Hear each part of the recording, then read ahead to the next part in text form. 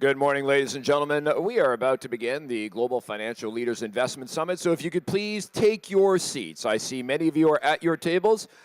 We now need you to bend your knees, bend at the waist, and place yourselves into the seats at your table. Bernard Chan, one of the first in the room today. I'm sure he will lead his table into taking their seats, along with some of the other luminaries that we have in the room today. So if you could please take your seats. Do take note of the simultaneous interpretation devices. You will find cause to use them today if you are not perfectly bilingual in English and Putonghua. Thank you.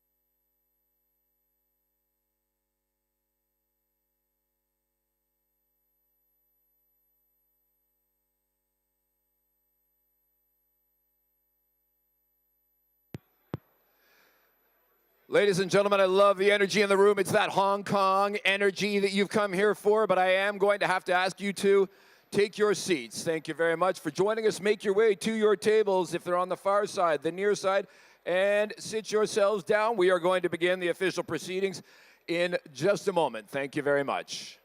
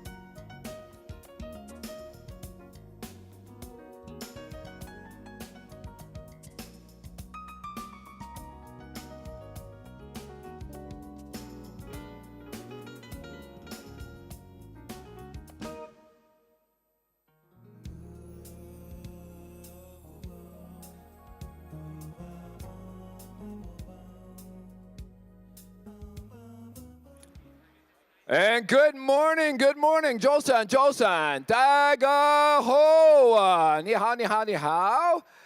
안녕하세요, konnichiwa, bonjour, mesdames et messieurs, hola, willkommen of Hong Kong. Yeah. Ladies and gentlemen, good morning and welcome to the Global Financial Leaders Investment Summit in Hong Kong. Ladies and gentlemen, let's hear it. You have arrived. I am Andrew Work. Thank you. I am Andrew Work, and on behalf of your host, the Hong Kong Monetary Authority, I would like to tell you how thrilled we are to have you all here in Hong Kong, ready for action, taking your seats as the case may be. Ladies and gentlemen, more than ever, we are all living with complexity, the theme of this year's summit. The issues that we face include economic and inflationary uncertainty, climate change, technological revolution, geopolitical tensions, and even increasing trade protectionism. All these issues are in the mix. They are making our lives more complex. They are complicating our decision-making in business and even personal matters.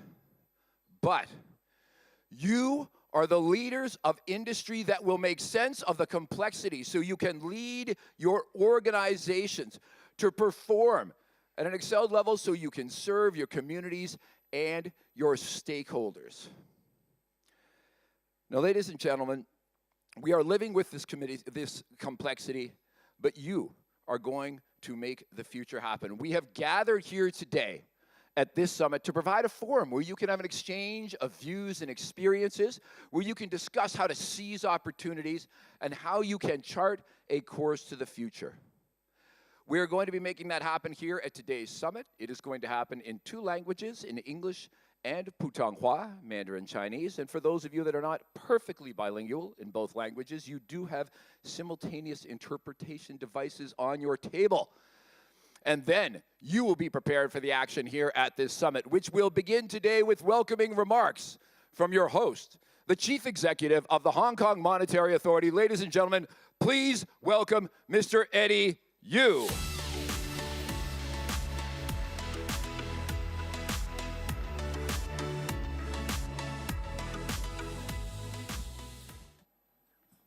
Good morning, everyone.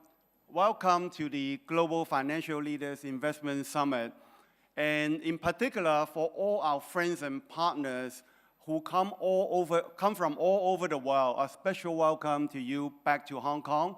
And I hope that apart from the very stimulating discussion that you'll be having and hearing this morning, you can also take some time out to just see and feel Hong Kong, just feel the energy, the vibrancy, and the dynamism of this great city.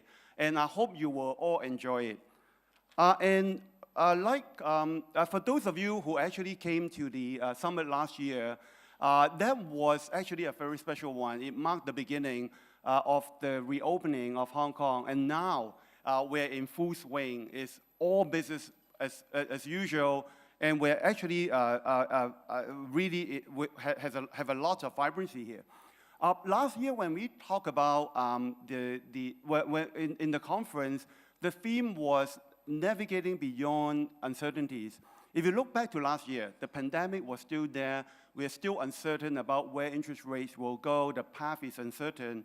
Of course, at that time, we really hoped that we can just put the pandemic behind us, and then we can really just forget about all these uncertainties.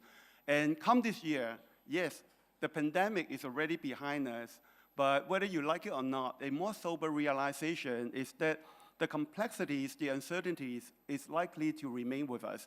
Whether you're talking about the interest rate path, the higher for longer interest rates around the world, how that will impact on the global economy, and also the various developments in technology and ESG, how that will impact your organization in terms of how you deliver your services to your clients.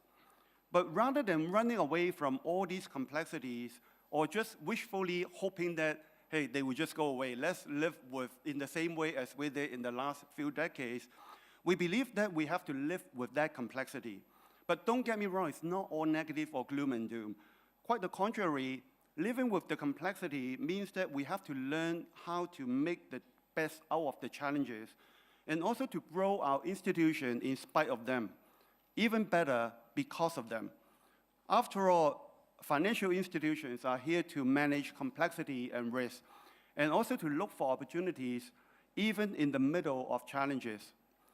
And speaking of this point, the our own experience, the experience of the HKMA, and probably Hong Kong more broadly, is by itself a tale of not really just living with complexity, but we live through different complexities. This year, we're celebrating our 30th anniversary. It's our birthday party, and thanks very much to you all for coming here. And while we're relatively young as a central banking institution, we have not been spared of very complex challenges as we grow up. On top of the usual monetary and economic cycles, plus the longer-term dynamics like technology that I just mentioned, we also need to deal with different crises that tend to pop up from time to time and gather pace in quite rapidly. And just 4 years after the establishment of the HKMA in 1993, we had to deal with the Asian financial crisis. And in fact, over the last 3 decades, as I mentioned last night, we handled 2 major financial crises, one regional and one global, 2 major virus outbreaks which severely affected our everyday life, not just COVID, but also SARS in 2003. And then there are many other episodes, including various challenges that we faced in the last few years. And in this journey through all the complexities, the HKMA matured as an organization, while Hong Kong grew to become, and also not only become a global financial center, but become a stronger global financial center. And along the way, the HKMA has worked very closely together with all the partners and friends, and including all of you in this room. And in order that we can tackle the challenges and also to create new opportunities together, you have all contributed to the development of the HKMA and Hong Kong as a financial center over many years. And we will have to count on your support in the years ahead. And on this note, let's get the summit started. We look forward to very insightful discussions today, and I hope that you will all have a fulfilling time of sharing and reflection. And to start the summit, we are especially pleased and honored today to have Mr. He Lifeng, the Vice Premier of the People's Republic of China, to deliver a keynote address to us through pre-recorded speech. So thank you very much, and let's watch. Thank you.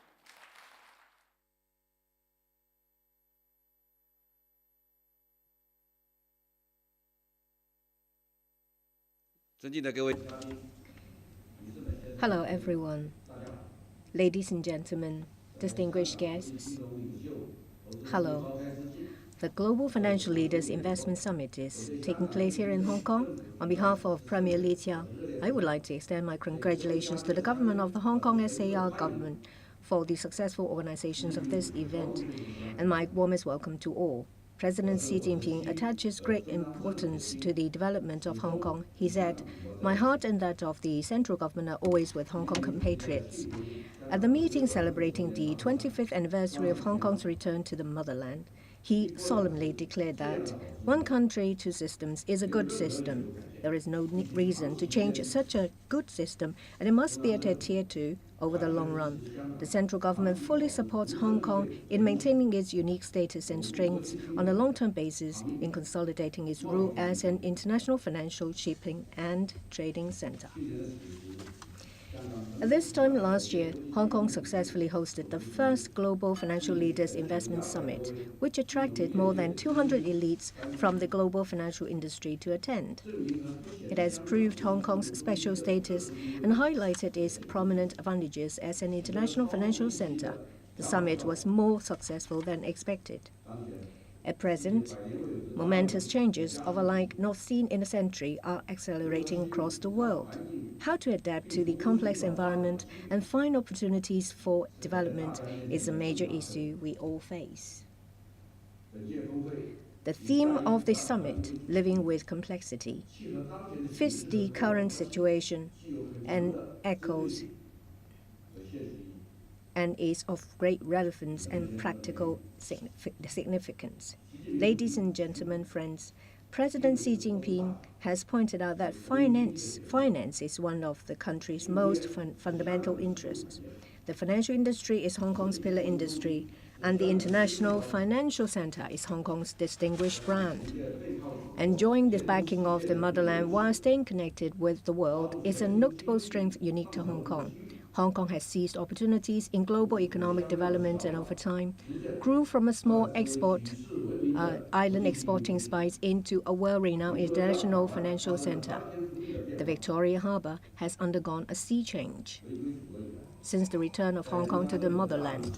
With the strong support of the central government and the concerted effort of the SAR government and industry elites, Hong Kong has weathered storms such as the Asian financial turmoil, the international financial crisis, and COVID-19 pandemic. The international competitiveness and global influence of the financial industry has been increasing, with strong resilience and vitality for all to see. The industry has made leapfrog development. The position of Hong Kong as an international financial center is more sturdy each day. It has also made unique and significant contribution to the development of our nation.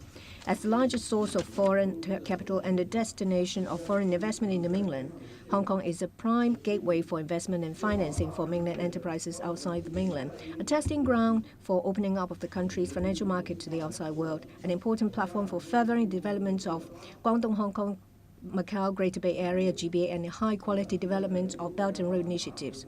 It also plays an important base for the international of renminbi and the pivot of a stronger and international financial cooperation. Looking ahead, Hong Kong will continue to achieve greater development in the process of integrating international development. Hong Kong as an international financial center will be more vibrant. Ladies and gentlemen, the 20th National Congress of the Communist Party of China has drawn up a grand blueprint to build a modern socialist country in all aspects. It has depicted a bright future for Hong Kong's long-term prosperity and stability. I hope that Hong Kong will give full play to its strengths and distinctive features to consolidate and elevate its international position in finance. I hope that it will conduct deeper, closer, and broader exchanges and cooperation with other regions and countries, that it will better integrate itself into China's overall development and further contribute to the promotion of the great rejuvenation of Chinese nation through a Chinese path to modernization. I'd like to take this opportunity to make some suggestions. First, Hong Kong should endeavor to strengthen its development and further enhance influence. Hong Kong has a sound and efficient financial infrastructure, an open, diversified, appropriately regulated financial market system with active market activities. It has the market advantage of linking up with the mainland with international financial centers such as New York and London. We support Hong Kong in supporting the facilitation of cross-border trade and investment, expanding the openness of the financial sector to the outside world and other areas for early and pilot implementation. We support Hong Kong in the enhancement of the mechanism of financial interconnection between the mainland and Hong Kong to further open up the investment and financing channels, the strengthening of the function of offshore renminbi business hub, the enhancement of the function of the International Asset Management Center, the building of an Asia-Pacific financial and technological hub, and a green financial center in Asia. We support Hong Kong to continuously improve its function as an international financial center. Second, Hong Kong should maintain this international character and further expand its circle of friends. Hong Kong has won the trust and accolades of international investors with its free and open business environment, simple tax system, common law system that aligns with the world advantages of having the Chinese and Western cultures converging here, an extensive international business network. We support Hong Kong in its effort to maintain its international character, to better perform its financing function as an international financial center, actively participate in regional cooperation, strengthen its business relations with the global financial sector, expand into markets such as the ASEAN and the Middle East, serve the high-quality development of Belt and Road Initiative, and better tell China's stories and Hong Kong's stories on the international stage. Thirdly, Hong Kong should actively adapt to market changes and further integrate into the overall development of the country. China is the world's second-largest economy with the highest share of economic growth in the world. Hence, China's development itself has global significance. Since the beginning of the year, China's economy has been picking up in general and is expected to achieve the economic growth target for the whole year.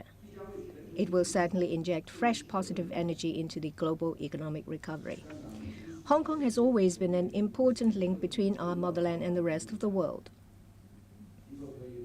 In the future, Hong Kong will be able to give full play to its unique advantage as an international financial center, actively integrate into the overall development of the country, participate in the development of the Guangdong-Hong Kong-Macau GBA, and further build its own strength through participating in the development and modernization of the country. Ladies and gentlemen, friends, we're earnestly implementing the new development concept, constructing a new development pattern, promoting high-quality development, and striving to write a new chapter of Chinese-style modernization, which will certainly create new historical opportunities for Hong Kong's development. The recently concluded Central Financial Work Conference stressed the need to consolidate and enhance Hong Kong's position as an international financial center, increase support for Hong Kong's development as an offshore renminbi business hub, expand the interconnection between the mainland and Hong Kong financial markets, and attract more international capital through Hong Kong to take part in the development of the mainland. This is not only the central government's high degree of recognition of Hong Kong's status as an international financial center, but also a high expectation for Hong Kong to achieve high-quality financial development and to scale new heights. We hope that the financial sector in Hong Kong will seize the opportunity and forge ahead to take Hong Kong's status as an international financial center to a new level. The Hong Kong Global Financial Leaders Investment Summit is an important platform to showcase China's charm and Hong Kong's charisma to the international community. It's also an important opportunity for international financial institutions and investors to gain an in-depth understanding of Hong Kong and the mainland markets.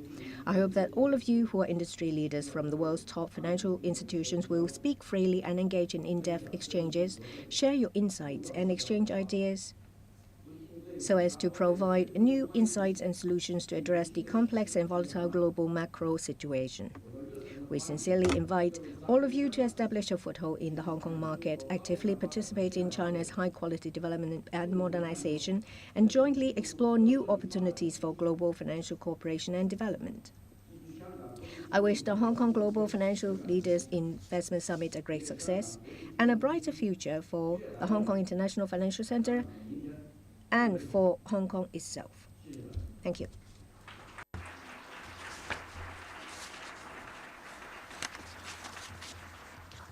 Thank you very much. Very fortunate to have these comments from He Lifang, the Vice Premier of the State Council of the People's Republic of China. And from a little bit closer to Hong Kong, we are now going to welcome a very special guest to the stage. He is the Chief Executive of the Hong Kong Special Administrative Region of the People's Republic of China. Ladies and gentlemen, please welcome Mr. John K.C. Lee.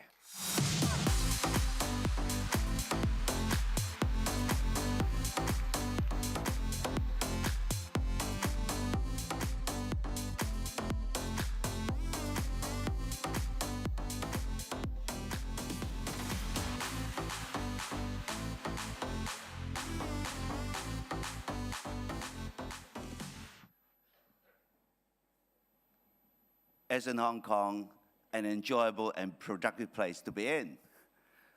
Honorable Vice Premier He Lifang, Deputy Governor Zhang Qingsong of People's Bank of China, Vice Minister Cao Yuanqi of the National Financial Regulatory Administration, Vice Chairman Wang Jianjun of China's Securities Regulatory Commission, Deputy Director Yin Zhonghua of the Central People's Government's Liaison Office in Hong Kong, Acting Commissioner Li Yongsheng for the MFA Office in Hong Kong, Mr. Eddie Yu, Chief Executive of the Hong Kong Monetary Authority, distinguished guests from around the world, ladies and gentlemen, good morning to you all. Welcome to the Global Financial Leaders Investment Summit, the second edition. As some of you will recall, I called last year the inauguration edition of the Hong Kong On Stage Again Summit. Well, a year later, and Hong Kong is not merely on stage. We are at the center of the world stage, creating opportunities for a world of business, finance, and investment. That is why you are here. Some 300 decision makers from all over the world, including more than 90 group chairpersons and CEOs from prominent financial institutions. Some of you also have a long-standing business presence here, and you want to build on that business, expand your operations in Hong Kong, in the mainland of China, and throughout Asia. That is what this summit is all about, and that is why you can see the flourishing future of Hong Kong, one that is made possible thanks to the city's own strengths and to the fact that it connects the world with the mainland of China. Because simply put, Hong Kong means prosperity. 4 years ago, Hong Kong was hit by riots and violence. This was then followed by years of the COVID-19 pandemic. Now we have put an end to the riots and stability has returned, and we have emerged from the pandemic. Businesses can plan ahead, so too can investors. In the past 2 years, initial public offering funds raised here reached nearly $85 billion. Our asset and wealth management business at the end of 2022 reached just under $4 trillion, higher than our 2019 total. We are also Asia's hedge fund hub and the region's second largest private equity center. In short, the global financial community believes in Hong Kong, in the long-term promise of Hong Kong. That's why this year's Hong Kong FinTech Week, which ended just 2 days ago, attracted some 30,000 financial professionals in person and online from more than 90 economies. It was a successful and very popular event. Yes, Hong Kong is back in business, but like the rest of the world, we are living with complexity, the resonating theme of this year's summit. The world today is more complex and challenging than ever. Certainly, the low inflation, low interest rate environment of the past decade seems completely behind us now, replaced by a macro environment dominated by higher rates. That in turn has dampened demand for exports, widely blunting economic growth, and geopolitical risks continue to proliferate, squeezing international trade and complicating global supply chains. Hong Kong, a free and open economy, is hardly immune to global economic headwinds. What distinguishes and sustains Hong Kong is our one country, two systems framework. Through that guiding principle flows Hong Kong's common law system, the only such jurisdiction in China. As many of the major financial centers around the world practice common law, this commonality in our legal system creates more certainty and understanding for all. It adds to the unique strengths of Hong Kong as a leading international financial center. Together, one country, two systems, and the rule of law tell the world that Hong Kong is and will remain the gateway between the mainland and global markets, the conduit for the continuing flow of capital between Hong Kong, our country, and the world at large. In the World Bank Group's worldwide governance indicators, Hong Kong ranks third in Asia in the rule of law. And in this year's Rule of Law Index, published by the World Justice Project, Hong Kong placed 23rd out of 140 countries and jurisdictions. What does it mean? It means that we are in the top 20% in terms of the rule of law among all countries and jurisdictions sampled around the world. And this ranking, as you would notice, is ahead of some European countries and the US. Our Court of Final Appeal includes 11 overseas non-permanent judges. They come from the United Kingdom, Australia, and Canada. No other jurisdiction opens its judicial doors to others. I don't think it happens in your country, for example. This shows what? This shows how Hong Kong is fully transparent and open in this regard, and that we are both proud and confident in our judicial system. Hong Kong is also a center for international legal and dispute resolution services, ranked among the world's top 3 most preferred seats for arbitration. Numerous international legal and dispute resolution bodies are based in Hong Kong, including the Asia-Pacific Regional Office of the Hague Conference on Private International Law, the International Organization for Mediation Preparatory Office opened here earlier this year. The organization will be the first intergovernmental legal organization dedicated to offering mediation services for international dispute. Given these and other institutional safeguards, you can continue to place confidence in Hong Kong. Indeed, Hong Kong remains among the most competitive economies in the world. This year, ranked 7th globally by the International Institute for Management Development. Earlier this year, the International Monetary Fund reaffirmed Hong Kong's standing as an international financial center. The IMF recognized Hong Kong's robust institutional framework, substantial capital and liquidity buffers, high-quality financial regulation, and well-functioning linked exchange rate system.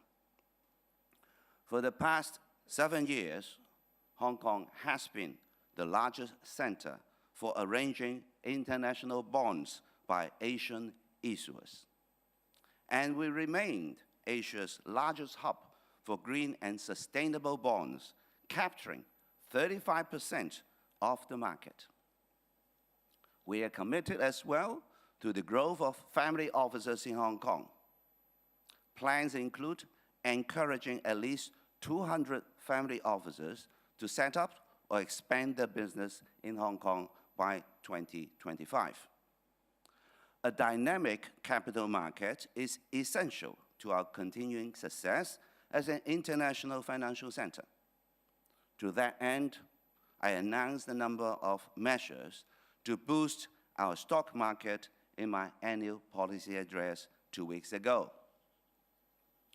They include reducing stamp duty rates on stock transactions and reviewing the stock trading spread and fee structure of real-time data services. As for GEM, which is our second stock market board, we will streamline transfers to the main board, adding a new listing route for R&D companies and reducing compliance obligations for issuers. And Hong Kong Exchange will promote Hong Kong's listing platform to overseas issuers, including those in the ASEAN and Middle East markets. The goal is attracting more corporations to raise capital here, and in doing so, diversify Hong Kong's issue mix.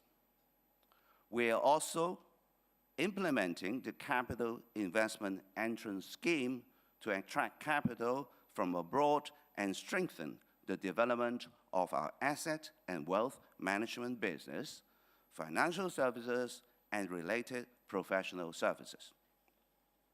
Over the past year, I have led high-profile business missions to the Middle East and to Southeast Asia. Our trade with ASEAN countries continues to grow, soaring almost 40% since the signing of the free trade agreement between ASEAN and Hong Kong in 2017. The 10 member states of ASEAN are also founding members of RCEP, the Regional Comprehensive Economic Partnership. And in my meetings with the ASEAN government leaders, they all reaffirmed their support of Hong Kong's accession to RCEP, the world's largest FTA. We continue as well to deepen our economic and financial ties with the mainland, and in particular with the Greater Bay Area. You'll hear a great deal more about it and the far-reaching opportunities there for you at today's summit and tomorrow's investment forum. But alongside the business of financing and investment, make time too for the business of pleasure. You'll find it everywhere you turn in Hong Kong, Asia's global city. Arts, culture, entertainment, and fun city.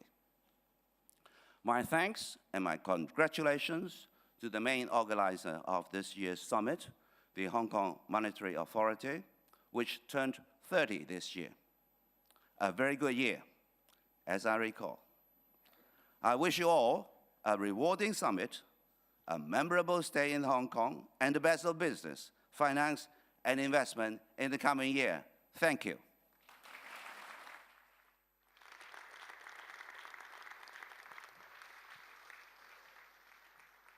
Thank you very much, Mr. Lee, for joining us this morning. Ladies and gentlemen, we are moving into our panels that we're going to have for you today. For those of you that earlier reached for the simultaneous interpretation devices, now is the time to do so again. You're going to have another chance to put those earphones on. And with that, ladies and gentlemen, I think many people in the room know that Hong Kong, for decades, even centuries, has been considered a gateway to China. And of course, many of you are here because you are interested in the economic outlook and the policies that are going to be driving China into the future. And so today, we are extremely fortunate that we have senior representation from China's leading financial regulatory bodies to join us today in conversation, both here on stage and later in the room, if you like.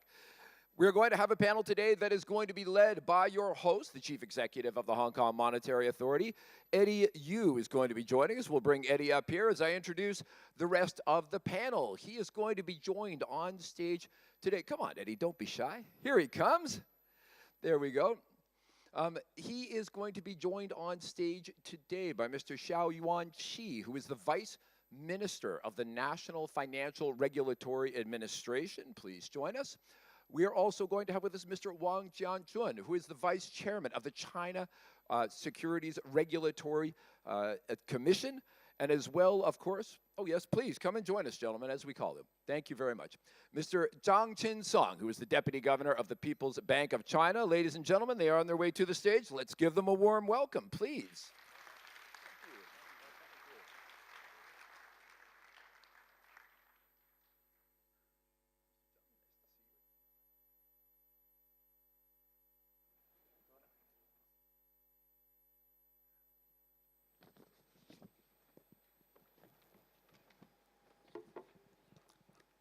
All right, we are going to start today's session with an area that I think is on the top of your mind, which is where China's economy is going, where are the risks, should we be worried about the property sector or the local government debt, where are the opportunities, what's the current state of the opening up of the capital markets, the reforms there, or whether we can find opportunities in new trends like the new energy or electric vehicle areas.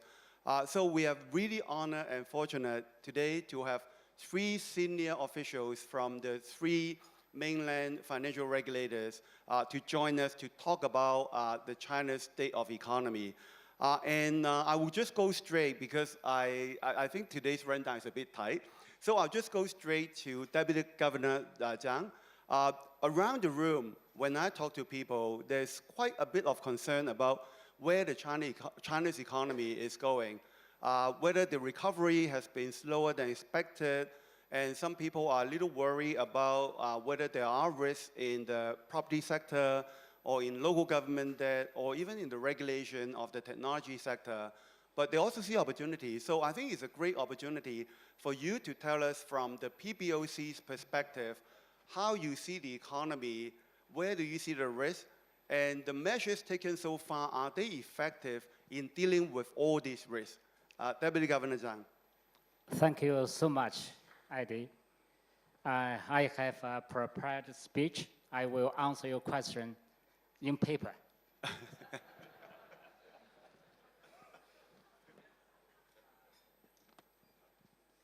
Honorable Chief Executive John Lee, distinguished guests, good morning, everybody.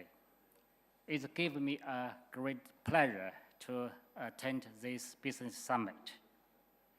As Eddie mentioned just now, global investors have some concerns about Chinese economy, including the pace of economic recovery, problems with property markets, and local government debt. You may ask me, are you worried? No, not always, not too much. My evaluation of economic performance are placed in the long-run framework.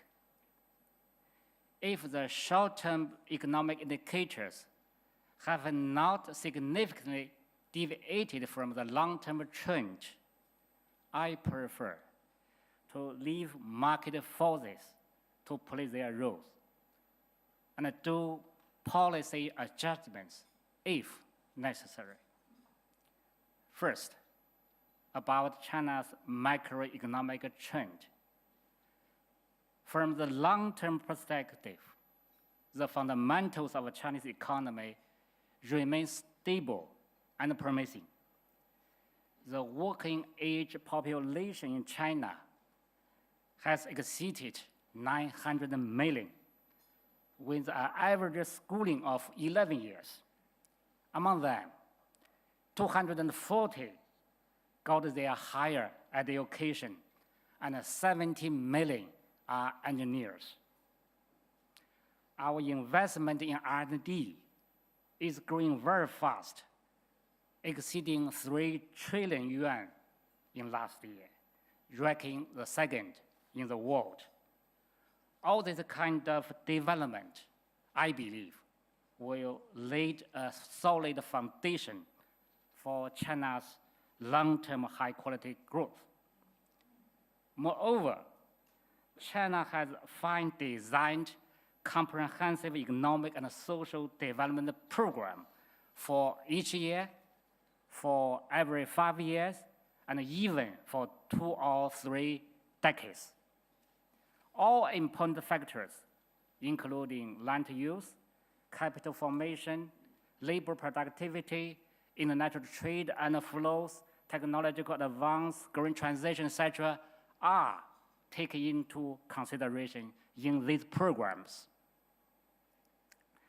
These programs serve as a source of guidance for all levels of governments, businesses, and individuals when they make decisions. Looking back upon China's economic and social development over the last 40+ years, we may gain confidence by the very fact that all important goals China set for itself have been achieved despite very complex internal and external environment. Thanks to reform and opening up, China has been able to tap its comparative advantages, such as lower labor costs and relatively abundant natural resources. It has gone a long way towards urbanization and industrialization and grown into the second largest economy in the world. But today, these traditional drivers are losing steam, and the old development model relying heavily on infrastructure investment and the real estate sector is no longer sustainable.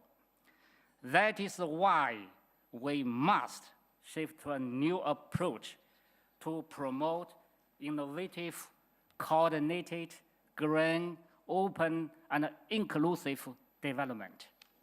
Such as the paradigm shift is bound to be difficult. But whatever difficult it is a challenge we must face and overcome. This year, Chinese economy is facing some pressure and challenges after 3 years of pandemic.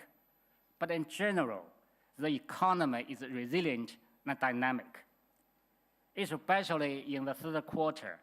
As the positive factors have been on the rise, the economy recovery picked up notably, and growth momentum further strengthened. In the first 3 quarters of this year, it grew by 5.2%. People's income has been rising, with the real disposable income per capita gaining 5.9% year-on-year, leading to greater people's purchasing power. Consumption-centered growth models are further gaining momentum. China's export has remained close to its historical high in recent years, and the current account surplus has been in the range of 2% of GDP. The structure of exports has improved too. In the first half of the year, exports of new products, such as electric vehicles, lithium batteries, and solar cells, all grew by 60%. China is expected to be the largest auto exporter this year. In addition, our macroeconomic policies are designed to take off both short-term and long-term needs. On the monetary front, since the beginning of the year, we have adopted a policy mix to support the economy, including cutting interest rates to a historical low for companies and individuals, optimizing the credit policy for first-time home buyers and mortgage holders, and ruling out many measures to mitigate the risk of local government debt. On the fiscal front, we have raised the deficit ratio not long time ago, issued additional central government bonds, special local government bonds, and refinancing bonds, and provided VAT refunds and tax incentives. Second, about the local government debt issue. We all believe that the overall debt level of a Chinese government is in the middle to lower range by international standards. According to the BIS, as of the first quarter of this year, Chinese government's leverage ratio stood at 79.4%, lower than many advanced economies. Compared with the limited debt burden of the central government, local governments have different stories. I believe local government debt is a structural issue, as most debts are issued by governments in Eastern and central provinces, where the size and the growth of economic output outperform others. That means they have strong ability to serve their debts. We can tighten accountability so that local governments in these regions can solve their debt issue on their own. Few provinces may face some pressures in servicing their debt, but most of their debts are backed by physical assets. The central government has mapped up a package of plans to handle local government debt issue in a market-oriented and a law-based manner. While addressing short-term issues, we aim to build a long-term mechanism. We believe with the implementation of targeted policies, the risk of some local government debt will gradually recede. Third, about the property market. Over the last 2 decades, China's property market has kept expanding. The per capita floor space has risen from 22.8 square meters in year 2000 to nearly 42 in the year 2022, close to that in advanced economies. Like in other industries, the rapid growth of the property sector cannot be sustained. At some time, the supply and demand will experience a major shift, and some correction may follow. This is the natural selection and market clearing process. Having said that, we also needed to carefully manage its pace to avoid sharp downturns and unintended consequences.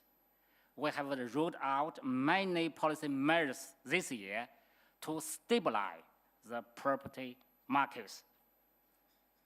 In the long run, China has much room for urbanization. Each year, there are about 10 million rural residents migrating to and settling down in cities, which will continue to show up housing demand. Besides, as most residents are now living in small and medium-sized flats, the potential demand for larger rooms remains strong.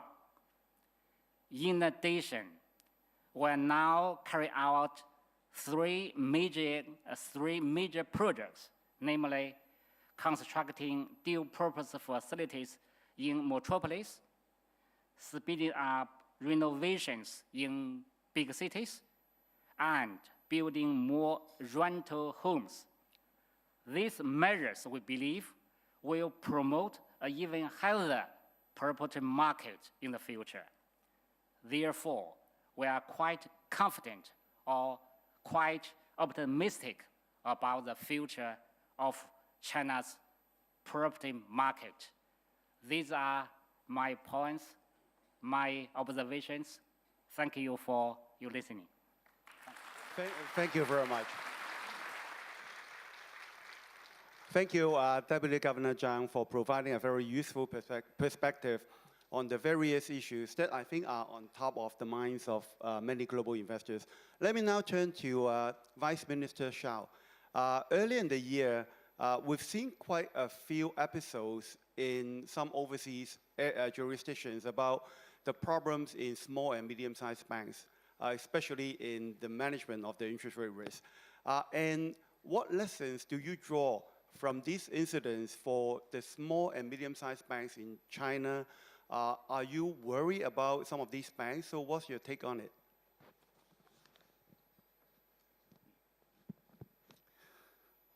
I prefer to sit here, not stand. Okay. Thank you very much for the question, Eddie. And actually, this is my question for you. The banking turmoil starting early this year in some countries is one of the key concerns among the international banking community, you know. I remember last March I participated in a conference also hosted by Hong Kong Monetary Authority last March for the international supervisors.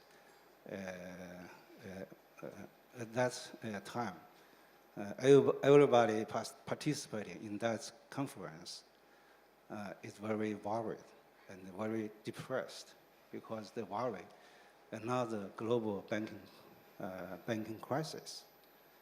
But today, everybody in this room seems very happy because another global banking crisis has been successfully avoided. I think this is largely due to the quick response and the actions taken by relevant authorities. There are a lot of discussions about the lessons, as you mentioned, what the lessons we can learn from this banking crisis globally. A lot of such discussions, I believe everybody here can have your own thoughts. But for me, I would like to share some of my thoughts. I think the first one is the bank's business model should be more adjustable, more adaptable to the changing outside business environment. Because we have seen that in the last decades, 2 or 3 decades, in many countries, we have seen a very low inflation rate, very low interest rate, easy access to finance, easy money, the so-called easy money.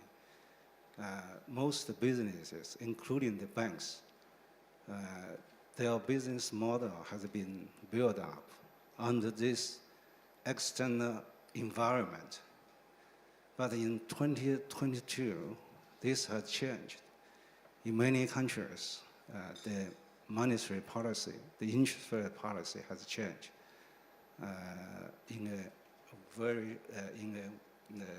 actually it's a U-turn in a very short time.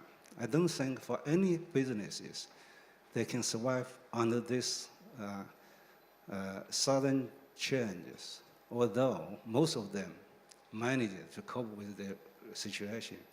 But some of tried to, but still failed. I think the business model should be working effectively, not only under the normal situation, but also in the stressful, sometimes extreme situation. Otherwise, nobody can guarantee you can survive under stressful situation, because for banks, particularly small banks, they do not know what will happen for the outside business environment, including the policies. What they can only do is to enhance the business model, to make the model more flexible to the outside changes. The second one is the liquidity management for our banks. This is particularly important for small banks, because small banks have less capital base, less resources to weather the crisis, the outside deterioration for them. I remember in 2008 when the Northern Rock Bank suffered liquidity press. A lot of people are standing outside of the bank's building to take their money back, and a lot of police stand beside to keep it in order. But now things have changed. You cannot see the long line up in front of the bank's building, because people do not need to go to the banking account to get the money bank. They can do so through the smartphone, through computers, to withdraw their money very quickly in a very short time. So for the banks, also the regulators, they need a very quick response, very quick decision making. But in the past, they have sufficient time to cope with that. But now, things have changed. So the quick response, quick cooperation, and the quick decision making, quick actions to take is the key to prevent a widespread liquidity crisis for the banks, particularly small banks. And the third one, I don't want to talk too much. The third one, also the last one, for small banks is the golden rule to control the concentration risk. Do not put all your eggs in one basket. It's the golden rule for small banks, because the small banks, you know, if you too much rely on one or several large clients, it's very dangerous. Sometimes even fatal for them, for the small banks, because if you have too much exposure to large customers, unlike the large banks, you have very, very limited resources to do so. So the best way for them is to diversify their funding resources and their credit portfolios. And Vice Minister Cao, I thought for China, two main areas which are key engines for the growth of the economy are technological innovation and sustainable development. How do you think the bank industry in China can support these developments so that finance can support the real economic growth? And what's your take on this? Yes, just as what you mentioned, the technology innovation and the sustainable development is the driving forces for the Chinese economic growth. I think for the banks, it's a huge potential market.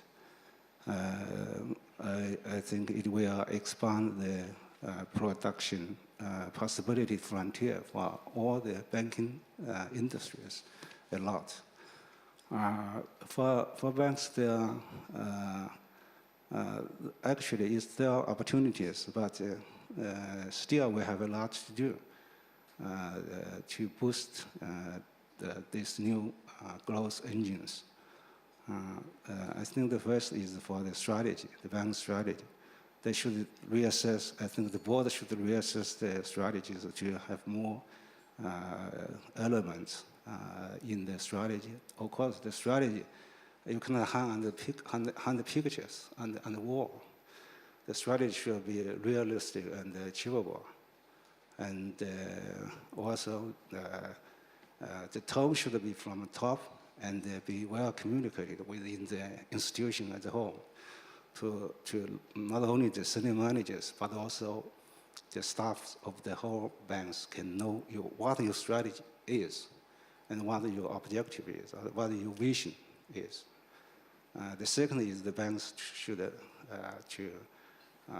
re-innovate their products and their services, because the new economies, the new sectors have a very different business strategy, business model, and they have very different financial needs from the financial industries. So the banks should change their products so as to better serve the different, sometimes even unique financial needs for the technology startups and also green industries.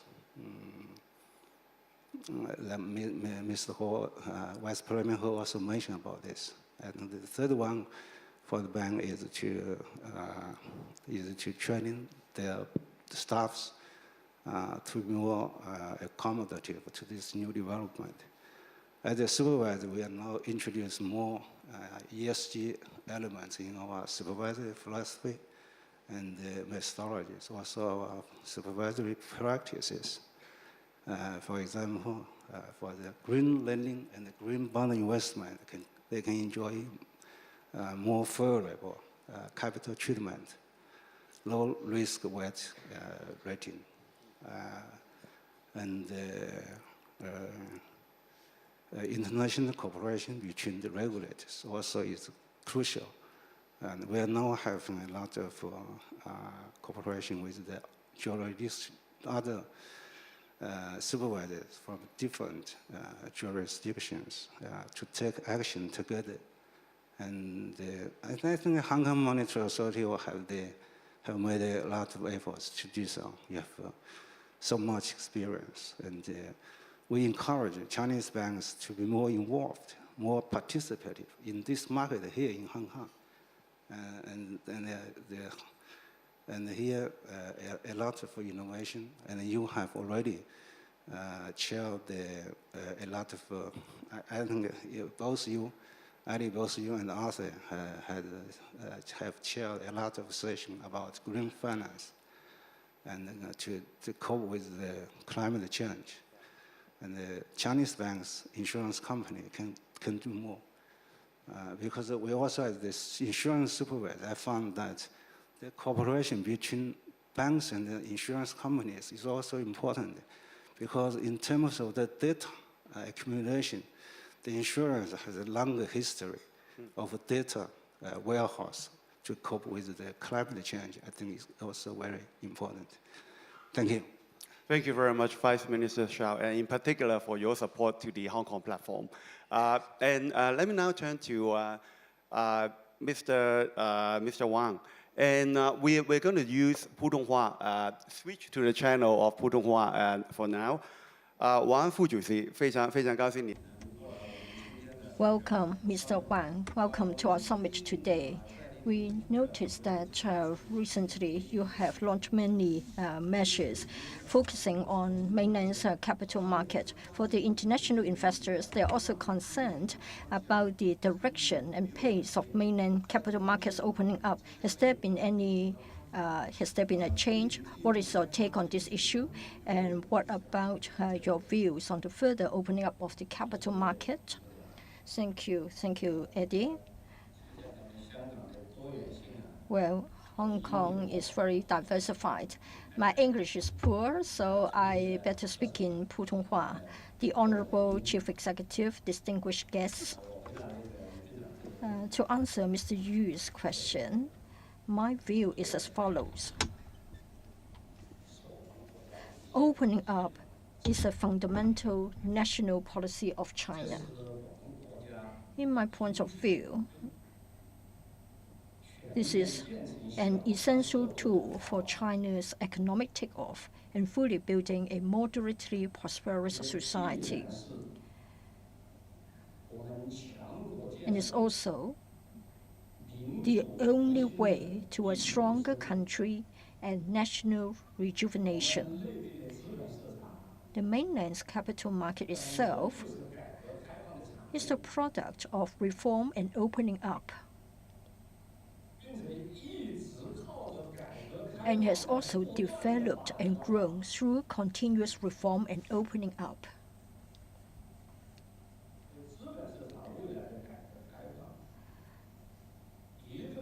Like China's opening up, the door of capital markets opening up will only be wider in the future.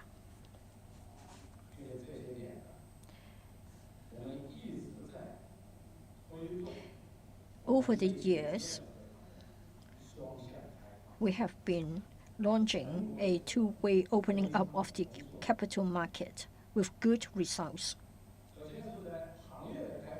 First of all, in terms of industry opening up,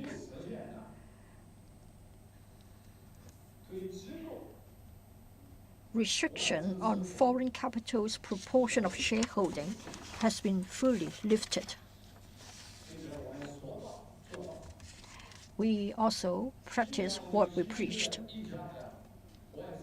We have given new licenses to one solely owned foreign securities company and 3 solely owned foreign fund management companies. 2 more domestic and foreign joint venture fund management companies became solely owned foreign companies. So far, for this industry,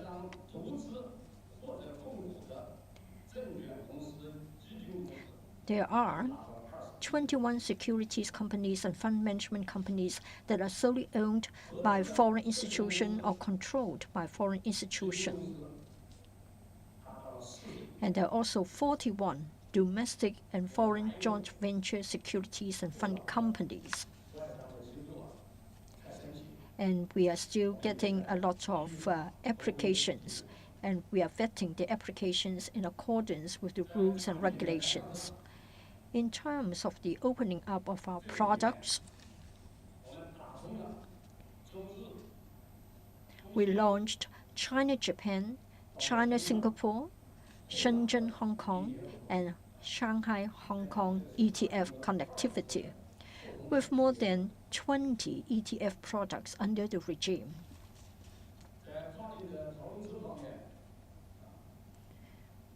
In terms of cross-border financing and investment,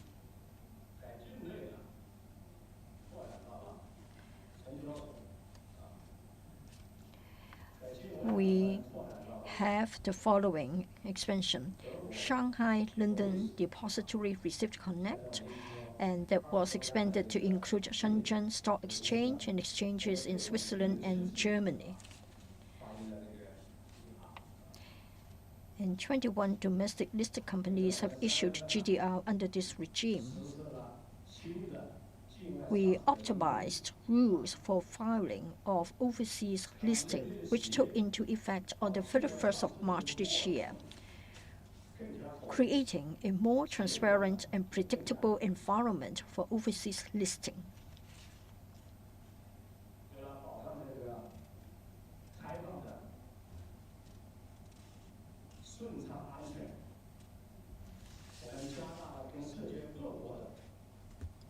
In terms of cross-border regulatory cooperation, we actively deepen bilateral and multilateral regulatory cooperation with international peers under OSCO and other international framework, and we have signed MOUs with securities and futures regulatory authorities in nearly 70 countries and regions. The Audit Regulatory Cooperation Agreement between China and the USA explored a feasible path for mutual respect, equal communication, and professional cooperation between both parties. Mainland and Hong Kong regulatory authorities established communication mechanisms at both executive and working level, continuously expanding the depth and breadth of regulatory cooperation.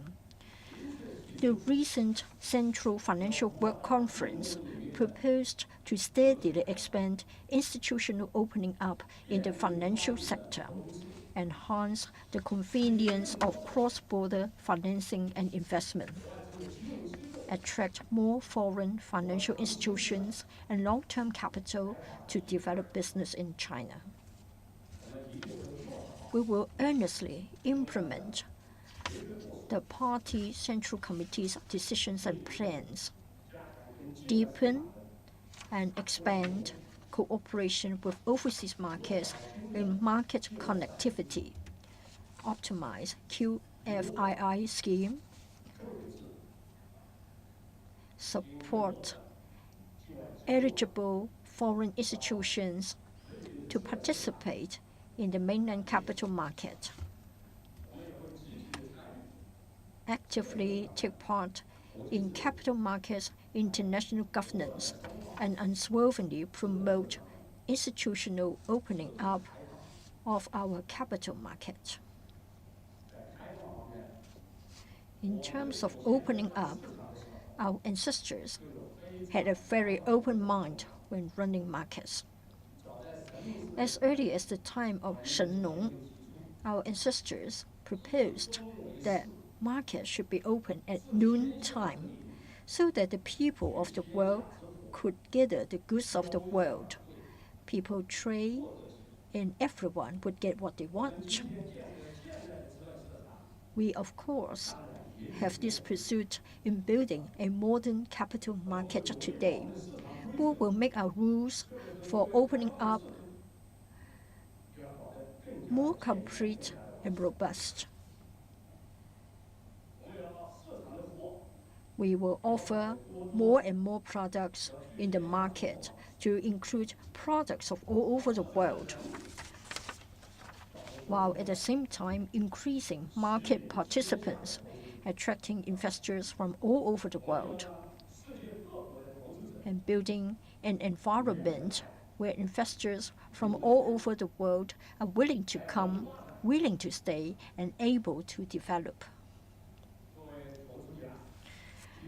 Investors, dear guests, no matter from which angle you look at it, just now, Mr. Zhang from PBOC and Mr. Xiao told you that all the concerns have been addressed. At the moment, the mainland capital market is full of opportunities. If you get on this train, then you will certainly escalate to a high level, because loan will take you to a high level. Thank you very much. Thank you very much when you are being so positive when you describe the opening up of the capital market. From the angle of Hong Kong, we are also interested in listening to you.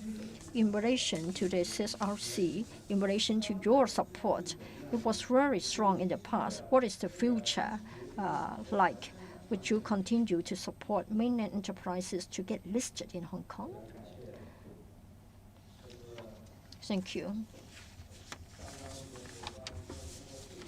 Well, the Central Financial Committee meeting, in fact, did say that we should work hard to enhance Hong Kong's status as an IFC. Just now, Mr. He, the Vice Premier, also talked about his expectations in this regard. For us, in supporting the capital market of Hong Kong, in our support of the establishment of Hong Kong as an IFC, we won't shirk our responsibilities. Well, in fact, as to our cooperation with the Hong Kong capital market, it's always been very close. It is because we have such a close and genuine and sincere cooperation. The capital markets of the two places have been developing continuously. In particular, in recent years, with our joint efforts, a number of measures have been launched. They are innovative in nature. As a result, we have facilitated the rapid development of the Hong Kong market. Say, for example, Shanghai-Hong Kong Connect. Well, it is a very excellent story when it comes to innovation of the capital market. It is also a very good story to illustrate one country, two systems. And this story is being evolved all the time, and we are writing new chapters one after another. We are optimizing the settlement rules, and we are enriching the objectives of investment. In March this year, and we expanded the Shanghai-Hong Kong Stock Connect. With that expansion, it means that we are able to immensely enlarge its coverage when it comes to Shanghai, Shenzhen, and Hong Kong market. 81% for Shanghai, 86% for Shenzhen. For Shanghai, the coverage is 91%.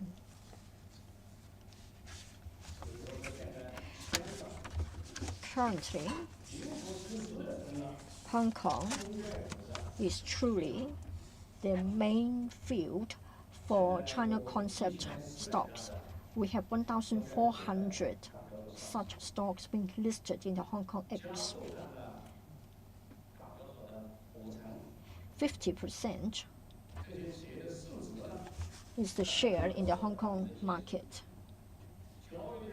And in fact, for the trading volume, it takes up 80%. In March this year, we have also got new rules. From March to October,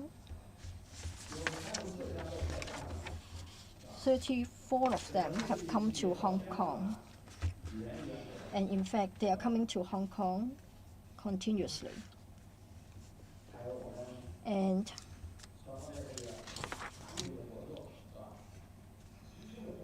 in terms of products, in terms of capital support, all such measures have been very effective. And we have been supporting Hong Kong in launching the A50 index future. We also support mainland enterprises using Hong Kong to go out. We have got 80 of them working in Hong Kong, and they have adopted Hong Kong as their base. Well, it means that for such measures, we are able to enhance Hong Kong market's vitality and will greatly consolidate Hong Kong capital markets' international competitiveness. For the next step, for anything that will be beneficial to the Hong Kong capital market, anything that will enhance its status, the CSRC will go all out to do that. First, we'll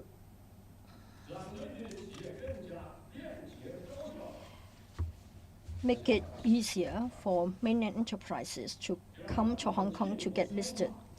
And we will deepen and optimize the Stock Connect mechanism, promoting the implementation of inclusion of block trading.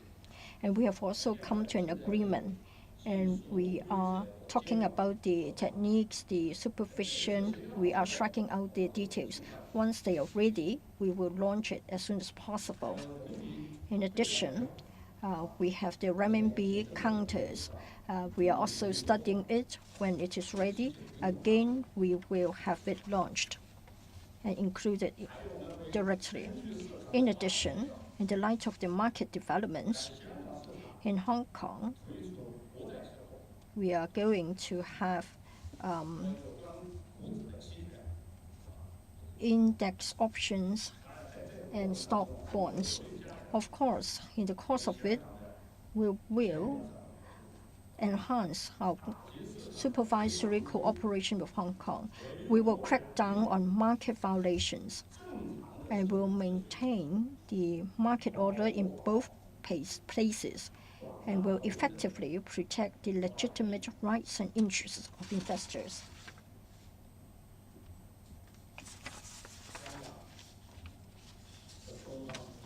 Hong Kong is the pearl of the Orient.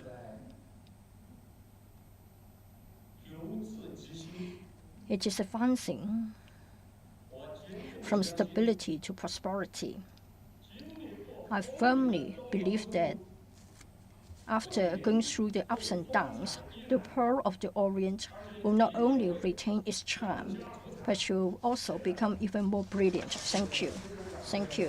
Thank you very much, Mr. Wang, for your strong support for Hong Kong. Well, for this session. Thanks very much to all our financial regulators for attending this session, and I'm sure that you all will be benefited from the perspective from our three regulators. So please join me in thanking all our speakers for this great session. Thank you.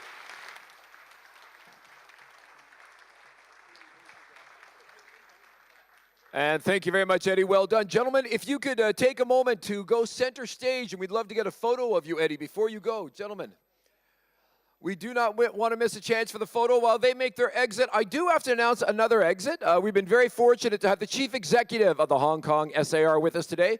He needs to make an exit of his own to attend to the governance of the Special Administrative Region.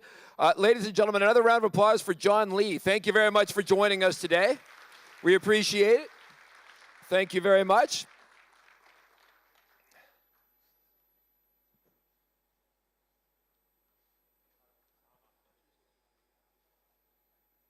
And 谢谢你. Whoa. Quick exits from the stage from our regulators. Thank you. We like that. Moving in a hurry. And with that, ladies and gentlemen, we are moving right along. Now, this past couple of years have seen no shortage of turmoil in the financial world. I think we're all very well aware of that in this room. So fortunately, our next panel is stacked with leaders. Leaders who have not only charted a course through stormy waters, but they have brought their ships to safe harbor and seized opportunities along the way. We are going to have this panel helmed by none other than Arthur Yun, the Deputy Chief Executive of the Hong Kong Monetary Authority.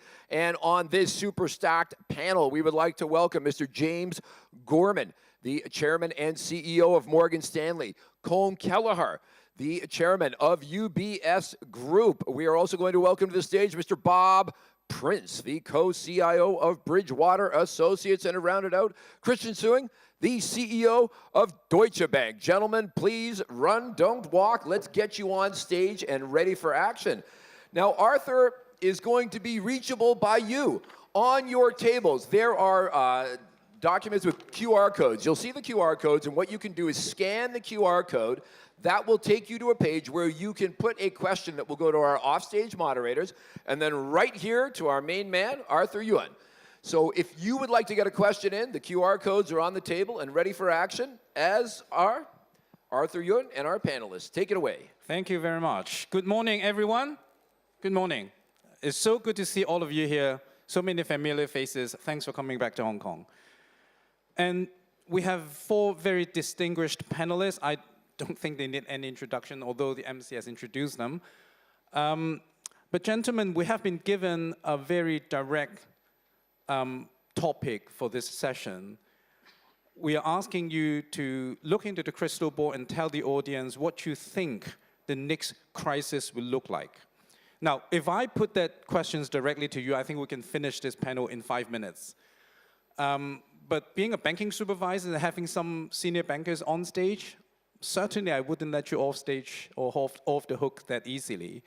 So what I suggest doing is I'll put the questions to all of you individually to talk about what you think the market dynamics, how the market dynamics are changing. And on that, we do have a very convenient starting point. That earlier in the year, in March, April, we have actually seen a round of banking instability around the world. And that provided a convenient starting point for some of these discussions. So what I would do is I hope you can share with us your take on how you think what we have seen back in March, April, are indicating changes in market dynamics and how those changes are shaping the vulnerabilities in the markets so that when the next crisis hit us, we can get better prepared. So talking about March, April, if I may start off the session by putting the first questions to Christian. I hope you don't mind me starting with you. Back in March, April, indeed for a short period, you and your bank has experienced changes in market dynamics in the form of the impact of social media. I just wonder whether you can quickly take us through how you actually managed to change the narrative around that quickly, around that time, and do you think social media impact on market dynamics are really something that we should really watch out for more closely going forward in terms of vulnerability assessment? Yeah, thank you very much, and first of all, thank you for the invitation. Look, it's certainly a situation one does not like to have, but on the other hand, I'm coming from the sports.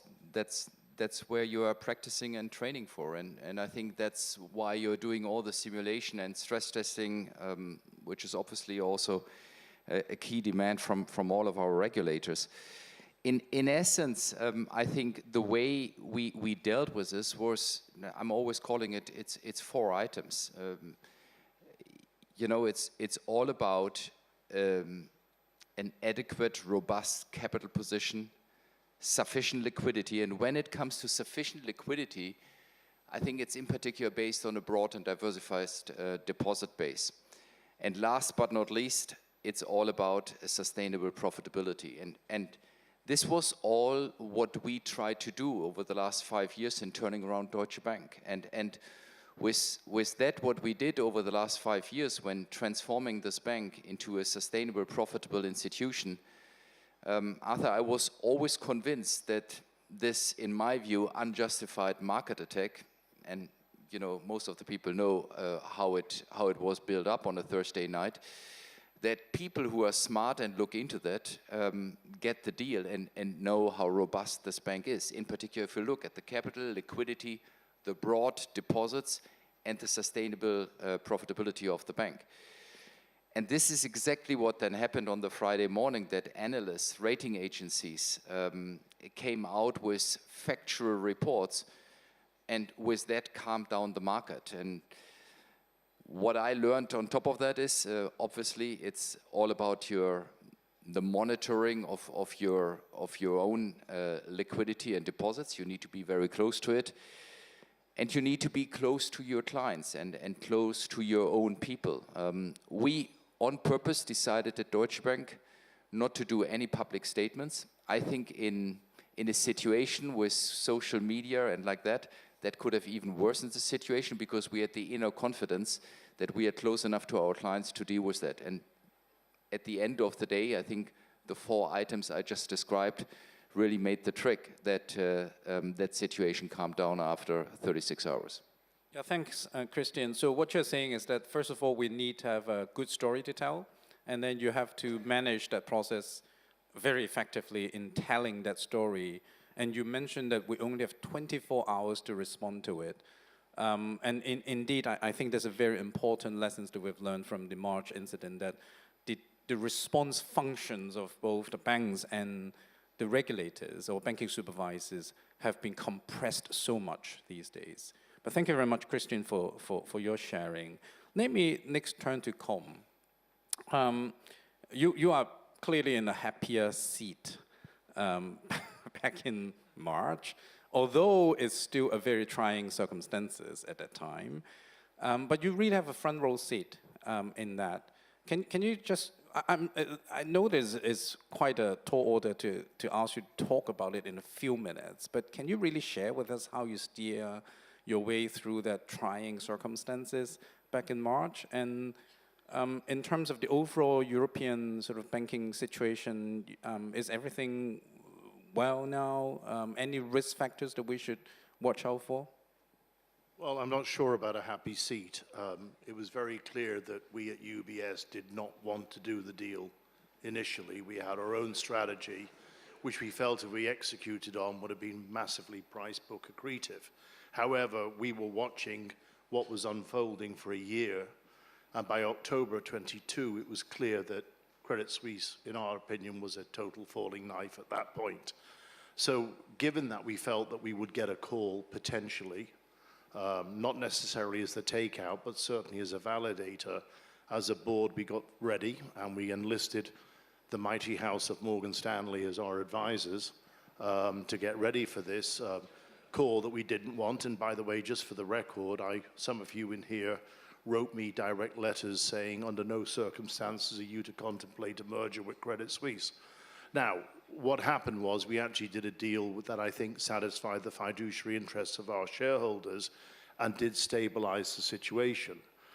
It is clear that us acting, and by the way, getting the huge regulatory compliance and not forgiveness, but cooperation from regulators around the world, we ended up, I think, stopping a situation from snowballing. And it's clear that whether it was a combination of Silicon Valley, Signature Bank, and then Credit Suisse, there was no contagion after that weekend. So it was clear that things worked. One thing I do want to make very clear is that resolution was something that could have happened. The FSB itself has come out with a report now saying that resolution would have worked. Actually, you would have been left, in the case of Credit Suisse being resolved, it would have been left with a 44% Tier 1 ratio, but there clearly were huge contamination effects from that. And it's from that now that we must learn what to look at going forward. And the 2 lessons I've learned is, one, this was not about capital. This was clearly about business model, and it was about funding, right? So I think the regulators need to focus on funding, expansion of collateral, eligibility of collateral, etc., to make sure we get ready for the next crisis, should it happen in the regulated sector. I want to come back to that in a second. But two, on the funding, on the business model, I'm not sure it's the role of regulators to opine on business models. Business models are the preserve of shareholders, management, and the board, all of whom, in the case of Credit Suisse, singularly failed to monitor what was going on at Credit Suisse. So there are certain jurisdictions that look at business models in different ways. As you know, the UK has the senior manager regime, suitability of management. The US has proxies such as the Camel ratings and the OCC assets and earnings, but it's clear that the regulators in Switzerland need to be given more power to opine on these issues whilst also respecting the role of shareholders and so on, right? So I think for us, the big lesson going forward, and the FSB has said this, let us not get confused about capital being the answer.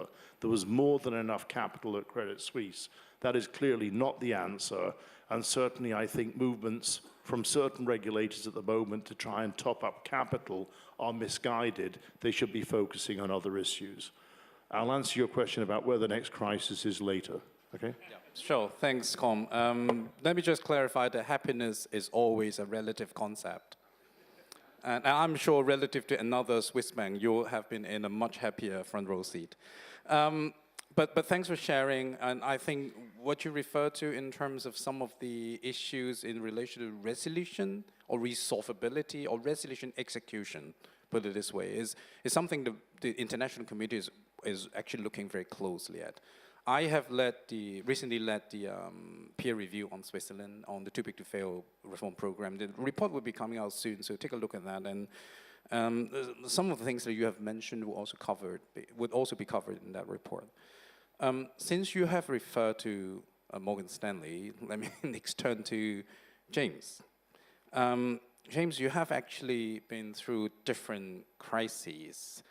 The 2008 great financial crisis, global financial crisis, and then now more recently the March-April incident earlier on in the year.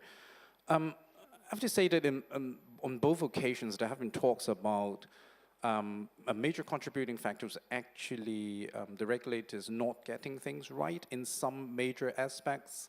Do you agree with that? Are there any other vulnerabilities that, having seen what we have seen back in March, April, any vulnerabilities that we should really watch out for going forward? Well, I think you're a brave person if you're up here criticizing what the regulators got wrong. So I'll just say that. I think they did a spectacular job, actually, for the last 14 years, and sadly I won't be around for the next 14 to cheer them along.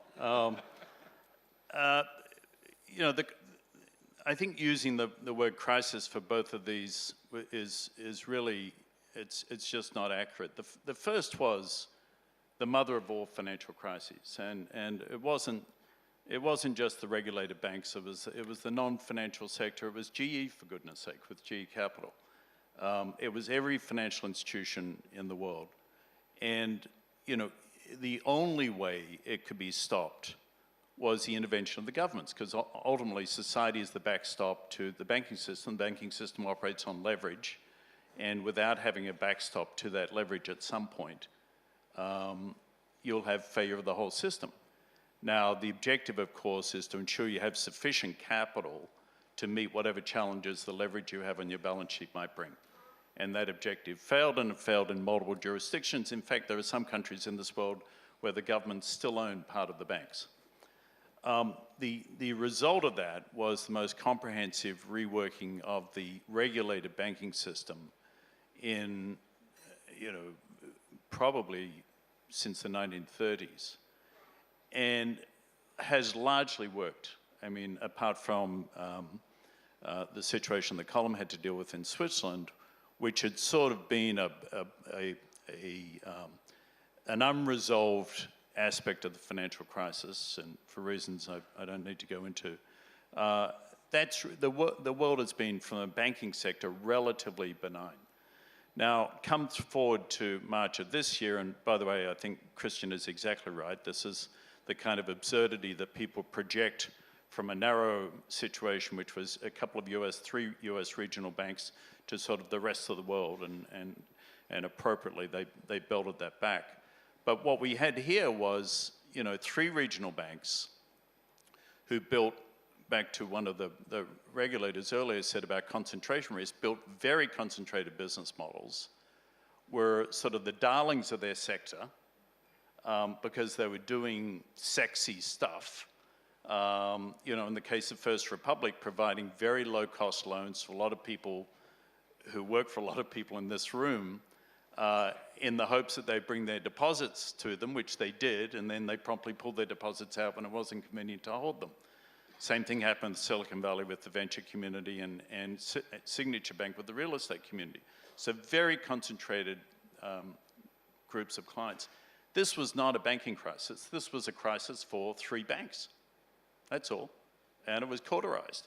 And by the way, the irony is, maybe it's not ironic, but the part of the solution was for the largest regulated banks to provide uninsured deposits, which put them in jeopardy and their capital in jeopardy, to the tune of $30 billion to help give the regulators, particularly the FDIC, time to resolve the first one that failed before they had to get the third one that failed.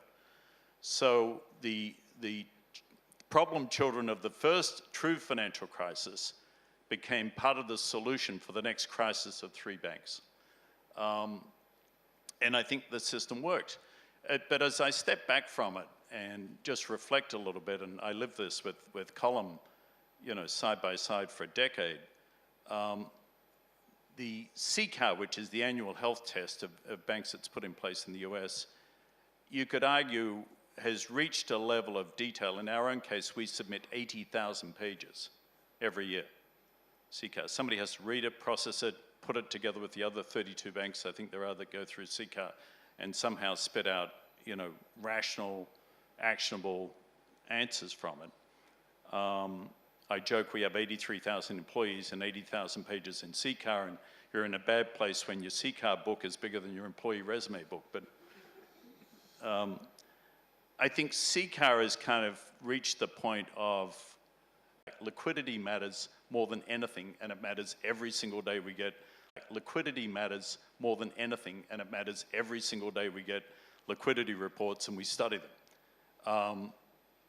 Fine-tuning of the 10th scenario under CCAR and trying to predict what the world is going to be, which is going to be your next question, you know, it just doesn't matter. We don't know what the world's going to be. So you prepare for all eventualities. And I think that was the lesson, and I think it's a valuable lesson to take away from the March crisis of a few banks, is we miss the point of what matters and what doesn't, that we're all going to face, the unknown holes, catastrophes, or likely to avoid them, to hit them. And that's what we've tried to do. I hope your team here has always been telling you that we are banking supervisors that always focus on what matters and what not, and not an over-extraction sort of process of details. But thanks, James, for that sharing.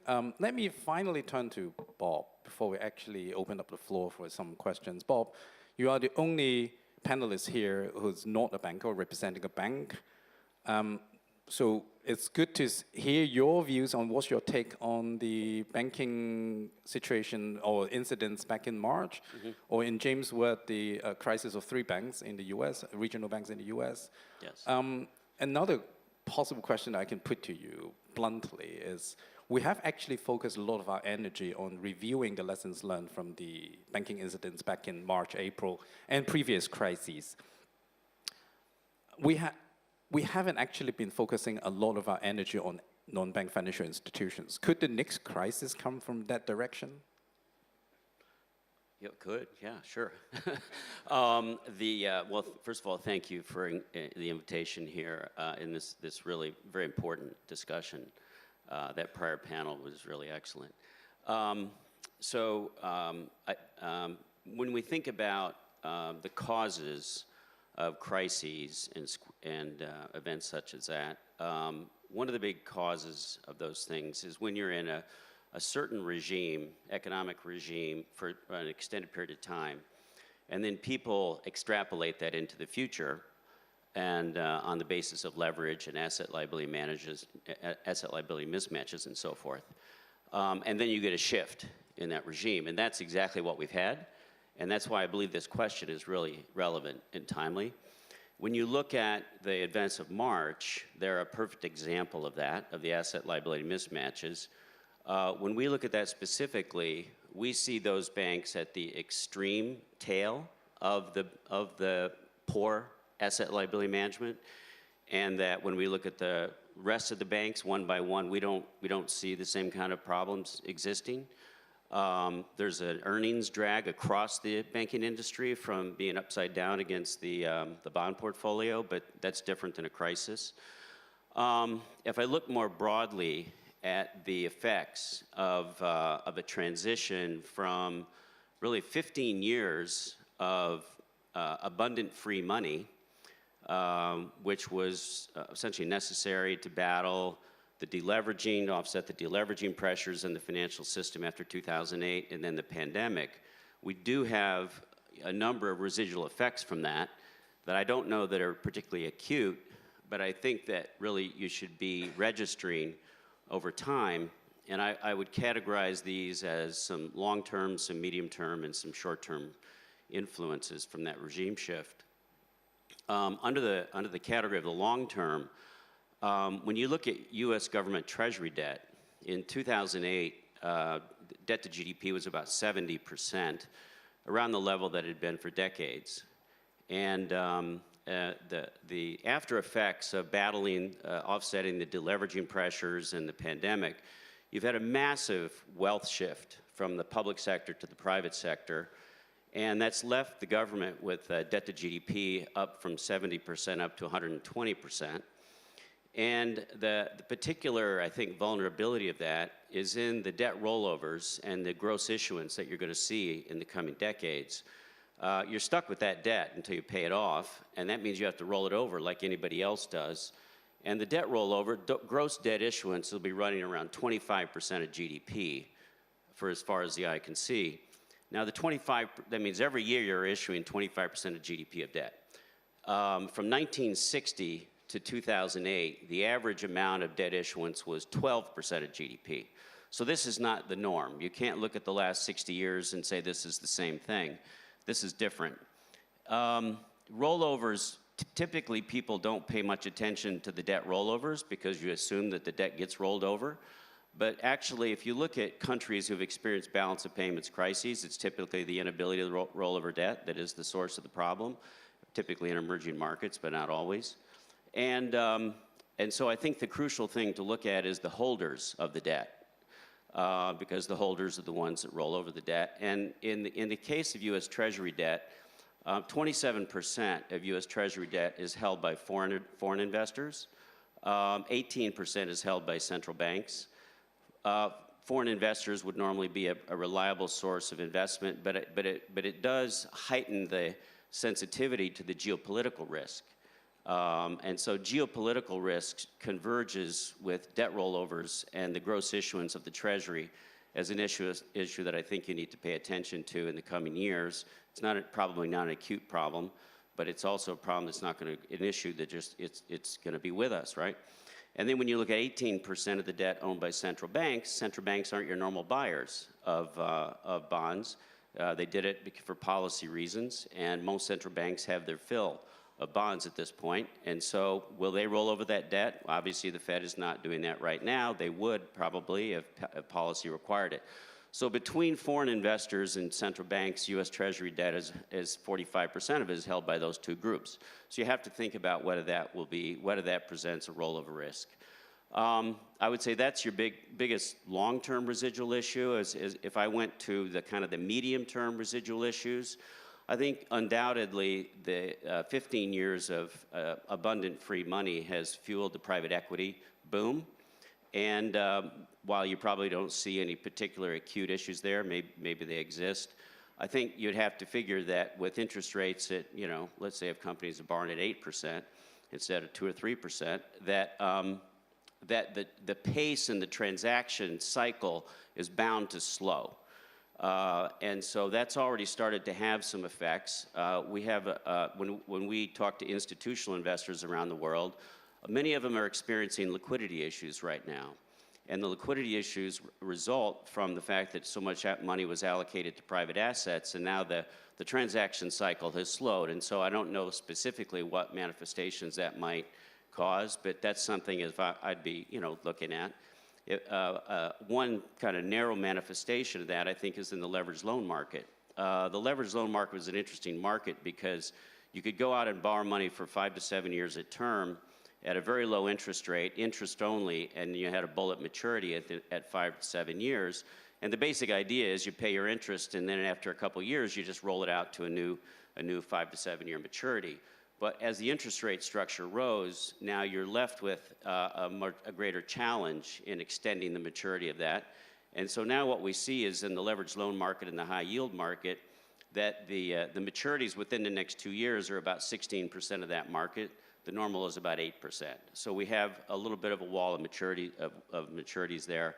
And I guess I'll stop there. So those would be some of the manifestations that I would be looking at and thinking about. Yeah, thanks, Bob. I know that we are running out of time, but we have actually, thank you very much for all the sharings, because you have covered quite a wide range of issues, gentlemen. Starting from Christian, you talk about banks must have a good story to tell, basic strength, fundamental strength of the bank.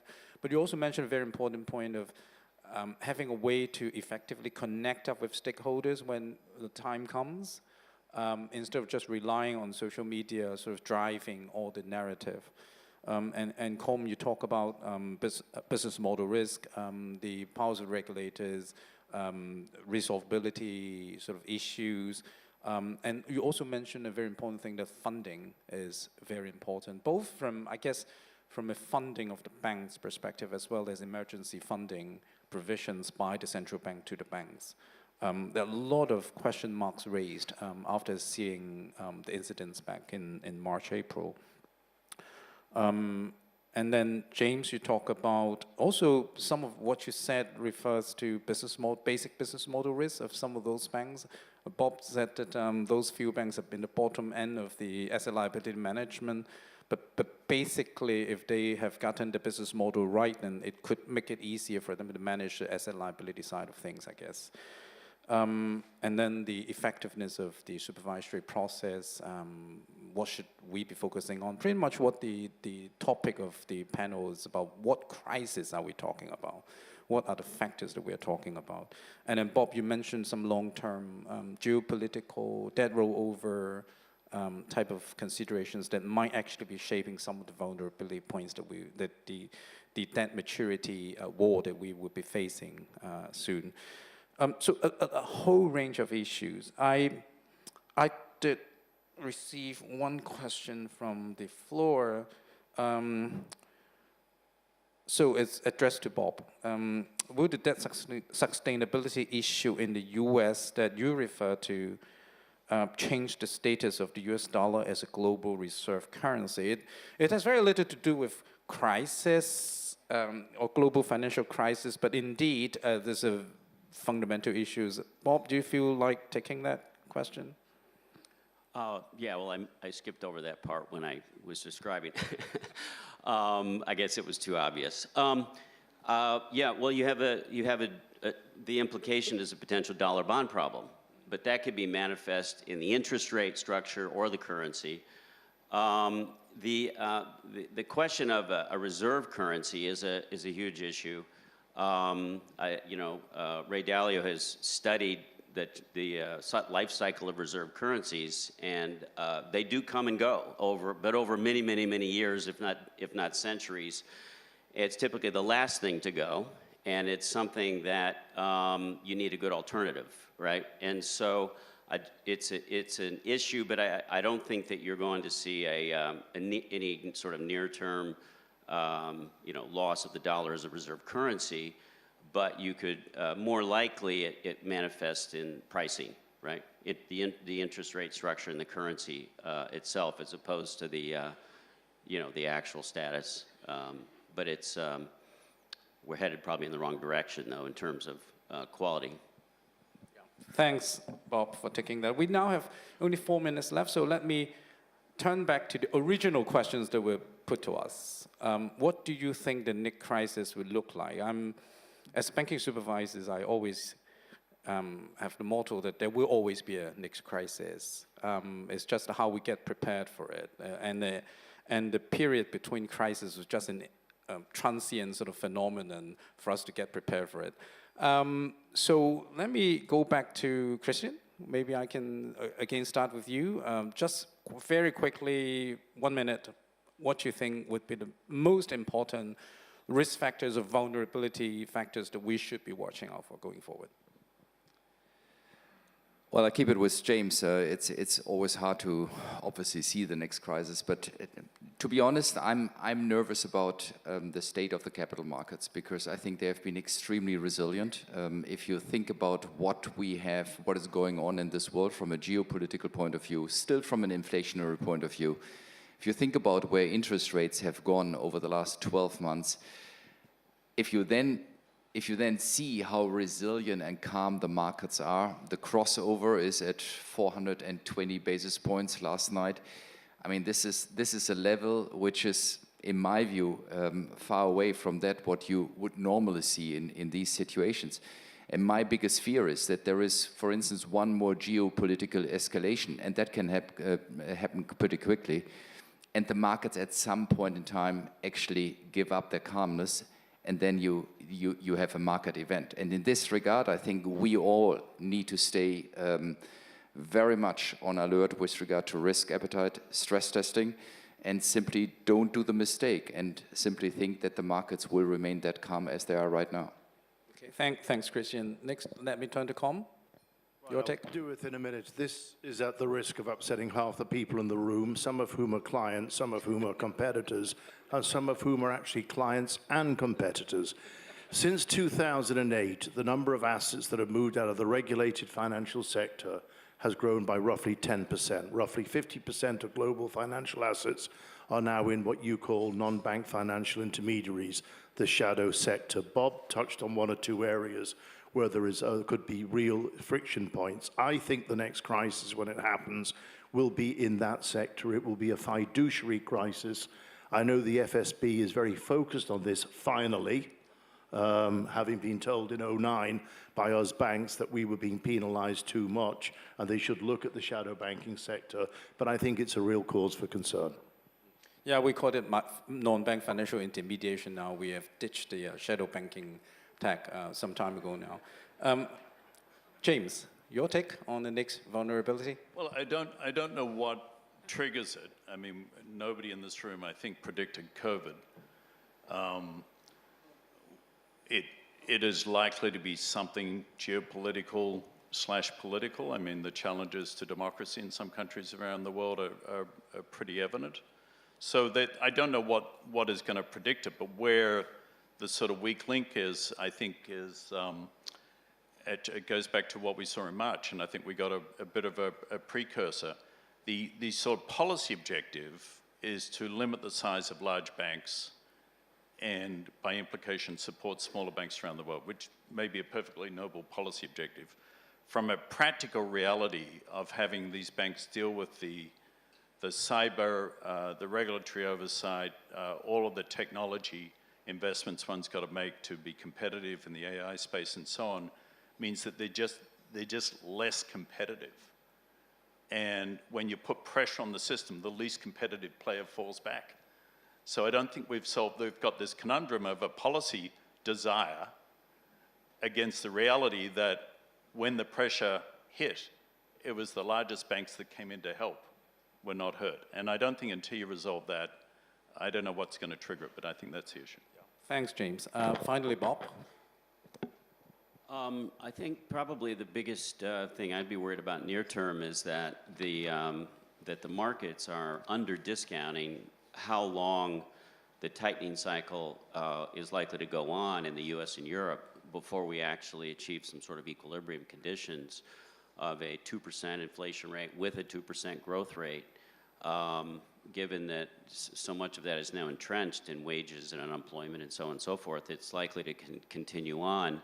And so I think you're in this environment of the current level of short-term interest rates in the US and probably higher in Europe for some period of time, and the markets are under discounting that and the effects of it.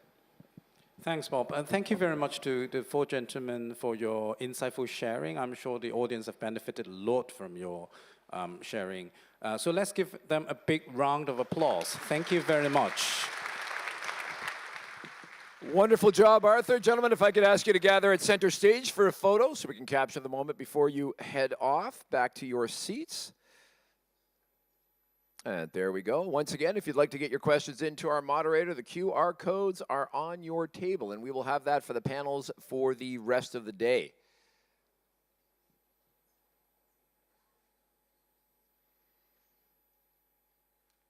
There we go. Very good. Gentlemen, stand and smile. You know the drill.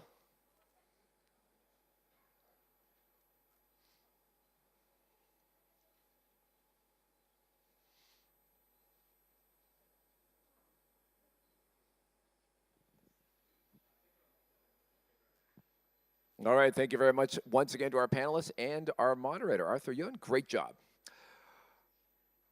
Now, I think that pretty much everybody, almost everybody in this room, was happy to see the back of the markets in 2022. It was a brutal year, and we started 2023 on a little bit more of an optimistic note. The lifting of pandemic restrictions, the excitement that was being generated around generative AI made us think, 2023, maybe there's something to this. But, however, in the second half of the year, the markets have cooled, and now it looks like interest rates are going to be stuck with us for some time. So there may be some dark clouds on the horizon, but the good news is that our panel that we have coming up the stage are undaunted. They are looking at the markets, they are looking at the trends, and they are looking for the opportunities. They are going to be led in discussion today by Jin Su, the Asia-Pacific President for the Bank of America.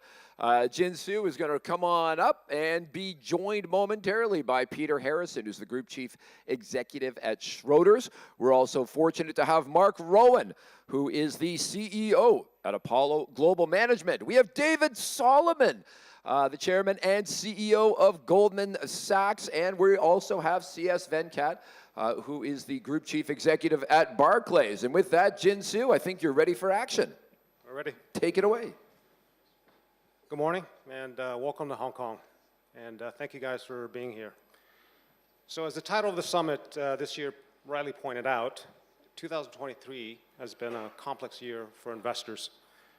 While the rate hike cycle may be nearing its end, the prospects for higher for longer has been an overhang for the market. Capital markets activity has been relatively muted. Global equities, which rebounded significantly earlier this year, had significant corrections last year. But we had the momentum of the rally fizzle out, during the year, and for bonds, expectations of higher for long has led to a pretty decent sell-off recently. So perhaps maybe let me start with our banking colleagues. So this one's for David. In the summit last year, you were asked on the dramatic slowdown in the global IPO activity and the prospect of higher for longer taking its toll on corporate debt issuance. And this year, things don't seem to have gotten a lot better. Global IPOs are still pretty weak in terms of overall volume and capital raised, while higher for longer means that it's affecting corporate lending rates. So what is your outlook in terms of capital markets activity, and what do you plan to do about it? Well, thank you for having me. I don't know that I can do much about that, but we can talk a little bit about the environment, just from a big picture. I would say that 22 was a more complicated year than 23 has been, just because we went through such a dramatic change coming out of 2021 and the beginning of a very, very significant tightening process. So as you highlighted, equity markets and debt markets both were negative in 2022, which is something we had not seen in over 50 years in the same year. And that obviously took a lot of confidence out of markets. As we look at 2023, there's no question that capital markets activities have been low, but capital markets activities, particularly in the second half of the year, have started to pick up a little bit. Capital markets activities really start with confidence, and we still are at a very, very uncertain time. But at the same point, as people reset their expectations, both for the cost of financing, for valuations in markets, ultimately businesses need to finance, they need to fund, they need to bring themselves to the public markets. And so generally, when you see a significant correction or a significant change in the macro environment, as we've seen over the course of the last 18 months, it takes a period of time for that reset to occur. History would tell you, 6 or so quarters, we've kind of gotten past that. We saw in September a little bit of a pickup in IPO activity in the United States, but it's still a pretty uncertain time. We obviously have the conflict in the Middle East, which brings more geopolitical uncertainty. And we also have had, big moves in rates in both directions, here over the course of the last couple of months, which slows down confidence. I'm not really equipped to predict the short-term direction of travel, but I bet a lot of money that in 2024, we'll see a pickup in capital markets activity just because they've been closed for a period of time. Companies need to finance. As the duration goes out, there's more financing work that needs to be done. And so we can operate with very, very healthy capital markets in a 5% interest rate environment, but the period of reset and acceptance takes some time. We're on that journey, and I think you'll see, a more constructive market environment for capital markets as we move into 24 and 25. Thank you. Venkat, pretty astonishing bond sell-off recently. I read with interest that there was a piece of news that said Barclays had a report that said, equity crash is what is required, to rescue the bond market. So why is Barclays taking such a pessimistic view? And separately, building on the question from David, how do you cope with the what can lead to a decrease in investment banking revenues? And we do note that Barclays is heading into the U.S. credit card market, partnering with Xbox. So I'd like you to also maybe expand a little bit on that. Thank you again. Like David, I'm very happy to be here, so thank you for inviting me. So the analyst who wrote that piece in 2007-8 said that Fannie Mae and Freddie Mac were undercapitalized. I didn't listen to him then. I'm not saying I've listened to him every time, but what he was saying was, there was a point I think Bob Prince was making in the previous panel, that there is no natural level of US yields right now, long-term yields, which is finding a buyer. And part of that is because, well, rates have backed up, but the deficit has ballooned in the US.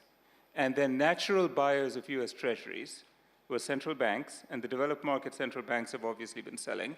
And those asset gatherers and asset owners, especially in this region, many of you are represented here, you know far better than I do what you're going to do with your investments in US treasuries. So what he was saying was it's putting an upward pressure on interest rates. And so he surmised that equities having a sell-off might bring buying into treasuries. But the basic point, I think, is right, which is the upward pressure on US treasuries because of basic structural reasons is great. And it is one of the factors that I think will contribute, as David just said, to the return of investment banking activity, seeking some more clarity, right? So people have to have business logic for what they do. They've got to bring companies to market or look for mergers, but they've also got to be secure about their financing and be able to operate at that higher level of financing. As far as credit cards and Xbox in the US, well, I'll tell you, we've got a consumer business, obviously, in the UK, and we've got a credit card business in the US, which is a business-to-business thing. So the Xbox demographic of gamers who apparently like to spend with their credit card and use the points to buy things on Xbox. Apparently, it's a sizable demographic. It may not be well represented in this room. But we are banking on its persistence and strength. Thank you. Peter, I'd be very interested in your views as a multi-asset manager.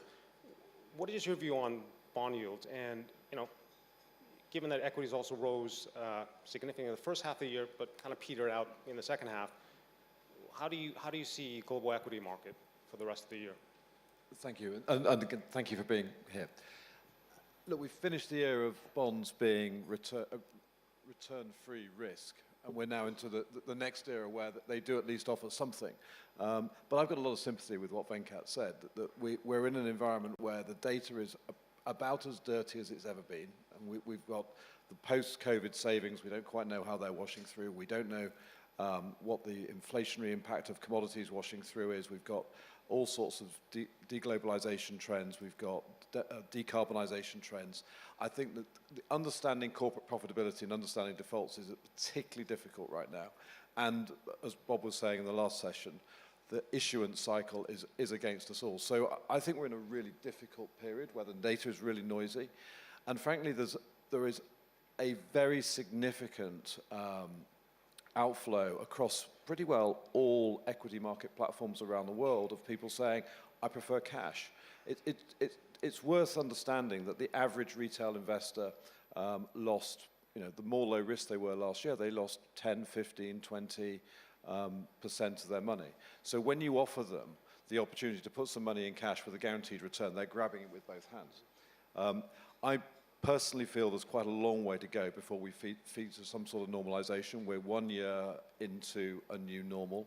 That takes us another 12, 13 years of party time to wash through. And that isn't going to happen in a hurry, right? We haven't yet found out where all that debt went. I mean, if you take a step back, between equity markets used to grow pretty much in line with GDP. Since 2000, they've outperformed GDP by about 130%. Real estate's outperformed by 33%. There's a very, very significant growth in wealth, about 160 trillion of excess return that's been created in the world, largely through debt. That reset is going to take a long time to wash through. In your view, how long will this reset take? Measure it in years, not months. Thank you. Mark, credit. I hate to be the optimist in this crowd. Okay. Let's hear the opposite side of the story. Credit has been a big part of Apollo's business. So alongside the bond market, private credit has been gaining a lot of significance in the economy as a lender in the recent years. So with private credit expanding into the broader credit markets, what is your perspective on the competition and collaboration with traditional credit providers such as banks and also the corporate bond market? Look, I think we're in the first inning of private credit. I think we've done a poor job defining it, but I start in a more macro place. Credit demand in any country is a function of GDP, and regulators and governments have a choice. That credit can be provided by the banking system, or that credit can be provided by the investment marketplace. There's no third choice. Each country is making its own choice as to what the right mix is. But if I look around the world, debanking is taking place. That doesn't mean quickly. That doesn't mean banks are going out of business.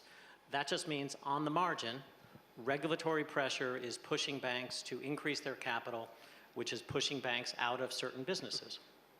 I don't know that that's necessarily a bad thing, because I look at our business, and most of what's been focused on thus far in the press as private credit is actually levered lending, which is a very, very small piece of the banking system. The trend I'm talking about is what a bank does every day. Where does the $50 million or $100 million borrower go for credit? Well, they used to go to the bank. Now they're coming to the private credit market, and that is being turned into investment-grade credit through securitization. In general, asset managers such as us, we only want the asset. Banks offer a variety of services, whether it's advice, whether it's hedging, whether it's derivatives, or it's FX, whether it's payments, whether it's credit cards, none of which we want. And so I sometimes say, we want the asset but not the client, and banks want the client but really don't want the asset in the new regime, other than sometimes. So I actually envision a very cooperative world of, in the vast majority of cases, will there be places there's competition? Absolutely. And it won't just be with the banks. It will be with the investment-grade, regular way corporate bond market. But there is a role for private credit beyond what levered lending is, and I think we're in the infancy of that. Thank you. Now, this is a question for the whole group. Monetary policy obviously is very important, but it's not the end all. Can you name a development or trend outside of interest rates which has had the most significant bearing on your firm, and maybe elaborate on the impact? It could be a challenge or an opportunity. Who wants to take a stab, please? Well, thank you. Again, that was a choice, huh? I think there's a very large opportunity, but it's a very difficult opportunity for banks, and that is the role we play in ESG and climate financing. We deal with many of the basic companies still, notwithstanding what Mark said, who need financing needs to improve their emissions. And it is important and it's challenging because the quantum of financing is huge. So there's a role for all of us on this table on that. Second is, it's an area where, thanks to the work of many of the CEOs sitting here, Noel Quinn, Mark Carney, others, that standards are being developed, but they're still not solidified. And we all still don't know the true price of risk, and it's being intermediated by governments. So it's a great opportunity, but there's a challenge in making sure that we understand the risks and the benefits. I'd say in our business, the biggest driver of our business over the last 15 years is indexation and concentration. So I look at capital markets, and if you look at the US capital market, I ask myself sometimes whether we have an equity market. 80% of volume is S&P 500, 60% of the market is ETFs. 10 stocks are 35% of the S&P. Those 10 stocks, last I checked, traded close to a 50 PE. I wonder whether we have lost kind of fundamental analysis. You can look at active management. Active management has had a very poor experience over the past 15 years, failing to beat the index, I think, 85% of the time. And the conclusion, and therefore the driver of our business, not just in the equity market, because everything I've said about equity applies twice as strenuously to fixed income. Public markets seem to be devoid of alpha. They seem to be liquidity driven rather than fundamentally driven. And what we have built and what the entire private asset business has built is a source of alpha by stepping back from public markets. And we used to think public was safe and private was risky. Well, I think we now know public is safe and risky, and private is safe and risky. They're just differing degrees of liquidity, and private assets now range from AA to equity. They're not just buyouts or venture capital or high-octane investing. David?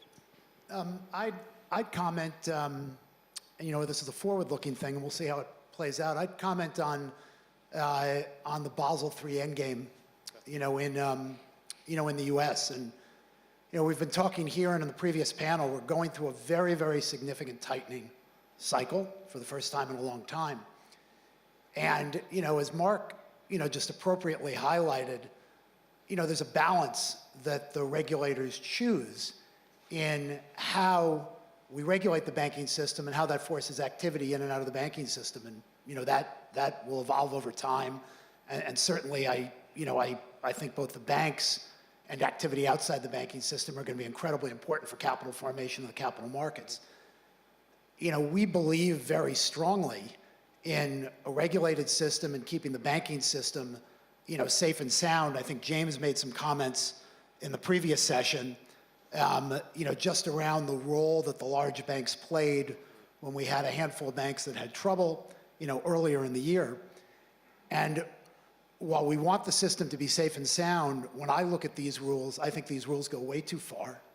And if implemented the way they're outlined, it's a significant additional economic tightening, on the system at a time when I don't really think, that's in the best interest of economic activity and economic growth. And I think there are three obvious things that will happen if the rules are imposed, this way in the U.S. capital markets. The first is the cost of credit for all borrowers, large companies, small companies, everywhere, will increase. Secondly, the U.S. and its competitive position will change if this capital goes in that way, and it's very differentiated from the way the rules are being put in place, in other parts of the world. And the original purpose of Basel was to normalize across jurisdictions, these capital rules.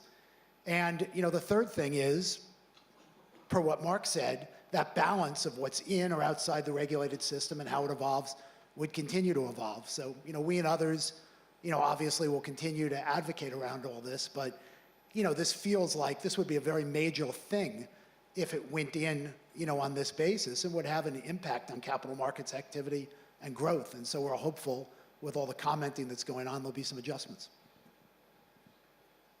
Can I take what Mark said just a little bit further? Because I think there's a major asset allocation switch going on in the world between public markets and private. And in most places, there's a very rapid shrinkage of public markets, whether it be take privates, whether it be a shortage of listings, etc. And I think what you're seeing is, particularly in the wealth sector, where individuals have not participated fully, or rather the largest number of individuals have not participated fully in the growth of private markets. I think you're going to see a convergence of those two trends. And I think a private company which trades on a regular basis, potentially on an exchange, is no different from a public company. And we make a very big distinction between those two asset classes in our world, the same way as 20 years ago an equities division lived completely separate from a fixed income division, and now they're part of the same ecosystem. I think you're going to see exactly the same between public and private. And the advent of DLT technology and others may facilitate that, but more and more the coming together of that arbitrage, I think, is the thing that we have to watch most in our business. I think that's an interesting topic. Maybe I'm just going to expand on that a little bit with Mark. Mark, if you could maybe talk about, how you see the shadow banking industry, and also, given what's been happening in the U.S., private credit, private equity, how do you see it in the other parts of the world? So the changes taking place have taken place primarily in the U.S., but debanking is a worldwide phenomenon. In the U.S., there is an advantage of a robust capital market. In Europe, which is doing exactly the same thing to its banking system, you do not have this robust capital market. You're starting to see economists and others begin to comment that we can't really do that, tighten on the banking system without creating capital markets alternatives for all the reasons David said. But let me say something that may surprise you. I actually agree with everything David said. We have a very safe banking system, and this is now about regulatory choice or regulatory overreach, depending on how you do it. But I also want to pick up on something Colm said in the last session. When something moves out of the regulated sector to the unregulated sector, it does not become riskier. The banking system is a safe system, but it borrows short and lends long, and it is levered. When you move something from the banking system to the asset management system, for the most part, you're moving it from a levered system to an unlevered system. If you're moving it from the bank to a BDC, you're moving it from 10 times leverage to 1.5 times leverage. If you're moving it from a bank to an insurance company, you're deleveraging. In almost every one of these areas, you are deleveraging. That does not mean investors will not lose money, but investors could just as easily lose money on the S&P 500 as they can on the credit system. So I do think democratization of credit, finding the right balance between banks and investors is an important thing, and having the risks of financing the economy borne in a democratized way adds robustness to the system rather than concentrating them in 4 big banks. And I think we've seen that now around the world. We may be in a point of overreach, where too much is coming into the marketplace. But I think we'll end up with a course correction, particularly in Europe, because Europe is not set up to absorb in the capital markets that which the banks don't do. In the US, there's a better chance. And back here, I think, to the comment that was made here, trading capital in the world is 10% of what it was in 2008. Markets are 3 times their size. We have this notion that public is liquid and safe. It's not. We actually have seen our first wholesale market failure. This is UK LDI. People think this is some crazy thing UK institutions were doing. It wasn't. It was a mistaken belief that they could sell AAA and AA obligations at the market price. They were wrong. They tried to sell, the market cratered. They tried to sell more, the market cratered further, and government had to intervene to prevent destruction of capital. I think we are going to see that more and more happen in the world, because just like there's regulatory overreach as it relates to assets and capital, there's been regulatory overreach, in my opinion, on the penalty associated with trading capital, and therefore the provision of orderly markets, making public and private much closer than people have ever thought of them. And we haven't adjusted our mentality of how we asset allocate yet. Yeah, I think just to build up on the LDI point and the point Mark made earlier about equity capital markets, over the last 30 years in the UK, what LDI was designed to do was to make pension funds safer. And UK pension funds had obligations which were long-term, monetized in terms of inflation and credit, so people bought long-term inflation, long-term credit, and they therefore reduced what they call the funding risk. And so the funded ratios in UK pension funds went up, from around 100% to 130%. At the same time, equity allocations decreased. So not only do you have a shrinking public market, but you've got a smaller public ownership of equities, public equities, in either personal accounts or in pension accounts. And that, I think, has a longer-term consequence for the risk-taking culture of the UK, for example. Absolutely.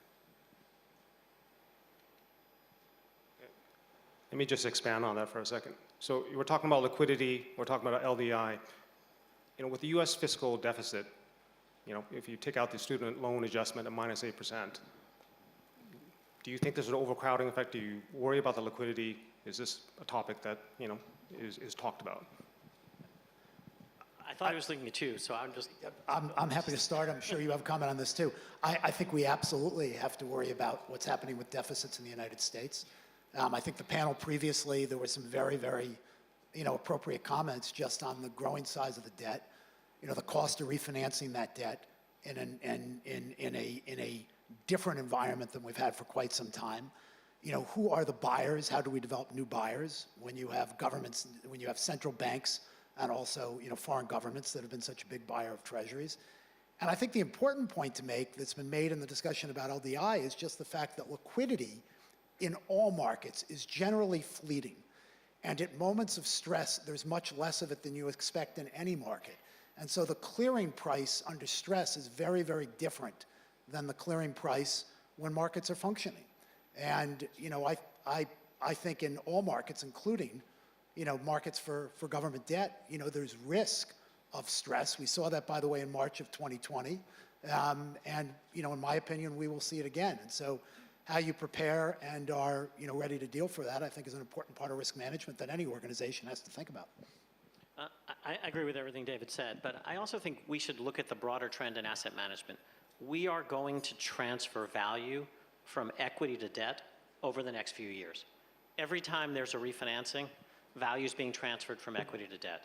And on that refinancing, not only is the rate higher and therefore more of the cash flow being diverted to debt holders are in a position to say to equity, put up more equity to own the same asset. Returns on almost all equity that is invested today are going down. That's why multiples have come down, but multiples probably have to come down more. It's also a reason you see so much capital in private markets, but none of it being spent. If you committed a great number of sins over the past decade, you are holding capital to figure out how much you need to pay for those sins as you refinance and as you deleverage. And I think until that works through, we're not going to see really robust deal activity, because I don't know that a 5% base rate really is impactful. It kind of feels normal. So I think, though, in the context of a shrinking banking system, there is a role for a banking system here in times like what David described, which is we are not the lenders, the big banks are not the lenders of last resort, but we could be the lenders of first resort. So rather than in periods recognizing liquidity has come away from the market, if it may be better for the system to have more robust financing agreements and arrangements between institutions and banks so that they can weather short-term crises by using the banking system to borrow against rather than sell assets. It was used a little in LDI. In a way, it was used a little in the US regional crisis, but I think we need to see more of that. It's a way to recognize that problem. This is a point I'd just like to take one step further and elaborate. Banks are a shock absorber when there's pressure in markets. And when we look at the regulatory infrastructure, it's wiring the banking system so tight that it's taking away its ability to act as a shock absorber. There are very, very significant buffers, but buffers can't be used even at a time of stress You actually, in a time of stress, want the banking system to use its buffers if the banking system is acting as a shock absorber in markets. So I just think that's something from a regulatory perspective to keep thinking about and looking at. So I hate to pile on, but coming down the line, because things are wired so tight in the banking system, and we are not a bank and we don't have access, therefore, to borrowing windows on a normal basis, we hold immense amounts of liquidity. And that's incredibly inefficient, which just means the cost of borrowing for everyone is higher. And it would be a much more efficient system to be able to depend on the banking system in some reasonable way for high quality collateral in times of stress. Holding $15 or $20 billion of capital and a balance sheet our size is not the most efficient way to run a business, but it is how we run the business. And just picking up Venkat's point, it was the collateralization in the LDI system which caused the problem. You had a 30-year asset and a 30-year liability. It all should have been fine. But the need for daily collateralization caused the false selling, which actually undermined the whole system. It was the tightness of the buffers which was actually the problem, not the match. Fascinating discussion. I wish I could just keep asking questions, but I would like to give the audience a chance to pose some questions.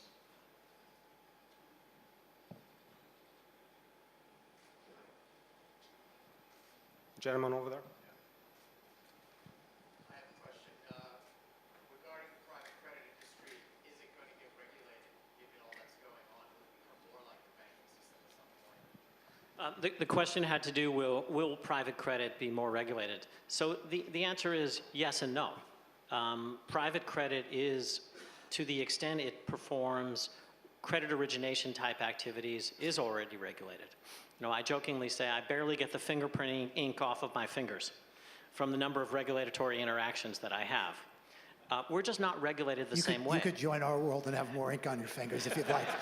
So we own a very large insurance company, a retirement services business. We do no maturity transformation. We do not have access to the Federal Reserve. We do not have access to any form of government guarantee. And so are we regulated? We perform the same stress tests that others were talking about at year end. We perform cash flow testing. We have state regulation. We have federal oversight. We have Europe looking at what's going on in the US. We are regulated in a way that reflects the substance of our business of not doing maturity transformation, not taking deposits, and not doing other things. And from a disclosure point of view, we actually put 100% of our portfolio online. We put our stress tests online, just point and click. I think that to the extent you are in an institution that is a financial institution, you will be subject to regulation. We are today, and it's clear that the trend everywhere in the world is increased regulation. That there's no doubt about it. With respect to investors participating in what is called private credit today, which is really levered lending, I would be very surprised if that activity, other than in the press, is of any substantial interest to regulators. It is, as I suggested, mostly moving off of regulated balance sheets into unlevered investment funds, which is fundamentally good for the system. The one I actually worry about is places where maturity transformation is taking place in illiquid markets. So think of the biggest market in the world today, where you borrow short and lend long. I throw it back to you. Daily liquid mutual funds.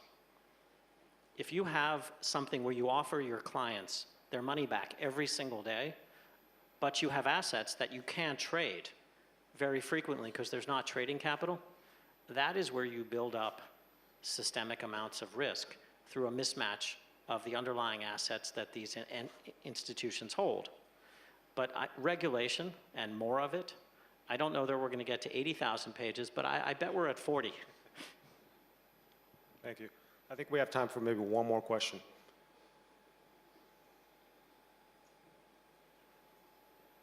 Gentleman over there.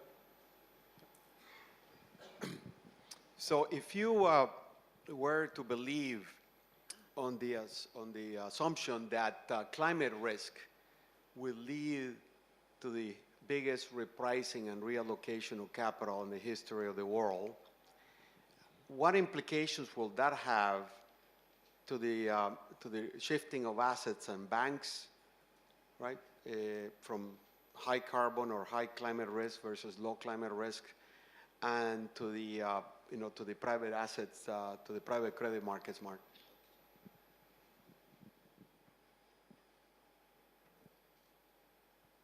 I think he said Mark. I felt like I've been speaking too often anyway, so I'll just quickly say, most of the capital that I see being required for decarbonization, energy transition, use your term, is not actually equity. It's debt and hybrid. I think it is going to be the largest use of capital since the invention of fire. And we see it everywhere across almost every company, and it is mostly, in our opinion, brown to green, and it is a financing activity. And that financing activity is throughout the banking system. It's a very, I know from my colleagues, this is a very significant portion of demand. And for us, just like any other financing, we are going to be large financiers in the private credit market of decarbonization. And what is particularly good for us, we need long-dated assets. It's a very interesting kind of dynamic. Banks generally prefer shorter-dated assets for shorter-dated capital. Most of the world is 10 years and in. The world is short, long-dated assets. There's actually a reasonable sync-up between the needs for energy transition, which can be very long-dated, and the requirements to provide retirement income, which are equally long-dated but not adequately met in capital markets today. So I'm optimistic that this will be a very significant source of product on a very long-dated basis and will be matched with retirement systems directly or indirectly throughout the world. Thank you so much. I learned a lot, and please, everyone, join me in applauding these gentlemen. And thank you also to our moderator, Jin Su from Bank of America. If you would gather, gentlemen, for a quick photo. There we go. Once again, a reminder that you do have the QR codes on your table that you can scan and put a question through to the moderators for the rest of the panels that we have on stage today.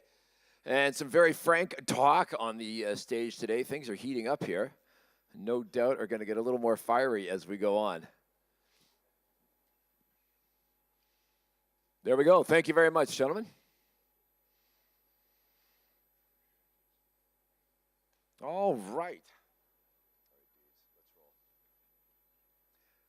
And thank you very much.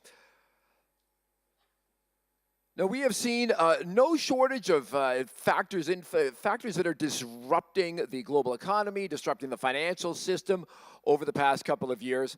And the question is, how do we build our institutions to anticipate that which cannot be anticipated? Or maybe more correctly, how do we build in the institutional strength so that we can not only survive, but we can seize opportunities when the unexpected happen? That is exactly what we are going to get into with our next panel, which is going to be led by David Rubenstein, who is the co-founder and co-chairman of Carlyle. He is going to be joined right up here by John Gray. John is the president and COO from Blackstone. And then we have Ken Griffin, the founder and CEO of Citadel. So gentlemen, run, don't walk. Let's get this panel happening. David, the floor is yours. Take it away. Cheers. Okay, so we have a great panel here, and we're going to talk about every issue under the sun, okay? Why don't we start? You flew all the way from New York here. Why is Hong Kong important to you? I love that in a Hong Kong audience here. Hong Kong is a terrifically important place for our business as a firm. We've got a great team on the ground. Obviously, it's a place where you can invest capital. It's the gateway to China as well. And so it's an important part of our firm, and we really enjoy being here. Okay, Ken, when did you first come to Hong Kong? So I first came here about 30-some years ago. And Citadel has actually invested in Hong Kong for over 3 decades. And like Jonathan, I would say we have a great team here on the ground. It's our most important team in Asia. And Hong Kong is both, for us, a nexus to the entire continent and a gateway into mainland China.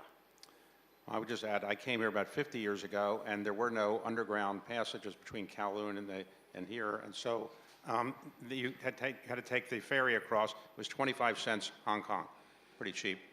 Okay, so Jonathan, let me ask you about this. You built your career initially in real estate, and you built the biggest real estate business in the world, and now you're the president and chief operating officer of Blackstone and doing other things other than real estate. But just back to your real estate days, is the real estate market in trouble because people aren't coming to offices anymore, and therefore the tenants aren't going to need as much space?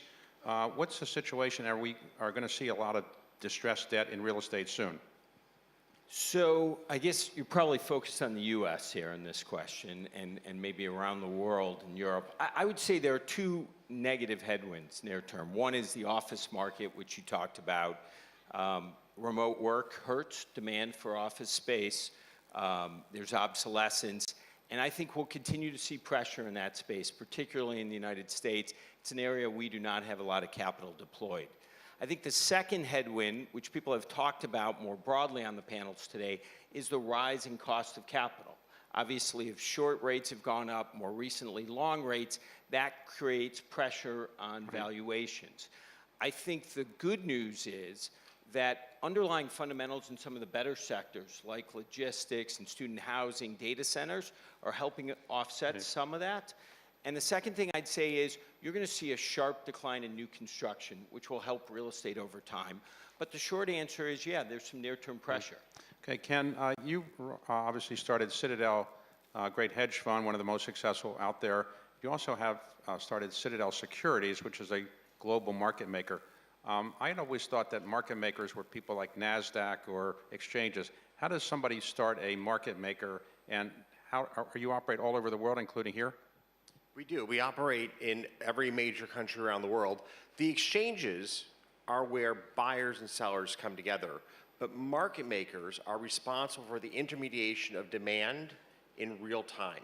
So at any moment in time when a seller arrives to the market, there's a good chance there's no natural buyer.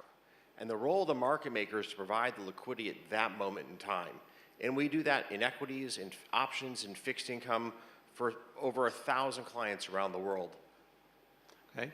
John, Blackstone started initially as, I guess, an advisory firm, but it did buyouts for quite a while and still does them, of course. Is the buyout market peaked in a sense? It's hard to get deals financed, hard to find big deals, and are you shifting your firm away from buyouts to other areas now? No, I don't think the buyout business has peaked. There's a cyclicality to the business, as you're aware. And that happens when you're in an environment like this where transaction activity goes down, where it's harder to get financing. That's an environment where you see less deals getting done. But what private equity does is essentially help transform and grow businesses. And it incentivizes management team, provides valuable capital for companies to grow, really creates great alignment. And that function and that ability to generate excess returns for our customers, that continues. Now, we've grown what we do in private assets. Obviously, we have an enormous private credit business, real estate business, infrastructure. We serve a large variety of clients. That's all changed. But the basic business, although a little bit slower today, we still think will grow a lot over time. So Ken, you run a gigantic hedge fund, as I mentioned. How do you deal with geopolitical risk? Do you have a geopolitical risk assessment team that tells you what crises are likely to occur? And when a crisis does occur, do you have people giving you reports hourly or daily on what's going on in the Middle East or in Russia, Ukraine, how that's going to affect the markets? So we use a broad array of outside advisors and consultants. To have an idea about geopolitical risk, you need to have people on the ground in all the major countries around the world. That relies upon having a really informed network of experts. For most of our business, the geopolitical risk that makes the headline stories does not impact our portfolio. But then when you see a war in the Ukraine, which puts all energy supplies into Europe in risk, at jeopardy, all of a sudden geopolitical risk becomes front and center in all of your risk-taking decisions. So one must separate the headlines that drive the news cycle from the headlines like the Ukraine that actually drive the real economy in a very profound and important way. So, John, I noticed that you have no gray hair.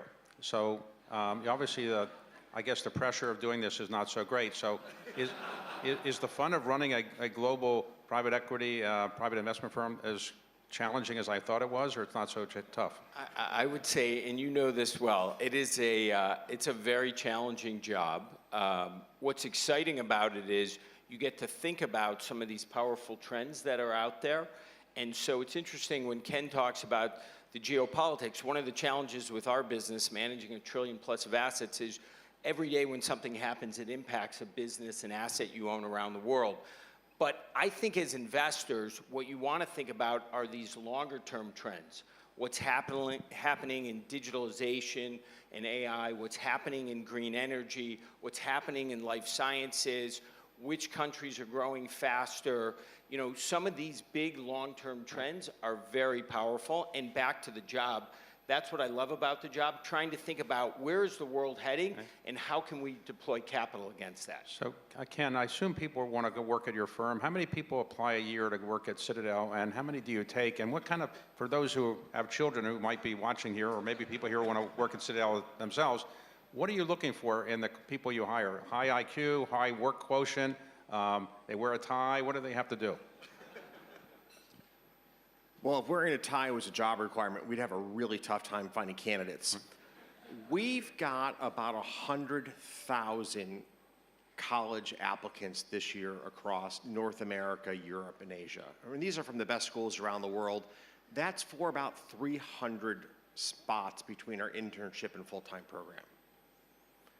So the bottom line is, it's really hard to get your kid a job at Citadel.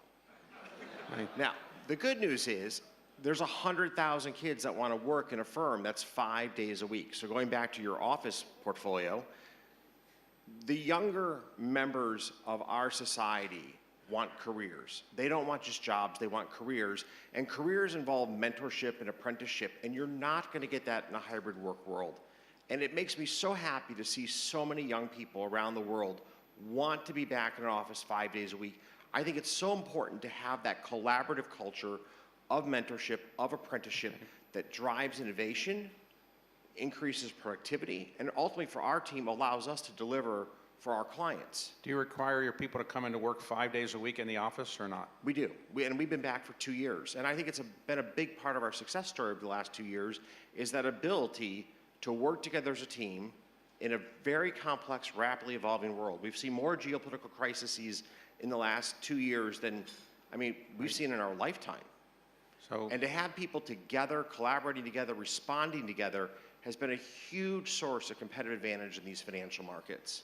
Hey, John, how do you deal with artificial intelligence? Will it be soon that you can just plug in an artificial intelligence algorithm and decide to do this deal or that deal? That might take a couple of years. I would say artificial intelligence has been something I know Ken has been working with for some time. It started with this predictive AI, which basically is put numbers in, numbers come out. So if you're looking at a company and you're thinking about, do they have pricing power, you can look at historical data and then think about the future pricing. You can think about staffing levels, optimizing businesses. And that's probably been the place we've used them the most, and also in helping us on new deals, better understanding the companies. I think what's really powerful now as we move to generative AI, that you can not only put in numbers, but pictures and videos and language, and you can start to transform businesses. So if you think about software companies, creative companies, media companies, really powerful. We own Ancestry.com, the family history business. If you think about over time what that company could do, instead of just telling you your family arrived on this date and they moved here and this, they could do a video, they could have music, newspapers. So I think this is going to be very important for our businesses. I do think they're going to be important analytical tools for us in the alternative space. We've got 50 plus people on our data science team. That's going to grow a lot. If you're going back to the job comment, I think being a data scientist is a very good way to get a job at an investment firm. Can you use artificial intelligence to make trading decisions? Well, first of all, I think artificial intelligence is a huge overstatement. I have yet to find a computer that thinks. Now, having said that, we've been using machine learning for over a decade. And on any given day, we're about 25% of the turnover in the US equity market. And that's empowered by a very, very, very powerful set of predictive analytics, of which machine learning is a really important part. Now, one thing to keep in mind when it comes to generative AI or machine learning, it's all rooted in past patterns. That's how these models are trained, and the answers that they give reflect the history that has unfolded before the model was in fact trained. Why do I say this? Tell me about the retail strategy, the online, the mobile retail strategy of your portfolio companies in 2003 before the advent of the iPhone. Non-existent. And yet if you go forward 10 years past the introduction of the iPhone, if you don't have a mobile strategy, you are probably becoming irrelevant as a retailer. And generative AI has no knowledge of this great transformation that was going to unfold. When the world changes, it's going to come down to the judgment calls of people to allocate capital wisely and astutely. Generative AI has a number of really important and powerful uses. We use it every single day to help make our software engineers more productive. But in investing capital, going back to your early commentary, we're thinking about longer-term trends that have yet to emerge or have yet to have played out, and we want to capitalize on that. That's outside the scope and capabilities of generative AI. So, Ken, you make an enormous amount of trades, I assume, through Citadel every day, but do you have to approve personally all the trades, or do you have to approve them above a certain level? And like today, who's doing the trading when you're here? So we'll do on any given day about 25 to 30 million transactions. That's a pretty typical day at Citadel. And fortunately, I'm not involved in all but a fraction of a basis point per day. And the reason I'm involved in so little is that we have a very strong belief that the person closest to the information should make the decision. We hold people accountable and responsible for their decision making. That's how we grow leaders. That's how we grow what is one of the strongest investment teams in the world, is all the power is not held at the top, it's held at the front line where people are best informed. Now, of course, I'm looking at the aggregate risks that we accumulate across our portfolio. We're late in the economic cycle. I want to make sure we're thoughtful about how much exposure we have to cyclicals or how much exposure we have to illiquid assets. So I'm thinking about these big picture issues. But day in and day out, my colleagues closest to the information are making the right decisions in real time. So if you make a trade and it doesn't seem to work out right away, do you get rid of it right away, or do you blame somebody else, or you take the blame yourself? How does that work? Well, so actually, people who blame exogenous events or others are people who don't learn and grow. And those are people who are not part of our team. Like, if the buck doesn't stop on your desk, whether that's the junior person or my desk, then you're just not of the culture that we look for in people on Team Citadel. We look for people who, when they get it right, celebrate their successes, learn what they got right. When they get it wrong, internalize the mistakes, wonder about what we could have done better, and then from that vantage point, they become better investors of capital. Hey, John, there's been some criticism that the large private equity firms, as they used to be called, now are in private credit in a major way, and the private credit money that they're lending out is not regulated in some ways. What is your response to the fact that the federal government should come in and regulate what the private credit business is all about? Well, there's been a lot of discussion of that in the room today. I think the thing people don't necessarily see clearly is the idea that if you lend money as a financial institution and I lend money at Blackstone, you might say those are the same thing. But the question is, how are they funded? So a bank, of course, involves pretty significant leverage. They're a critical part of the financial system, but they're generally 10 to 12 times leveraged. With that, they have their deposits guaranteed as well, and the duration of a lot of that leverage are deposits that are pretty short term. If we're managing money for a state pension fund and we go lend that money on an unleveraged basis, it's pretty hard to identify the risk embedded in that. Same thing if we're running a BDC that's 1 times leverage. So I think it's important in the financial system to understand what's going on, but I think it's critically important to understand the funding source for credit, which is why I think this is actually healthy. It's one of the reasons why the U.S. has been very competitive. Broad, deep capital markets. Ken, Ronald Reagan once famously said the most dangerous words in the English language are, "I'm from the federal government, I'm here to help you." So do you agree with that general view that the federal government may not be as helpful sometimes in regulating financial service companies?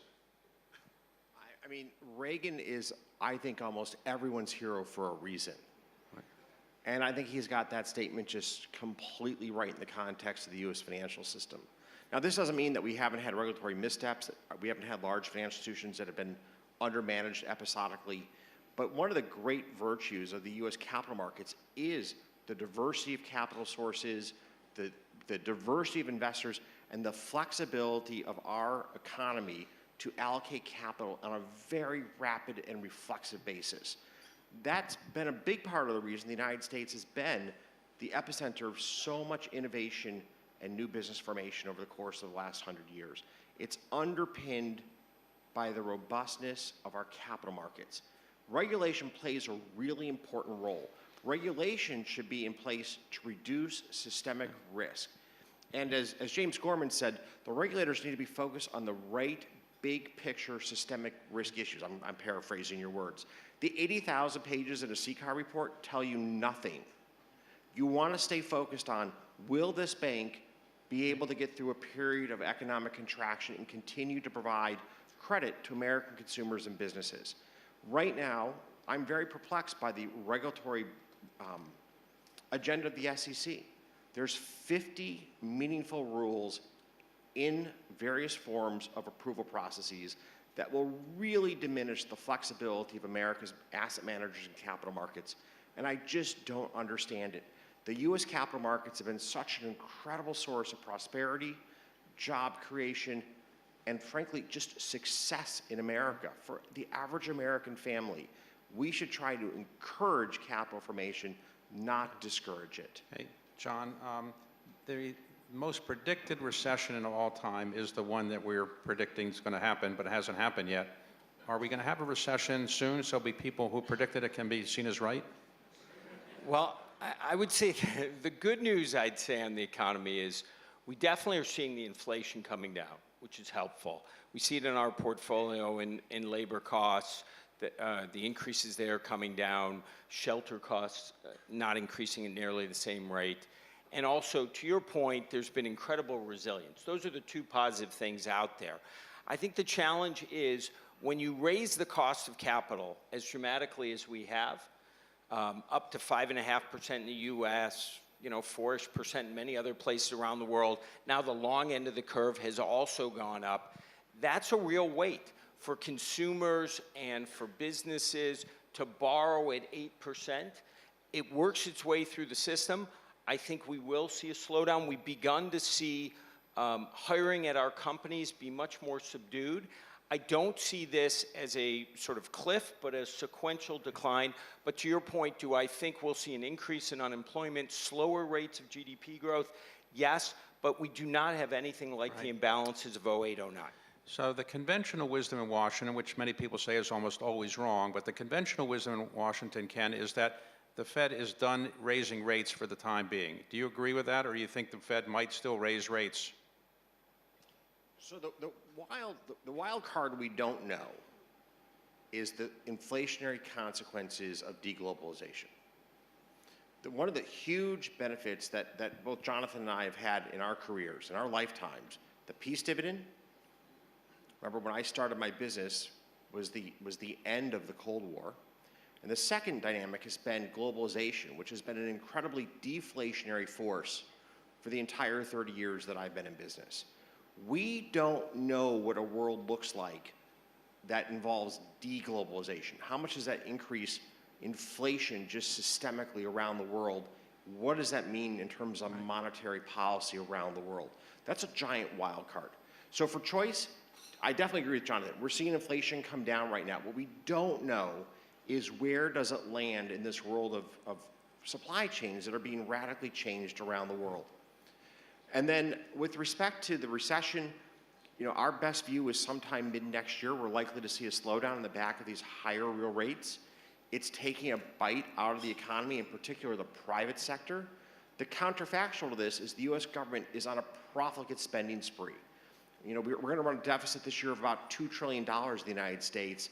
That's pulling forward consumption into the here and now at the expense of future generations. So Ken, your firm has invested a fair bit in China, and I think yours has as well. Ken, are you investing more in China? Are you worried about China's growth? How do you assess China right now as a place in which to invest?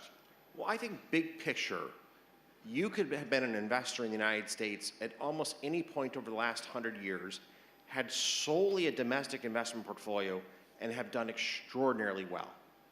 The world's changed. There's much more innovation outside of the United States relative to 50 years ago. This morning I was with one of the prominent Chinese business leaders. The management teams in China are extraordinarily capable. They produce extremely competitive products on the global stage.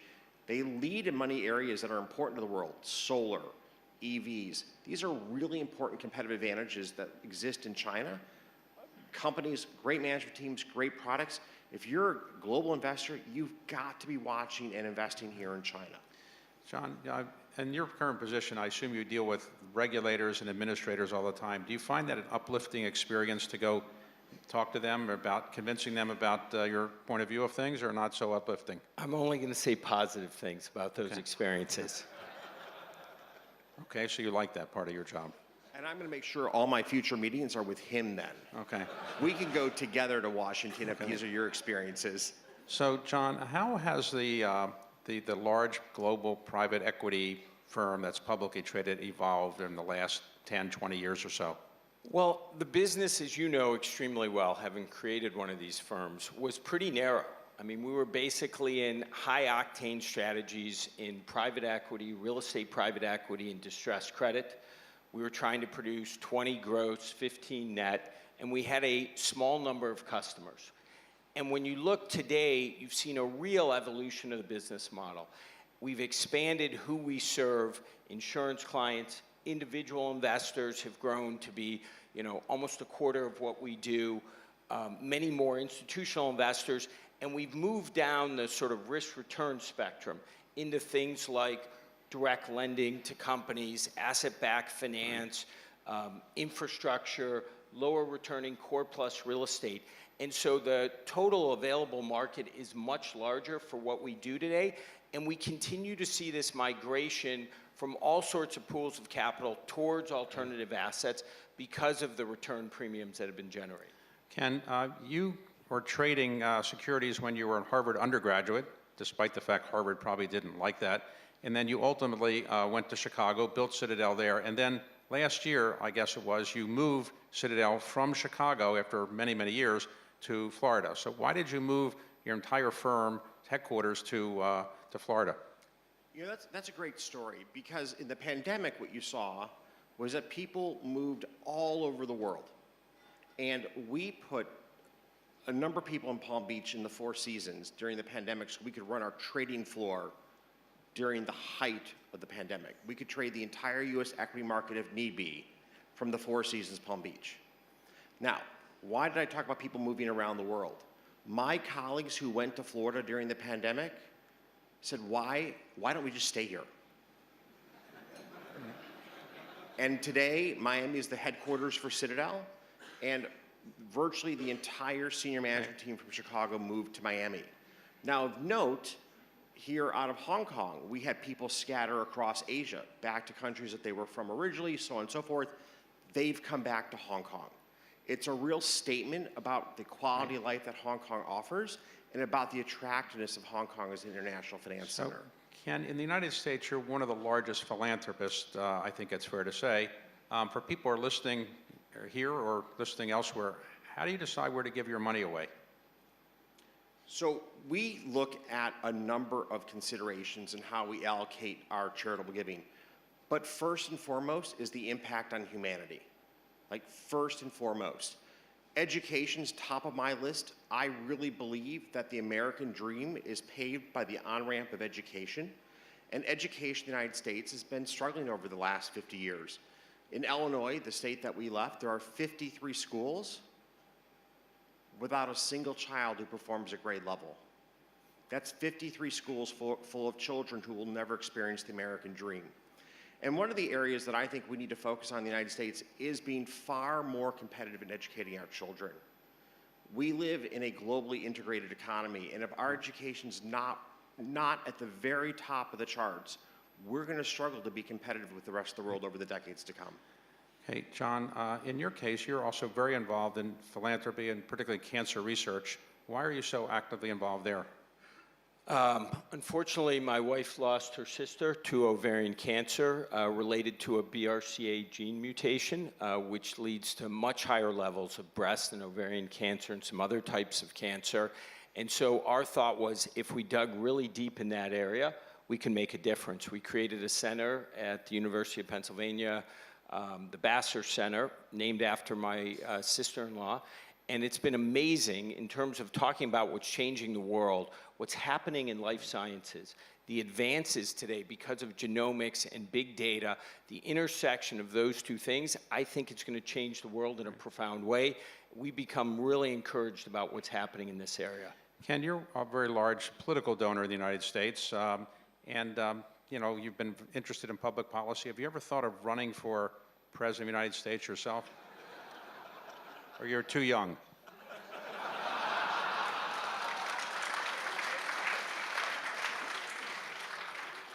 Well, I mean, David, given who the front runners are today, I think this question's right in about 25 years. Okay, all right. Okay, so not right. I might not remember the question if you ask me in 25 years. 25 years, okay, all right. So John, you're not running for anything, are you? No plans. I like my day job. Okay, so when you're hiring people at Blackstone, what's the best way to get a job there? Be very smart, good grades, know somebody. What's the best way to get a job there? Well, the numbers are similar to what Ken described, incredibly competitive. You know, obviously you've got to be smart, you've got to be hardworking, shown some resilience in what you've done. We love to find people who've been on athletic teams or organizations where they've worked together. As you know, this investing business, particularly in the private space, is a team sport. So you want somebody who cares a lot, works hard, but works well with other people. Ken, you've built your, go ahead. To add to that for just one moment, we look for those same traits, and I know you do also. We look for people who are really good communicators. The power of ideas is what drives investment portfolios, and people who are really good communicators have an undue ability, a much greater ability to influence outcomes in our capital allocation. So we look for resilience because every single person who commits capital is going to make mistakes. You have to get back on your feet. A little statistic, our equity portfolio managers, adjusted for the market factors that they take exposure to, are right 52% of the time, give or take. Right. That means you're wrong 48% of the time. Could you imagine like going to a brain surgeon who said like 52% of my patients? Okay, so final question. What is the greatest thrill of what you've done in your career? What do you most enjoy about having built Citadel from nothing? Scratch. Other than this panel kind of opportunity that you're on with now. So, I mean, unequivocally, the greatest satisfaction in my career is working with the people that I work with. I work with an incredibly bright group of people. Every single day, I learn something at Citadel. That's number one. Number two, impact matters. And I know that in the start of the pandemic in the United States, we played a very critical role in helping to coordinate between the private sector and government on issues like accelerating trials with the FDA for experimental treatments. And ultimately, Operation Warp Speed, which probably saved 500,000 American lives, came from my team at Citadel. It's one of the greatest successes, I would say, in my career is to be part of that group that took to the Washington the concept of what became Operation Warp Speed. Final word? Well, I would just say as it relates to me and my experience, I agree with Ken. It's the people you work with, the impact you have when you're managing capital. You know, you're working for the police officers, firefighters, the retirees. You're trying to make a difference and then trying to help grow companies. I mean, what we did at Hilton Hotels and some of the other businesses to help them expand globally, to create opportunity, to create some wealth for other people, and to do it in a team sport and feel a real sense of pride, that's a lot of fun. So I feel very blessed at what I get to do. We're out of time. Thank you both for a very interesting conversation. Thank you. All right, thank you very much. Gentlemen, if you could pose for a photo. David Rubenstein, John Gray, and Ken Griffin, center stage, getting their photo taken. David Rubenstein will be bringing his comedy beats to the Yuck Yucks Comedy Club up the hill in Hong Kong all the rest of the weekend. Thank you very much. Now, ladies and gentlemen, we have had extraordinary discussion, extraordinary content right up here on this stage. We have only slightly less extraordinary temporal discipline, so we will be taking a 10-minute break. It is a short break.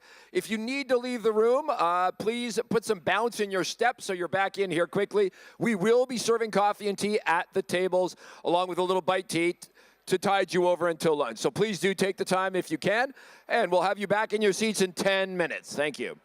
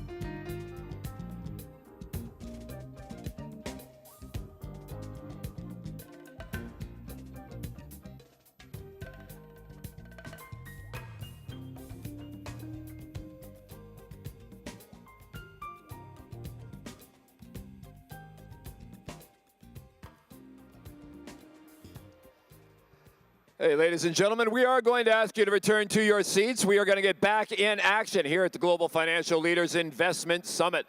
I can see some of you are making your way with haste. We like that.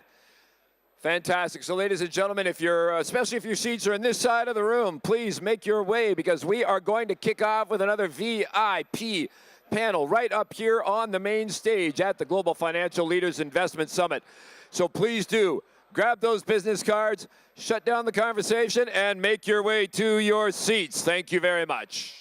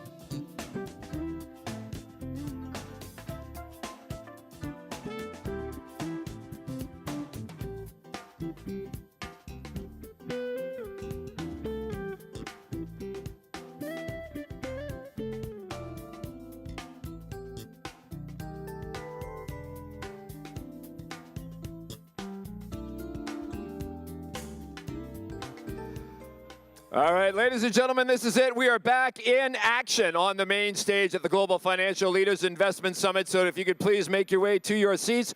Our next panel is lined up and ready to go as soon as I can get them on stage.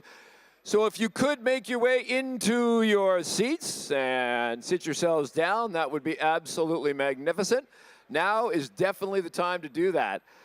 So ladies and gentlemen, we thank you very much for joining us here in Hong Kong. We are just about to get things going here, and we have a spectacular panel coming up here with very able leadership, but we do need you back in your seats and have the conversation right here on stage. So eyes and ears focused on Andrew Work. That's me, because in case you forgot, I did get a couple of people give me some funny looks with that one. They're like, work? Really? Yes, your favorite four-letter word, W-O-R-K. That is how you spell it.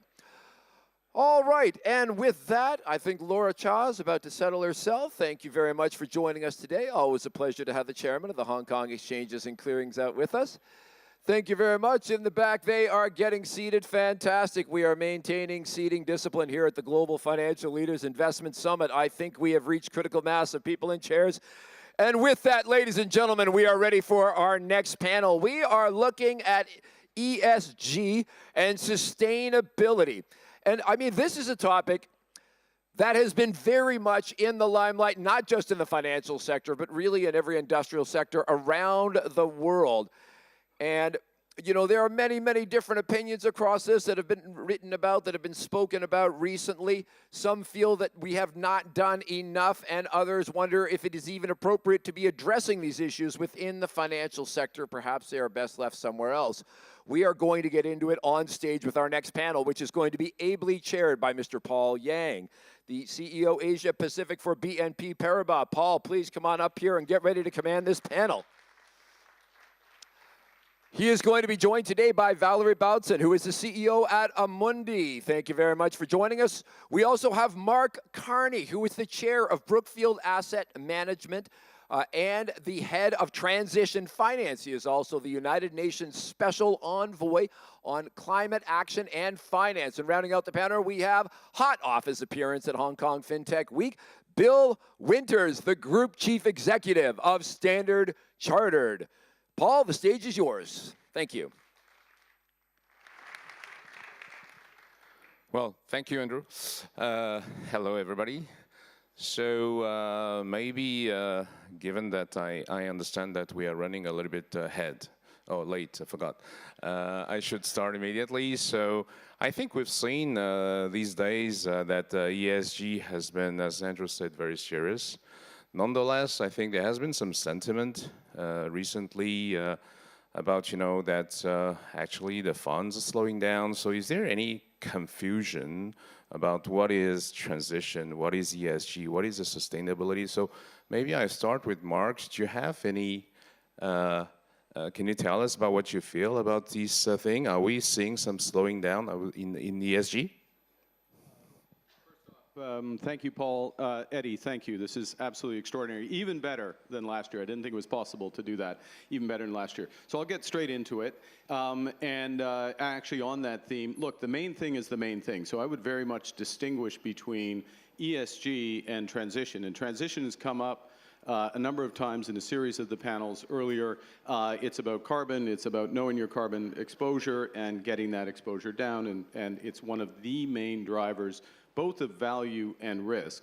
So let me back up that statement in a couple of ways and then hand back. The first thing, if you look at, just to give some numbers, and I'll use GFANZ as an example here.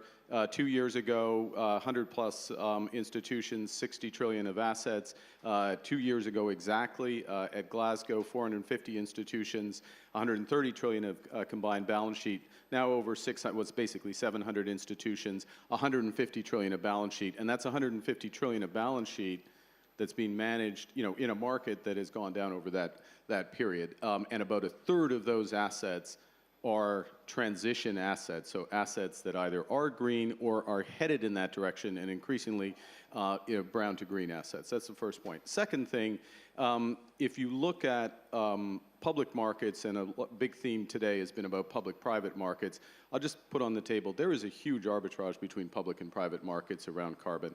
And part of that arbitrage is because of information, and I want to salute the HKMA in leadership on disclosure and on transition plans, things we'll get into. The third thing I'll say is that if you're long equity, actually if you're long equity and long debt, you are long carbon.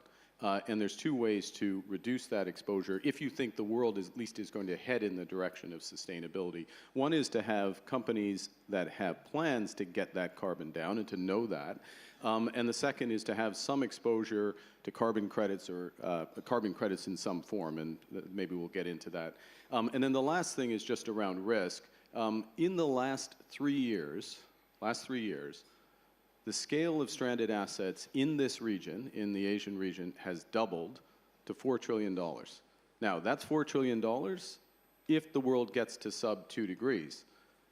But directionally, stranded asset risk doubling measured in the trillions, so you need to manage this risk. Flip side, of course, is to grab the opportunity. Impressive. I guess you all took notes. No, thanks, Mark. I think maybe Valerie, from a fund manager's perspective, I think Amundi has been a leading global player, has been also leading in the ESG thematic, providing a lot of ESG-related product. So what do you think investors, clients look for ESG these days? And what is the investment industry doing to maintain the investor interest in sustainable investing? Well, thank you very much, and thank you, Eddie, for your invitation. In order to answer your question, one word of introduction about Amundi. For those of you who don't know us, Amundi is the leading European asset manager. We manage around 2 trillion. And we've been managing assets responsibly for more than 15 years now. This is in our DNA. We've been working on the environment, social and governance, data and analysis for a number of years. We have today around 830 billion of assets that we manage, including ESG criteria for our clients. So to answer your questions, what are our clients asking? Well, actually, it depends a lot on our clients. We're not managing assets for our own accounts. We're managing assets for our clients, so we obviously listen to what they want. But what I can tell you, and it depends a lot whether they are institutional, very large clients, or simply retail savers. So we obviously have a number of solutions for these very different clients. Let me start with institutional large clients around the world. We've seen a significant move over the past few years. Let's say 5 to 10 years ago, what we were mostly doing were including or excluding a number of stocks or states from their portfolio because they wanted not to get involved in a number of companies. Then we worked a lot about ESG criteria, worked on the companies, and then included in the portfolio companies or estates which were really overperforming either in taking into account their environment or social aspects, with a strong belief that in the long run, investing or over-investing in these companies is providing value to the portfolio. What is right today, and I'm going to join Mark on that, is that the really important point is now to work on transition. So we have developed low carbon portfolio, but we are mostly today working with big institutional clients on transforming their portfolio in a portfolio which would follow the net zero path, which is a hard work. We already have around 30 billion of assets in that direction, and we'll have close to 400 billion by 2025 to comply with on net zero commitment. A very quick word on retail clients, because this is extremely different, actually more complicated, surprisingly more complicated, because regulation is sometimes very complicated and it depends on the country where we are, and also because it has to be meaningful for them. So we're not so much in ESG, but more in impact or thematic funds to make sure they understand what they are investing in. And because we want it to be efficient, we also have developed net zero strategies for them, explaining them that this is the way to help company investing in their own transformation to get to 2050 at the right level. And maybe one last word about what you were asking me about what the investment industry could do. I think as a very large asset manager, our role is to educate, to help, to transform, to analyze, but also very much to engage with company, because we are very important shareholders of a lot of companies in the world. We are engaging them on their climate transformation, discussing, exchanging, challenging sometimes, and trying to make the whole community getting in the right direction. Thank you, Valérie, for this investor, I would say, investment perspective. Maybe so I turn maybe to Bill. I mean, from as a banker, usually we are criticized for not going fast enough, sometimes too fast. So I would say that I think Mark mentioned it. Transition finance is now becoming more and more important, and it takes time and effort to reach the net zero, particularly in emerging markets. So the business of transition finance is fraught with challenges such as lack of clarity in taxonomies, regulation. We understand that Standard Chartered launched the transition finance imperative 2 years ago. So could you share with us how can we scale up transition finance while maintaining market integrity? Thanks very much for that question. Thanks for having me here, Eddie, and everyone. It's a huge question, and transition finance is obviously part of a much broader process of transition. The finance is the money part, but before we get to the money part, there's the question of transitioning from what to what, and we spend a lot of time understanding and thinking about what the starting point is, how we're going to measure that, and then a lot more time talking about what's a reasonable pathway from where we're starting to net zero. And there's not a very good answer to that as yet. So we know there are organizations like SBTI or the International Energy Agency that have come up with some, I'll say some relatively crude early stage assessments of what a good or appropriate transition looks like.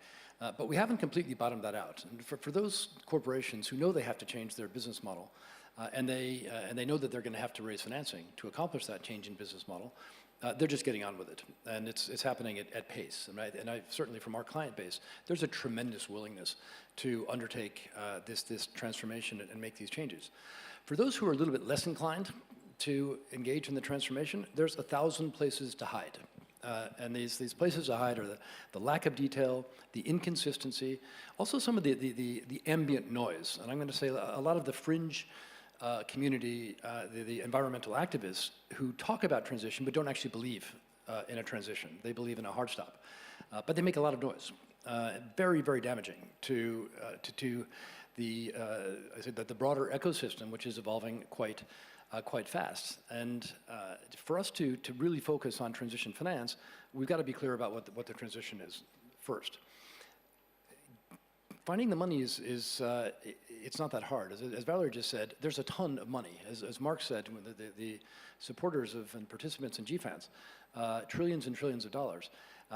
What's lacking is standards. And what's lacking is a clarity around what's a good transition and what's good transition finance. We all have our apocryphal stories of having bought a carbon credit, paid real money out of our shareholders or other stakeholders, only to be told that we're greenwashing. Okay, all I know is I had $100, now I've got $90. I'm $10 worse off. I think I invested in a good project. You're telling me I'm a bad person because I did that. Well, that's a pretty big disincentive to do the right thing. How do we get into this quagmire?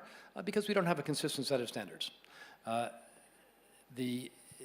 consistent definition of what's a good project, what's a good carbon credit, is a key component. And thankfully, there are initiatives there underway as well, including the Integrity Council for the Voluntary Carbon Markets, which Mark initiated a few years back, and like 450 companies have spent a lot of time getting a consistent set of standards.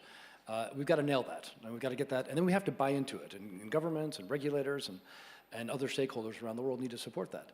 And then we need to make sure that as we're deploying the financing, that it's done in a just way. So as a bank that operates in very, very developed places like Hong Kong and less developed places like Sub-Saharan Africa, there's very different underlying taxonomies, very different underlying considerations, very different trade-off between the sustainability agenda and economic growth as a practical matter. If we don't have a just transition, i.e. we're not paying attention to the fact that citizens in different markets have the right to grow and prosper at the same time as they have an obligation to contribute to decarbonization. If we don't recognize that fundamentally, we're going to lose billions of people in the world as followers. And I can tell you, if you don't have those billions of people, you don't have a transition. So we've got to be pragmatic about this. We can talk some more about where the money comes from specifically, but we've got, the money sitting to my right with Mark wearing both a private equity and a UN climate change hat, and Valerie obviously running one of the biggest asset managers in the world. Money isn't the problem. Getting it into the right place credibly and consistently is a challenge. Thank you, Bill. Well, you're very convincing, and I'm absolutely convinced. But Mark, I mean, you are expert in transition finance. Would you agree that we can both scale up and maintain market integrity? I think we can, and look, I'll make this brief, and I would just go to our hosts, because Hong Kong has led the main elements of this. First, you've got to, you can't manage something if you don't count it, so you got to have climate disclosure. It was the TCFD. Now, if you're outside of the U.S., it's the ISSB. Hong Kong's one of the first movers alongside the U.K., Australia, Switzerland, others, 130 countries, 130,000 companies. By the end of next year, will be subject to ISSB mandatory regulation. That's the path we're on. So just to give you a sense of how quickly you can get ahead of that. You might as well get ahead of this room is ahead of most things, so you might as well get ahead of that. That's the first thing. Second thing, I learned one thing in the financial crisis, only one thing: plan beats no plan. That was the lesson from Tim Geithner. You got to have a transition plan if you're going to manage the issue. And again, Hong Kong is led with the consultation. I think it goes through the exchange, the consultation, right, Laura? But that's the standard, and what will be defined, I think, for COP28, and I'll finish on this, is that we will have a common approach, voluntary approach from the private sector through GFANs on granular transition plans, including, last point, something which is a complement, which is what's your expected emission reduction of your financing? So what impact do you think it has? Obviously, you look at the financial impact, but what carbon are you taking out net on that? And that all fits together. But the message I would leave for this room, if you look to Hong Kong, you see where the world's going. And if you don't believe that, call up the FSB, which has launched the initiative on this, which covers the rest of the jurisdiction. Thank you, Mark. So maybe let me ask a question for Valérie and Bill, and I'll let you conclude later on, Mark. But where are the concerning development in terms of the public perception towards ESG? And we're seeing new development, with technology embedding ESG, the green, the tech. I think this summer, Hong Kong has been the first one, I think, to issue a bond, tokenize the bond. So generally speaking, how do you see the potential for technology to speed up, providing impetus for the future development of sustainable finance? First, maybe Valérie, and then Bill. Well, the way I see technology in this area is really as a tool to help. Let me be very, very concrete. If we want to manage portfolio cleverly for clients, making sure we fill with our fiduciary duties, and obviously the main duties, which is to provide good performances, but at the same time impacting in terms of transition, we need to make sure that we make the good decisions. Making the good decisions means having the good information. And it's actually one of the most complicated jobs we have on a concrete basis. We have billions of data. Some of them are interesting, some of them are not. Some of them are clean, some of them are not. Nothing will never replace discussing with the CEO about what he's really doing within his company to transform his business model. But on a concrete basis, in a company like Amundi, where we have 700 professionals and that we manage thousands of portfolios and billions of assets, we need to make sure that we are making the good decision everywhere in the world. So dealing with data, sharing this data, cleaning them, providing right information is absolutely essential. We have a very strong technology within Amundi, which is called Alto, that we provide to our clients, and we developed over the last 3 years Alto Sustainability for our own needs, actually, because we really were needing this to be able to share with all our portfolio managers, analysts, the right information at the right moment. So we now have that. It's very performing. It's very helpful. We provide it to our clients when they want to have it internally as well. And I think technology is very useful for that. Now, speaking about AI, because sometimes it's a question behind the question, we are testing it very seriously because, once again, it helps you to get additional information and up-to-date information on companies. I would remain cautious, nevertheless, because at the end of the day, we need, once again, to be certain that what we're using to make choices are the right ones. So I don't want any black box within Amundi. I want to make sure that we remain extremely pragmatic on this information. So that's, for the time being, what we're doing, mostly Alto Sustainability, which is a great tool to help us to manage the portfolio of our clients efficiently.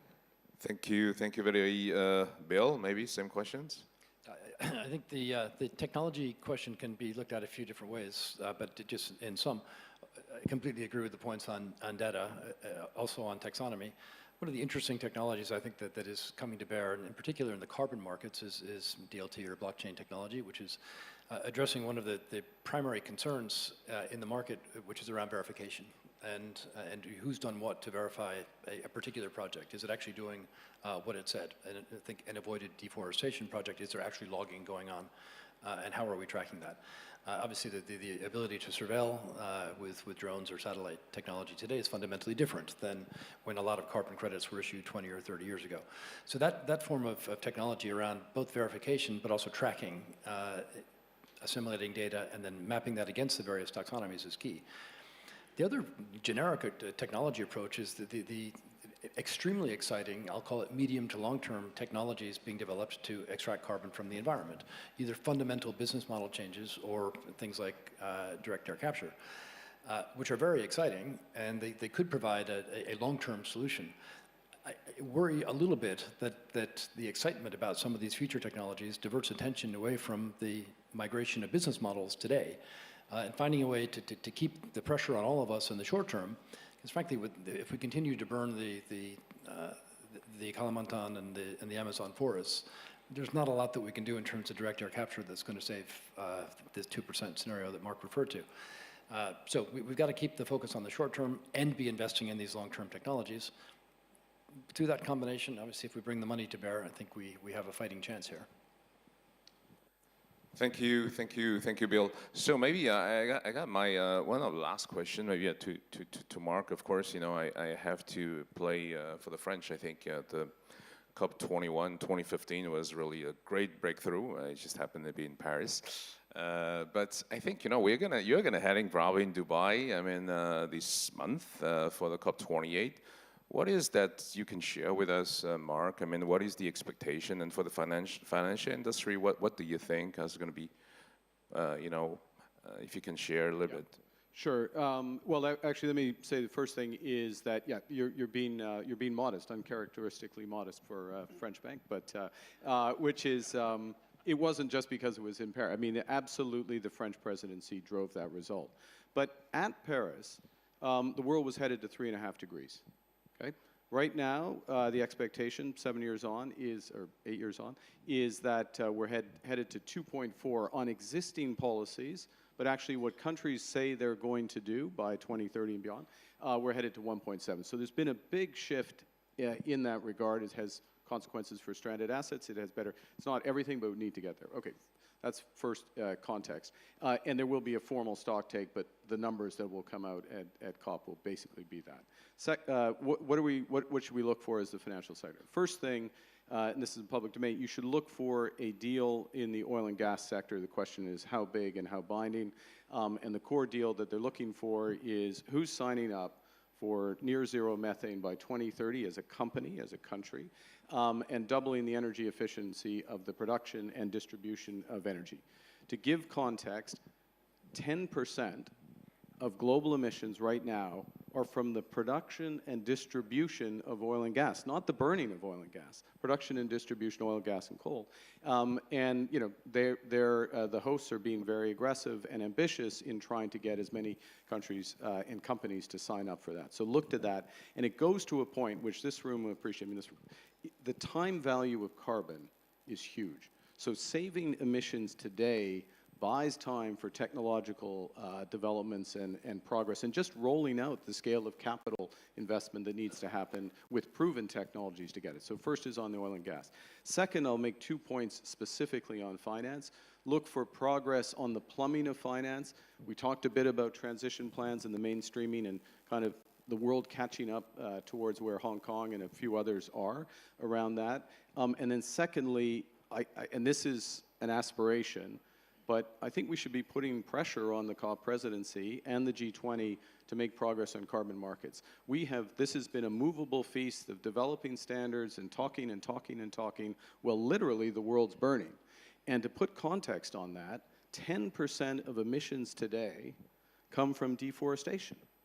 Literally cutting down forests the size of the Netherlands every year in, year out. So having support for that and carbon credits can play a role in that and many other things, including the transition here. So that's the second thing, elements of plumbing around that. I don't think it all gets solved at COP, but it should launch the process to solve it, certainly by the end of the Brazilian presidency the following year. The third thing is look for something major on blended finance for emerging economies at scale, innovative structures that this room, if you want, you can be implicated in this. I mean that in a positive sense. And then the last point is, in the end, finance is the catalyst. It needs the underlying components. That's policies of governments and actions of companies. And there are a series of initiatives around industrial decarbonization that, and I don't want to front run the presidency, but there is a strong desire to take those to an entirely different level of decarbonization, and they're working hard around that, and I'll leave it to them to announce. Yeah, please. Yeah, maybe just to add a positive touch to what you said, Mark, and I absolutely agree. Things have really changed. I mean, the fact that we see some backlashes today is for me a good sign, actually. It means that it is becoming real. So when it's real, it's a bit hard, but it's real. This transition is above all an industrial revolution. We need the states to frame it, and especially in the region, we see huge states around us that are taking strong decisions. We see corporates moving seriously and thinking about how they can model their new business organization. We, as the financial industry, can accompany them. We cannot do that for them, but we can accompany them. And as we were saying, there is plenty of money to do it, actually. So we still have 27 years. It's urgent. I agree with you, Mark. But I am absolutely trustful that both the intelligence of the human being and the fact that we have started this revolution will help us achieve the goal. Thank you, Valérie. I think, I was asked to keep the time, so I won't have the time to ask a few additional questions that we have here. But it was very encouraging, very insightful. I think when we think about it, 10 years ago, we started all the these ESG, greenification, transition, sustainability, at that time was still viewed as a niche. I think thanks to the asset managers, the banks, the bankers, and also the regulators, and the entire stakeholders, I think now it looks like all these niche has become close to mainstream. In a few years, it will be mainstream. I think Mark was talking about the stranded assets, and I think it's a great journey we've been in. I think we are all in to make this greenification on this planet better. So on that, I conclude, and I thank all our panelists. It was very, very insightful. Thank you very much, and please give us a round of applause. Thank you. Thank you. And thank you, of course, to our moderator, Paul Yang. Well done, sir. If you wouldn't mind taking center stage with your panel so that we can get a photograph in.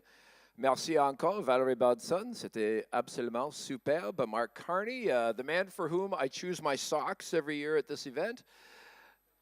He knows what I'm talking about. There we go. And Bill Winters, thank you very much. Appropriately next to a man from the high north. So fantastic. Ladies and gentlemen, your panel on ESG and sustainability, thank you very much. You may have occasion, some of you, to use the simultaneous interpretation devices very, very soon during the next panel, because we are going to be talking about China. And in recent years, China has changed its focus from high growth to high quality growth. And there are a number of policies that have been announced by the central government in recent years to effect that transition. And we have a panel now that are going to discuss what those policies mean and where there may be opportunities for investment in this new environment. Heading up our panel right now is going to be Ms. Helen Wong, who is the Group Chief Executive from OCBC. She will be coming to the stage. Here she is, moving with some vigor. Thank you very much for joining us. She will be joined by the Chairman of the Bank of China, Mr. Ge Haijiao, will be coming right up behind her. Thank you very much. Mr. Noel Quinn is the Group Chief Executive for HSBC. And finally, Neil Shen, who is the founding and managing partner at Sequoia China Hongshan. And without any further ado, Helen, they're all yours. Thank you. Good afternoon. I think we passed the noon time. Very happy to be back in Hong Kong, as always. And thank you, Eddie, and the team in HMA to invite me to have I look forward to this chat with, I think, two bankers and big investors that are all very prominent in this part of the world. And so it's very fitting that the topic we're going to talk about is about mainland China GBA. I think everybody knows GBA. I won't say Greater Bay Area anymore. And of course, Hong Kong. And we want to talk about new dimensions. So for those who don't understand Chinese, Chairman Ge will be speaking in Chinese, so be ready when we are giving a question to Chairman Ge. So just to reflect a little bit about this morning, I think this is the panel that talks about the geography. I think we talk about a lot of other subjects in the morning, crisis, we talk about investment, environment and all that. But just reflecting, I think Vice Premier Lee this morning was talking about Hong Kong, what he expects of Hong Kong. I think the first one is about infrastructure, right? Continue to build so as to make sure that Hong Kong can influence and also can innovate. I think the second point talks about is about Hong Kong keeping an international financial center status, and we need to widen connection and be relevant. And then the third one is have to be agile to changes in the markets and also changes in China. And in fact, it's very, very important that we link China to the rest of the world. So that brings to the point about China, right? I think we're saying that China is in a state of transformation, and we do want to see China moving from high growth to high quality growth. And I think some of the dimensions I think people talk most about must be sustainability, plus a very, very important subject, which is technology innovation. So I think on the ESG, on sustainability, we just have a panel. And I think we have a panel of technology and finance coming up. But in fact, Hong Kong, of course, have our own blueprints about technology development. And indeed, GBA is a place. GBA is a place for a lot of innovation and technology. So I think without further ado, I just want to start the questions for our panelists today. So I'll start with Chairman Ge. So, 葛董事长，内地一直在 Mr. Ge, Chinese mainland is constantly pursuing innovative industries, and this has aroused international concern. What particular sectors do you think should command our attention? This morning, Mr. Zhang talked about the export has improved a lot. Innovation, what sort of opportunities would this create for the BOC? Thank you very much. You are very concerned about the development of innovation and technology. In the mainland, the development in this area has been very rapid. In particular, we have achieved a lot of breakthroughs in key technologies. More and more new and innovative means of productivity are being deployed and creating the benefit of scale. And in 2022, the value-added output of what we call the new industries, new types of business and new business models exceeded 21 trillion yuan, and its share in the GDP has risen to 17%. And there are quite a few sectors that really are catching our eye. For example, the next generation information technologies. We have the AI industry. We have the electronic information manufacturing output that has been developing pretty rapidly. The second example is the green and low carbon industries, like solar power and photovoltaic equipment. We have newly installed solar and wind capacity. This has soared by a lot. And new energy vehicle production and sales to grow by 34% and 37%. And the BOC has been putting a lot of efforts in this area. And this is we are leading the way in this area. At the Finance Committee, this is an important area for development. I'm sure that the BOC will seize the opportunity there and liaise with our clients and take forward the development in this area. Thank you.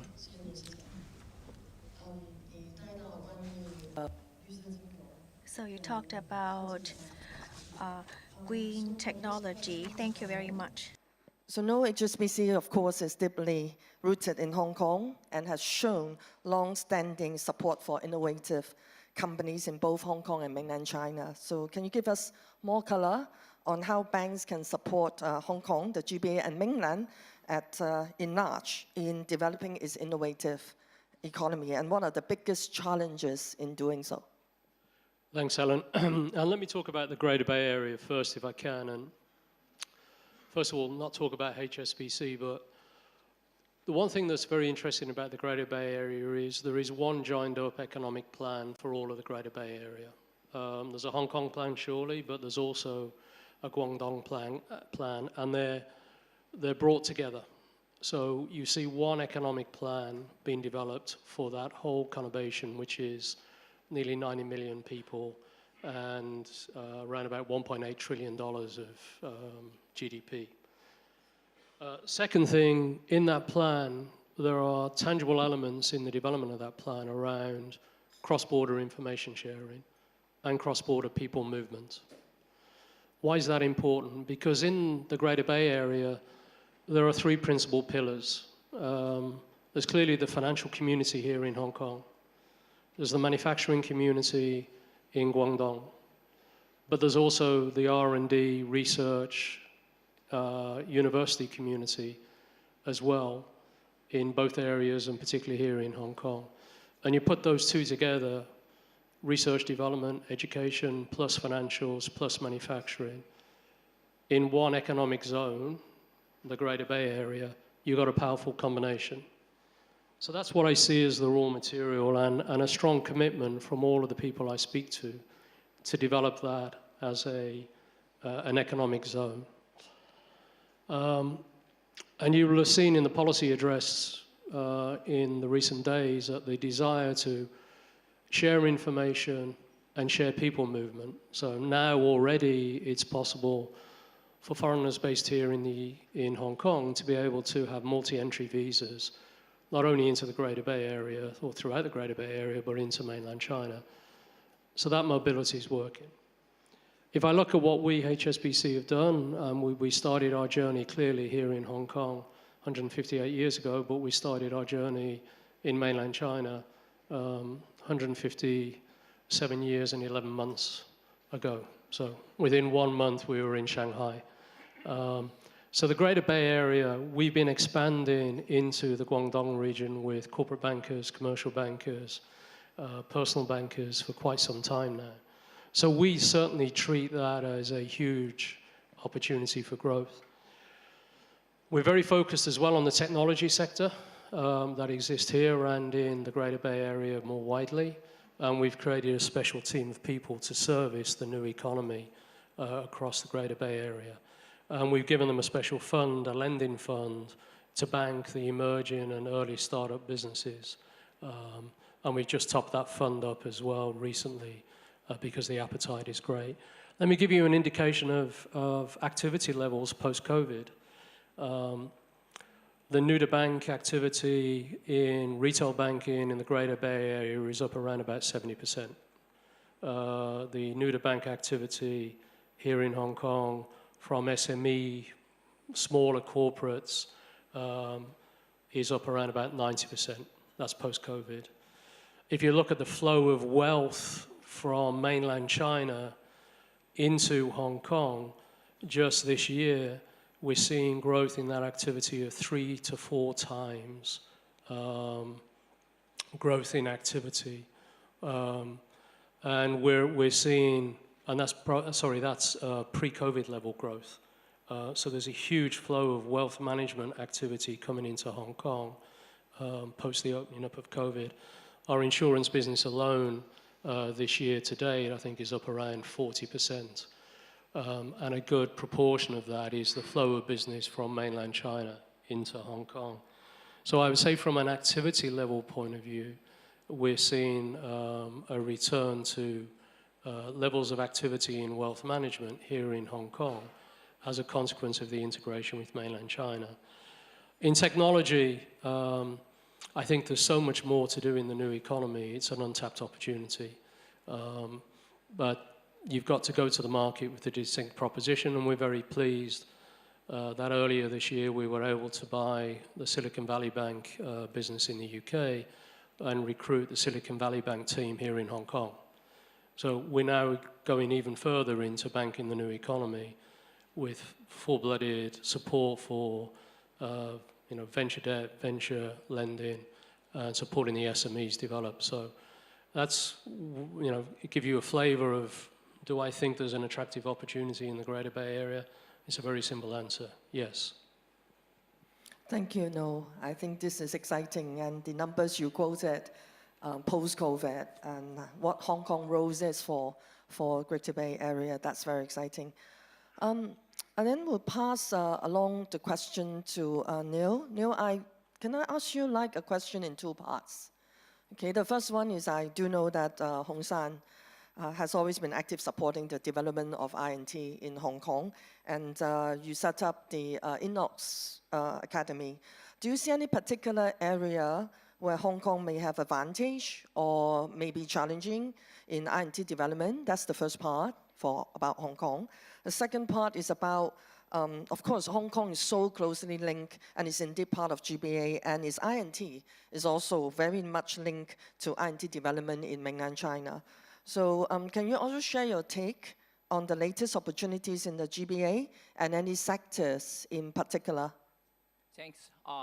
Great to be here. And For the first question, I think when you look at the Hong Kong tech ecosystem back 8-9 years ago, clearly we know that when you look at that sort of activity back then, they are far behind many cities in the world, right? But where's the missing pieces?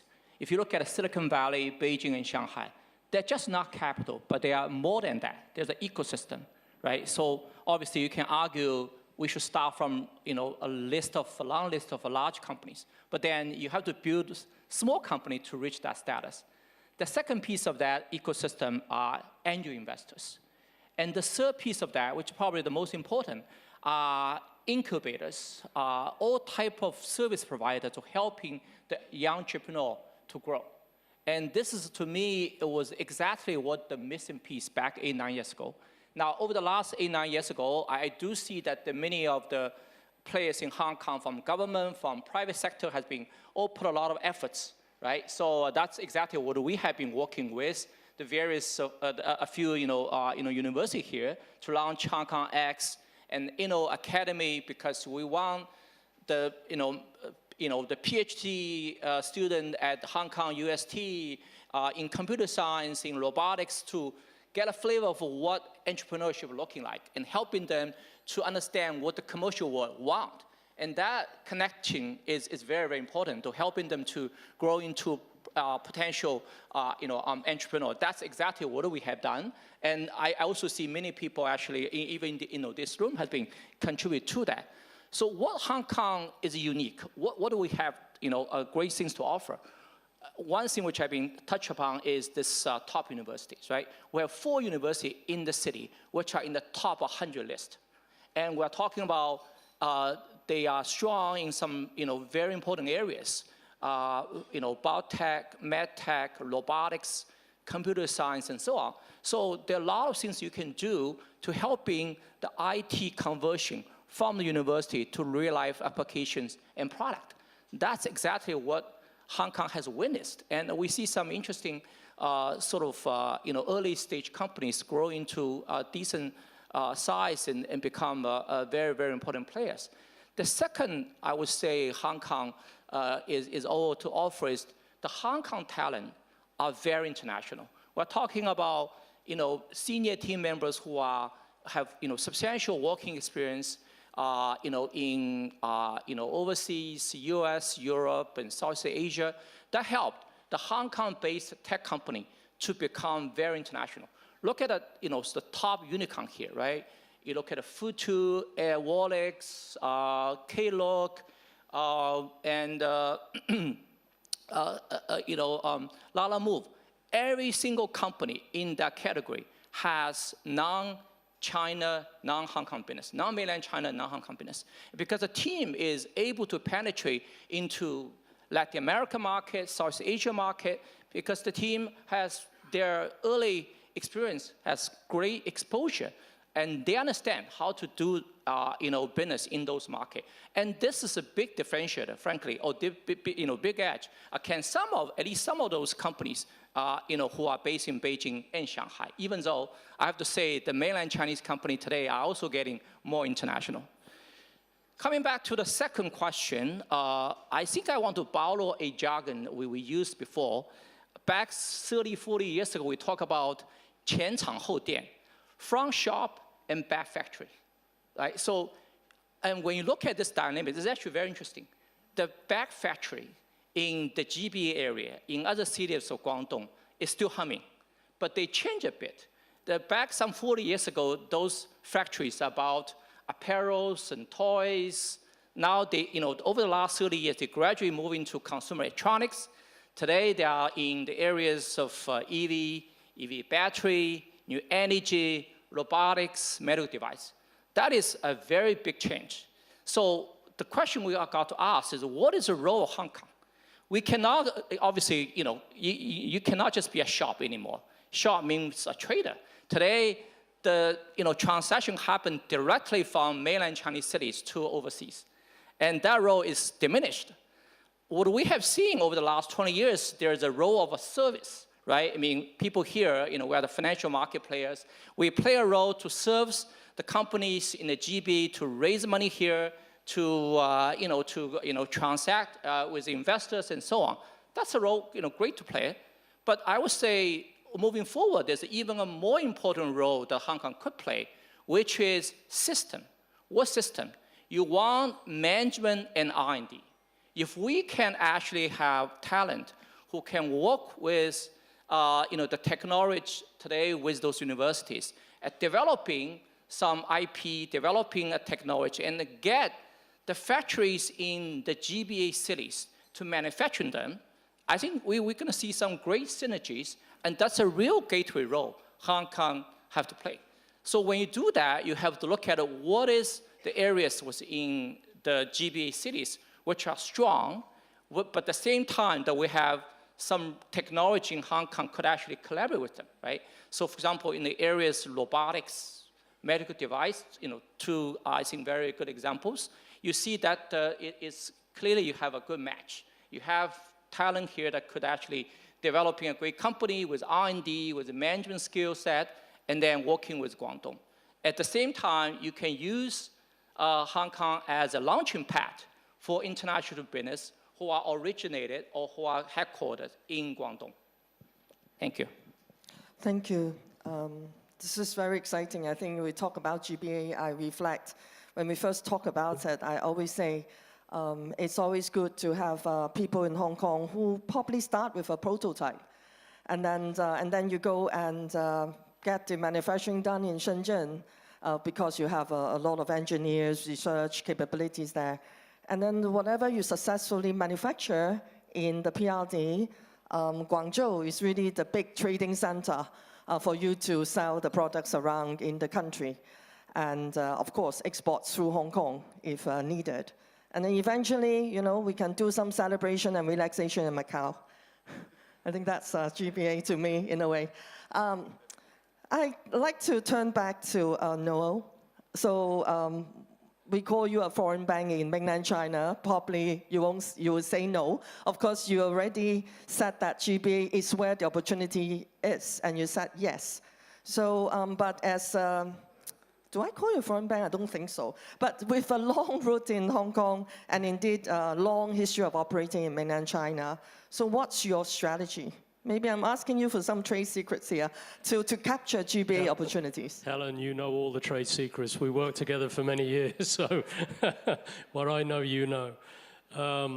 I've been called many things in recent years, but I guess I'm neither local or foreign. I believe at the core of what we do is international banking and internationalism. That's at the core of what we do, and that's helping entrepreneurs, helping businesses navigate the world. And the world is complex to navigate at the moment, but that's what we've been doing for 158 years, is help entrepreneurs, businesses trade with the world, operate in the world.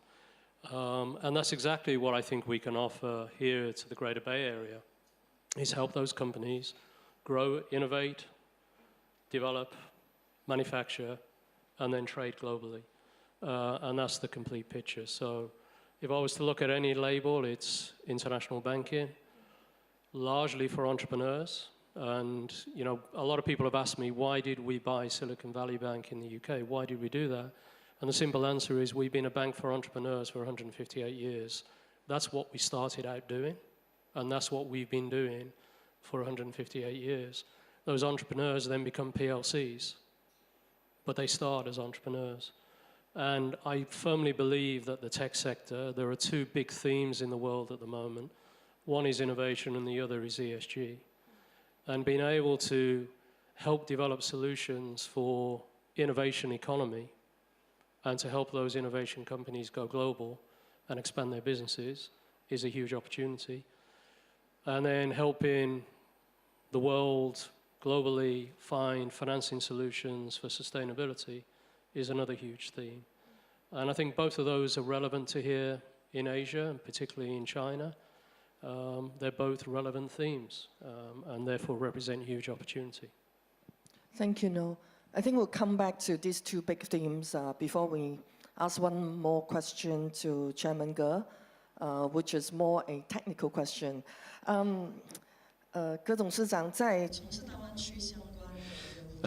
Ge, A key issue for handling GBA-related business is that it involves different legal frameworks and regulatory requirements in mainland Hong Kong and Macau. With the presence in all three locations, how has the BOC been navigating across these different frameworks? This is something that I'm sure foreign banks would be really concerned about. Indeed, a very good question. As we all know, the BOC, in fact, back in 100 years ago, we were already there. And we set our business in Guangdong, in Hong Kong, and in Macau in 1914, 1917, and 1950, respectively. Now, we do have a team of staff who has really a wealth of experience behind them. In fact, a lot of the banks, BOC banks in the region have been incorporated in our system for management. So we are well aware of all the legal framework and the regulatory framework. And so in terms of compliance, we are doing pretty well, and we should also be promoting the financial innovation. We should be launching more products that will be satisfying the needs of the clients. And this is something that we have to progressively providing these services to the market. Thank you.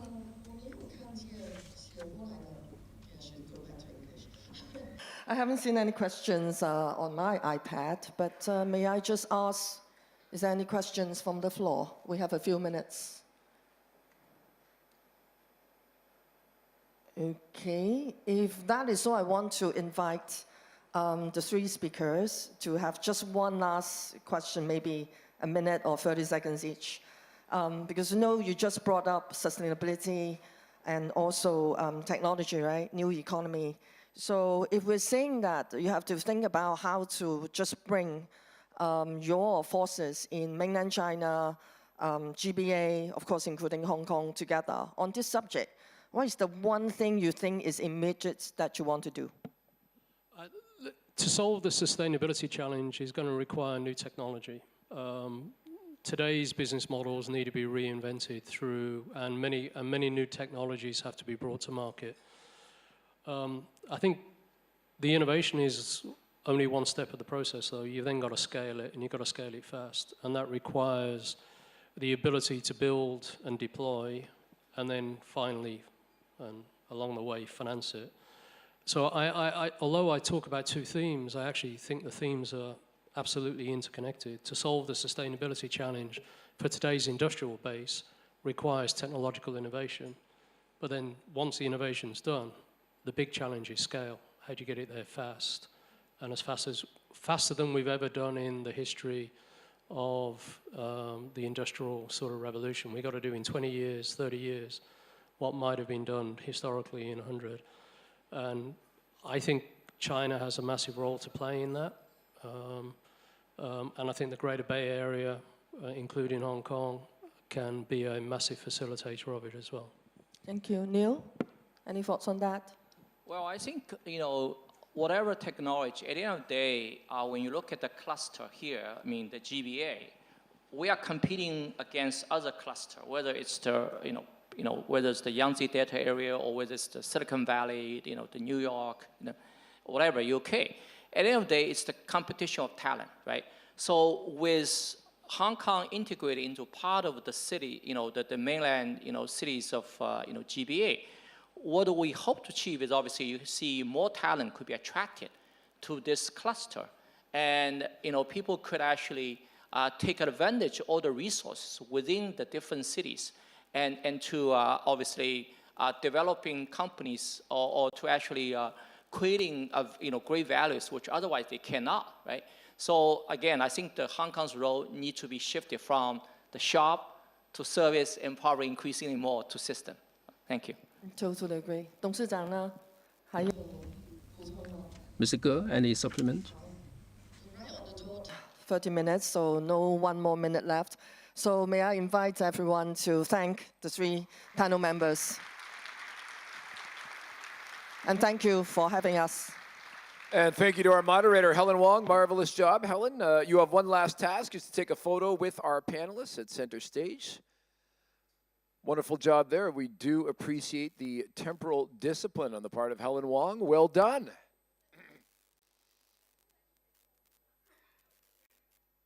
There we go. I did not know that little bit of personal background between Noel and Helen, former colleagues. There must be some secrets to be told there.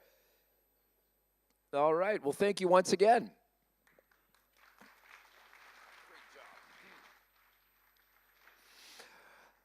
We are talking technology, which is changing all of our lives. Now, last year, right here on this stage, our panel identified that there were going to be changes in terms of how we did business, in terms of risk management, business processes, really changes across the entire financial landscape, and that panel nailed it. All that has come to pass. In addition to that, we have added a new term to our lexicon, generative AI, helping us to make sense of all of these new changes and new technologies and how they are going to transform the world of finance. We welcome our panel now, which will be led by Nicholas Aguzan, the Chief Executive Officer of the Hong Kong Exchanges and Clearing, also known as the Hong Kong Stock Exchange. Nicholas, please come on up. Don't be shy.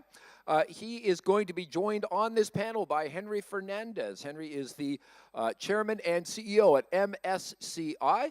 Joining him as well is Jane Fraser, the CEO at Citi, and as well Jenny Johnson, who is the President and CEO of Franklin Templeton. Nicholas? Thank you very much. Go for it. Okay, thank you. Good afternoon, everyone. It's going to be great to share insights with this wonderful lineup of speakers that we have here today to talk about technology, which is, of course, of great interest to everyone in the financial community. And last year, we did explore technology in quite a bit of detail, and we talked about all the disruptive potential of technology, particularly around the value proposition that it has for institutions, for how it changes the business process, and also how we manage risk management in that context. So today, we're going to explore what happened in the last year, what have been the changes, and a year is a really long time in terms of technology. Lots of things can happen. We're going to be talking about generative AI, DLT, tokenization, digital assets. So we're going to go right into it, and thank you very much for being here to all of our panel. I'm going to start with Henry, with one of the hottest technology topics of the year, which is generative AI. And Henry, you just announced an agreement with Google to cooperate in terms of generative AI. So it'll be great if you can tell us a little bit how you're applying AI in your business and how is it transforming your industry. Well, first of all, it's a pleasure to be here, Eddie. Thank you for the invitation. This is my 44th year coming to Hong Kong, and I've seen a lot of change, and the more I come, the more I like it, the change that is happening here. Pleasure to be in this panel here as well. We were joking that we could conduct this panel in Spanish, but we are, or Mandarin, but we're gonna do it in English. First of all, a lot of what we do and what we help power the investment and finance industry is based on 3 things: investment data, investment models, and investment technology. So data, models, technology, almost like lettuce, tomato, carrots, right? And therefore, this generative AI, we've been using predictive AI for about 10 years now, but it's a totally different game now with generative AI. It takes us to a completely different sphere in those disciplines, which is the ability to capture, store, and use data. The world runs on data. Everything we do is a lot of data at its foundation. So the ability to do that. Secondly, the ability to use models and embed AI into those models is going to be totally transformative. And by models, I mean performance attribution, risk management, liquidity, obviously ESG ratings, climate metrics, the ability to accelerate, the use of those models, and being able to put in almost like an artificial intelligent agent or analyst embedded in the products so that we can, you can interface with that. And obviously the impact on technology, we estimate, and we're already going through this, that we can save 35 to 50% of our coders' time. We have about 2,000 technologists in our company through the use of AI in helping write code. So the partnership with Google was predicated on, initially was the use of Google and Microsoft for cloud computing, but then we migrated to, Google is the best data company in the world. All of us get mesmerized by the search engine of Google. That search engine will be useless without the underlying data structure. So Google is going to help us become the largest data gathering, data building company in the investment industry. And the second part of the partnership was, how do we use their generative AI concepts and models with that underlying data? In our everyday life, we can use AI to query a lot of things, get nice information. In the investment and finance industry, you need an extreme level of accuracy when you ask questions. You cannot joke around and get half an answer. So being able to use machine learning and some of the models to then query a huge but very defined set of investment data to come up with very accurate understanding of that is going to be transformative, and that's what they're going to help us with. Great. Well, thank you, Henry. Jane, switching to you, Citi has been talking about the use of generative AI for quite a bit of time now, and you have really embraced it for some years. Now, one of the topics that a lot of people are questioning about, generative AI is a little bit of a black box in terms of the outputs, how some decisions are being made and all that. So love to hear what you're doing around generative AI, and specifically, how do you manage all the potential risks and reputational issues emerging from the use of generative AI? So I think, like Henry, we very much view generative AI, when it sort of came on the stage last November, as a once-in-a-lifetime change. And with that, where we see the opportunities outweighing the risks of AI and generative AI, recognizing that there are both. And so we embrace it for both our customers and what it can do for them, as well as for amplifying the power of our people. And on the people front, we basically look at it and say, so if you think of an average person's job, about 80% of the time is processing, 20% is content, and we expect that to flip through the amplifying power of AI as it comes through. I certainly hope it will do so for me. And then when we then think about how do we then act responsibly around it, we put in place a Center for AI Excellence in 2021, which we're now using for generative AI as well, just to help guide us. And we have a series of principles, and those principles are around innovation, how we innovate, they're around how we manage the risk, as well as how we govern ourselves. And they've proven very useful indeed for how we're then thinking about the development of AI within the firm, the type of control environment, and proceeding with high ambition, but also considerable caution. We're hoping that by the end of the first quarter next year, we'll have all 40,000 of the coders that we have in the firm fully enabled around AI, and we're conservatively thinking we'd expect to see at least least a 10% productivity uplift from them. I suspect it's going to be much, much greater in the future. The initial pieces we're seeing is in terms of the productivity uplift is our lower performers are getting up to roughly the same standards as the higher performers. But it's the early days is really around the coding side and productivity. It's when we start looking at how we're going to start treating customers, the customer servicing aspect, that you get pretty excited. But then you've got to make sure you've got principles such as fairness, human centricity of AI, and these other principles that become very relevant for guiding how we do that. I can see Jenny's chomping at the bit here to jump in on investing. So, you know, we've been using AI for a while in investing. And if you think about investing, it's actually really simple. There's only 3 decisions you make: buy, sell, size. And so in the decision and looking at your own biases in that, you're deciding, you know, whether once you've made a decision to buy, how quickly do you do it, how quickly do you size it, and do you lag in selling it? And so using AI and machine learning to just get better and better has been something that we've incorporated to our investment processes. Our emerging market team, which does active management but has built a quant overlay to try to build in some downside protection. So those are all kind of the machine learning portion of it. Generative AI, as both Henry and Jane said, I think is a game changer in the sense that, well, first of all, think about generative AI as like, this is how it was described to me by our tech portfolio manager. It's like a really smart intern.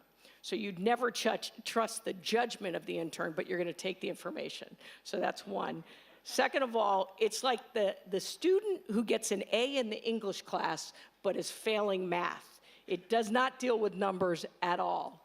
And then the third, it's a bit like if you've ever paid a trainer to train your dog, you learn that 20% of the effort is training the dog, 80% of the effort is training you as the owner of the dog.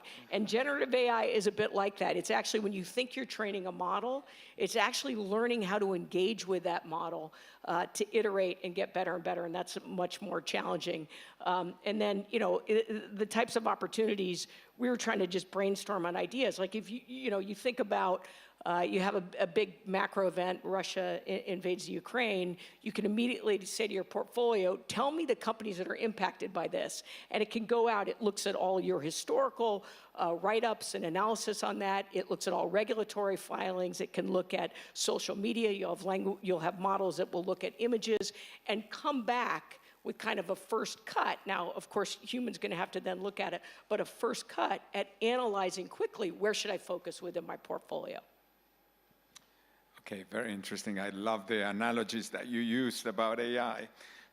So Jane, turning back to you around, mostly around the fintech space and what's happening around other types of technologies like blockchain, digital assets, and what Citi's doing to use those to really enhance the experiences. And what do you see as the key challenges and opportunities for global banks, and how are you approaching all this space? This is one of the areas we give a real shout out to HKMA as well, around the framework that's been put in place, because I think we've seen as new technologies, particularly in the digital asset space, come out, if you don't have the right framework around, it really inhibits both the innovators, it inhibits the institutions, it certainly inhibits the users and the consumers. So having the framework, this is an area we've certainly found, HKMA, so thank you, Eddie, it provides exactly that. And I think that's where we're seeing quite a few of the leaps forward here in areas such as tokenization and the like. Blockchain took a long time to really get some more sort of traction in many of the different areas compared to, I think, what we all thought about a decade ago. I remember we first went to the board 10 years ago with blockchain. Thinking it was going to be faster in it. What we're seeing at the moment is more of now, I think, the convergence with tokenization in the technologies between what's happening in the real world, as it were, together with these technologies. So I'll give you an example. One of the big canal authorities in the world that we work with, we've put together smart contracts together with the payment capabilities and the tokenization on a blockchain ledger that now enables ships, instead of waiting a day and a half and having to put things through fax machines, it takes about a minute and a half for the payment together with all of the documentation, the smart contract, to get the permissioning to go through. So the types of efficiencies we're starting to see from the technology, it gets to be very exciting. Similarly with the RLNs, as we start seeing CBDCs getting connected together with the actual payment networks around the world. We've been doing some work with the Fed on that. We've been seeing Banco do Brasil doing the same thing. Brazil and the UK, obviously this part of the world is doing a lot of innovations there. But it's seeing these two converging, I think, is where we're starting to see much more action and greater traction coming. And it's getting much more exciting. But again, we need to have the right regulatory framework for us to be able to work on this in a responsible way to everybody's benefit. And that's when things start getting going. Yeah, Jane, and I'd like to just complement what you said about regulatory environments, and I agree with you that, Eddie, I mean, the way that you're approaching, regulatory environment, and also Julia, SFC, how you cooperate, I mean, with HKMA and with all the government policy makers to make sure that not only you're thinking about the safety and security of the system, but also in a future-looking way, constructive way, trying to leverage all the new technologies. So it's really fabulous to see an environment that is very forward-looking and proactive. So turning back, Jenny, to you around the use of tokenization, blockchain, you've been using that quite a bit, and how do you see that affecting the asset management industry? Well, first of all, I couldn't agree more with Jane on 2 points. One is... That's a first. One is that from an infrastructure standpoint, huge opportunity, and I think we all recognize it over time as these various projects come together, there's going to be great cost efficiencies in the system. And two, the work that's done with HKMA and in Hong Kong here on the regulatory front, we're following it all over the world, and you've been real leaders because you've been willing to come out with very clear guidance on that, so that's great. So Franklin Templeton got involved in blockchain. Early on, the first thing we did was decide we wanted to do a tokenized money market fund. And so we built a shareholder servicing system on chain, and then we actually worked with the SEC, so it's an approved regulated money market fund. And in that process, we saw a couple things, as well as a hot cold storage wallet. So it gave us some good insights into how the cost, because we ran 4 of our own transfer agency systems historically, and we were astonished even ourselves to figure out how much less expensive it was to run it on chain. And then 2, we ended up, you had to hold coins because you need to be able to pay for the transaction. So this is a public chain money market system. So transactions are on a public chain. Obviously, the shareholders' information is on our private chain. And so as we then started to hold, we did on the Stellar Network, Lumens, we started to recognize, wow, if you hold these, it's interesting. As a node validator, you're learning a lot of information about what's going on. So today, we actually validate 5 different chains. And for those who completely think about dismissing this, I just want to say that the Ethereum network, if it were a public company, hit 10 billion in revenue at about the same pace as Google and Facebook hit 10 billion in revenue, faster than Microsoft, Workday, and Salesforce. So whether you can get comfortable with the Ethereum coin as revenue, there's something very real here. And so as we looked at that, we then built kind of active management strategies around that. So we actually have a team. If you read the write-ups that our team will do, I think there's 30 coins that we feel very, very comfortable with. It would be as detailed. As a matter of fact, they came out of our fixed income group. It would be as detailed as any write-up that we have anywhere in our equity or fixed income world. And then what gets us really excited is that what Jane was talking about is just the efficiency of this. So if you think about blockchain, it does 3 things, right? So number 1, it has a smart contract, so it's the ability to just execute a contract without anybody getting involved, no title company to prove that ownership or anything. Number two, it has a payment mechanism. And number three, because it's a general ledger, you don't have to validate that the rights of whoever owns it has all the rights to the contract, right? So it takes a lot of the friction out of transactions. And if you can do that, you can actually fractionalize transactions more. So my favorite example to bring this home is Rihanna, the singer, who came up and issued 300 NFTs, each one with the right to 0.00033% royalty of one of her biggest songs. Well, why can she do that? Because when the streaming service plays her song, the smart contract can kick off, and those fractions of pennies that or fractions of, of whatever the payment is, comes in and then comes right into whoever owns that in the wallet. So you can imagine that there are going to be the ability, blockchain's going to unlock uncorrelated, untraditional types of investment capabilities that people, and you're already seeing it, I won't spend any more time, but you're already starting to see those, that will be uncorrelated to the rest of your portfolio, which as an asset manager is really interesting to us. Well, digitalization is obviously affecting the financial markets to a great degree.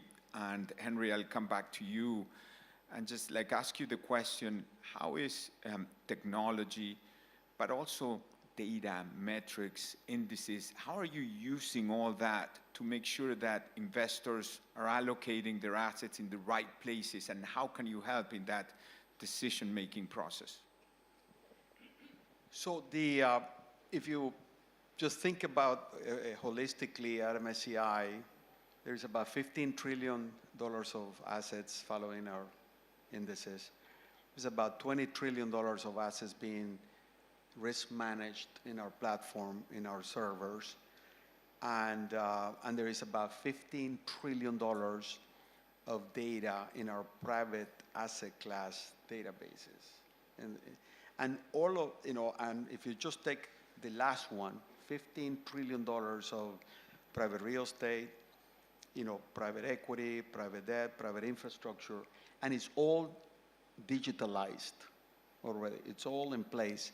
So the ability to then build models on top of that with the latest technology and being able to look at the underlying characteristic of each one of these assets. For example, in real estate, we collect about 130 different fields for every property, some hundreds of thousands of property in the world. So the ability to be able to gather that information, which we have, being able to then use models for climate emission estimates, for example, for implied temperature rise, metrics, and being able to project the climate emission and the climate risk of those assets and the climate emissions of any one of those entities, and correlating that to the balance sheet of banks, the asset under management of asset managers, et cetera, is an enormous game change in our industry.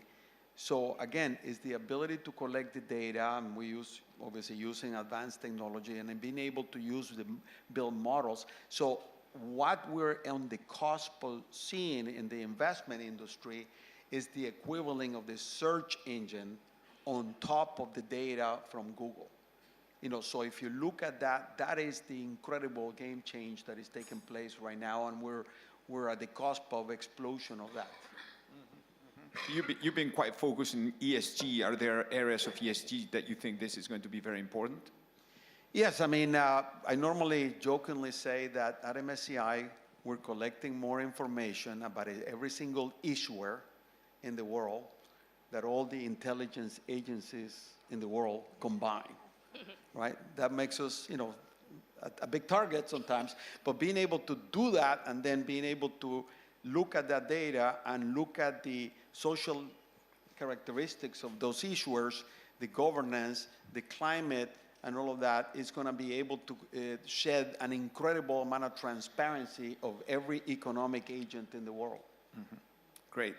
All right, so just to wrap up, because we're running a little short on time, besides what we discuss, blockchain or artificial intelligence, generative AI, what other technological development or analytical innovation should we keep an eye on, or are you focused on? And let me start with Jenny, then we'll go with Jane and Henry. I won't steal yours, Jane. I'll go with something else. She gave me a heads up on where she was going.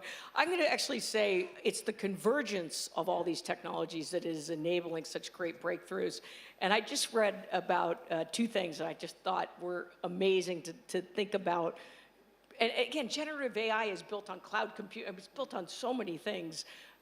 So one was the head of AI at Stanford University shared that there was a professor at Stanford that spent their entire career mapping a single protein in the genome on a human. There are about 20,000 proteins in the human genome. They then used generative AI or some sort of AI, and they mapped all 20,000 of them in 1 year. So imagine that professor spent the entire lifetime. So think about that amazing breakthrough that we're going to have. So, and there's story after story where you're just going to see massive productivity, which will then open up tremendous opportunity and innovation. Yeah. So I was torn between two. The obvious one, which I think is on everyone's tongue, will be quantum computing, is obviously going to be over the next, in a decade's time, the next big game changer, but we better start getting ready for it because the years go by pretty quickly these days. And then linked, I think, into all of this is what we always talk about of fintegration, which is how is it that we're really leveraging all the different innovations that are happening around and incorporating them into our business models without having to own them all. So those are the two big trends that we see. So I would agree with Jane that, and Jenny, my good friends here, that clearly, it would be great to have another technology revolution taking place. But we're very busy with what we currently have right now. So clearly, quantum computing will unleash an incredible ability to calculate things. But we got enough right now, so the ability, what we are, as I said, at the cusp of is the equivalent of the search engine on top of data for consumers, the search engine on top of investment data, and the unleashing of that power to understand portfolios, to understand companies, and to understand that and create that transparency, and being able to calculate a lot of that through cloud computing, being able to distribute it through, through a lot of, obviously, software applications, but importantly with an analyst at your, the analyst that you were talking about, Jenny, in the intelligent analyst but you can trust, though.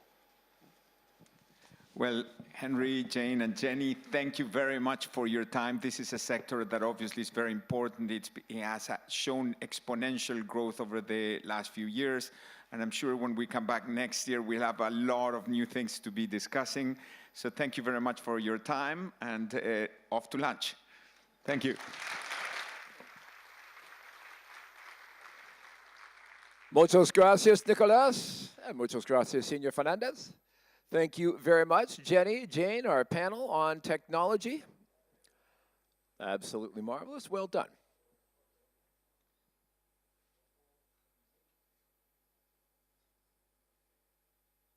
And there we go. Jane Fraser bringing a little bit of color to the stage. Much appreciated. Thank you very much. And with that, ladies and gentlemen, we are going to be taking a little break for lunch, and then we are going to have a special keynote who's going to be joining us, and after that, a little something special, a little something different for you. But that will all be coming after we do give you a chance to have a bite over lunch here at the beautiful Four Seasons. My team is clearing the stage because we want to put something up in front of you that takes you back in time. It's a little bit of a time machine. Back the great distance of about 15 hours ago. 15 hours when you were all at the beautiful Palace Museum.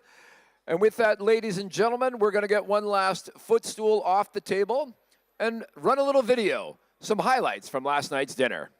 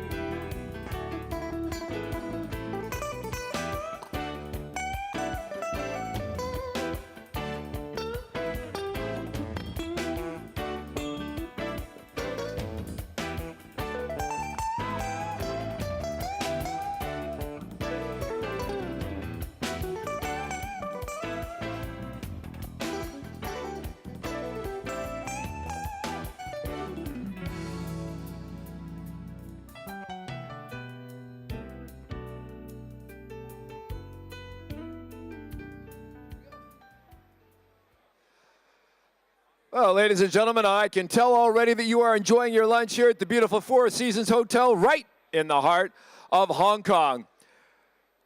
And I would like your attention up here on the main stage because I am bringing a very special guest to come and deliver a keynote address.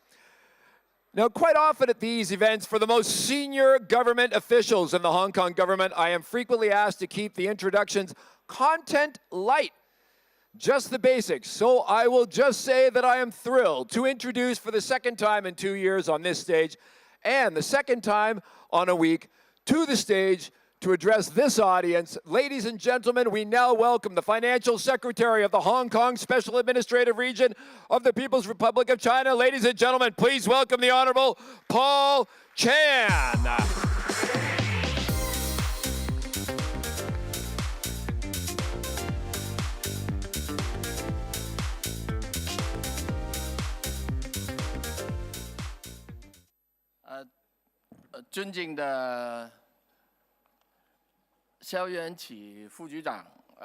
Eddie, distinguished guests, ladies and gentlemen, good afternoon. Oh, what a stimulating and hardworking morning. I know you all treasure this little lunch break and look forward to your main course. So I would keep my remarks brief. I wish to update you on two subjects. One relates to Hong Kong's capital market development in terms of fund flows, and the other is about Hong Kong's economy. On the first subject, it is about Hong Kong's unique role in our country's prudent and orderly opening of her capital market and enabling mainland capital to go global, as well as internationalization of the renminbi. In all this, Hong Kong's connectivity and international facing are the key. On facilitating capital flow, perhaps let me highlight the recent enhancements to our Connect schemes with the mainland. As you all know, the Connect scheme was first introduced back in November 2014, starting between Hong Kong and Shanghai in the stock market, and then extended to Shenzhen. And in 2017, it was Bond Connect, and in 2021, start to extend to index futures. 2022, inclusion of ETF in the Connect. And this year, there are a couple of important enhancements and developments that I would like to highlight to you. One is extending the Connect, from products to derivatives, meaning that from stock, bonds, ETF, to risk management products, like interest rate swaps, A50 index futures. Of course, from investors' standpoint, this may not be enough. So going forward, we'll continue to work hard on things like bond futures, A50 index options. So that is on derivatives. The second development that I would like to highlight is renminbi-denominated products. As some of you may know, now on our stock exchange, 24 major stocks can be traded at the same time in both Hong Kong dollar and renminbi.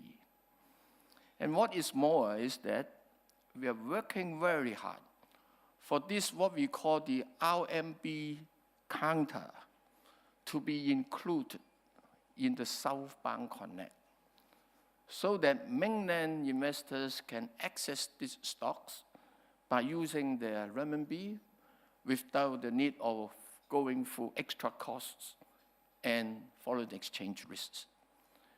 And what is more, we are working with the regulators, with the blessings from the mainland authority, to include international companies listed on our stock exchange to be included in the Southbound Connect.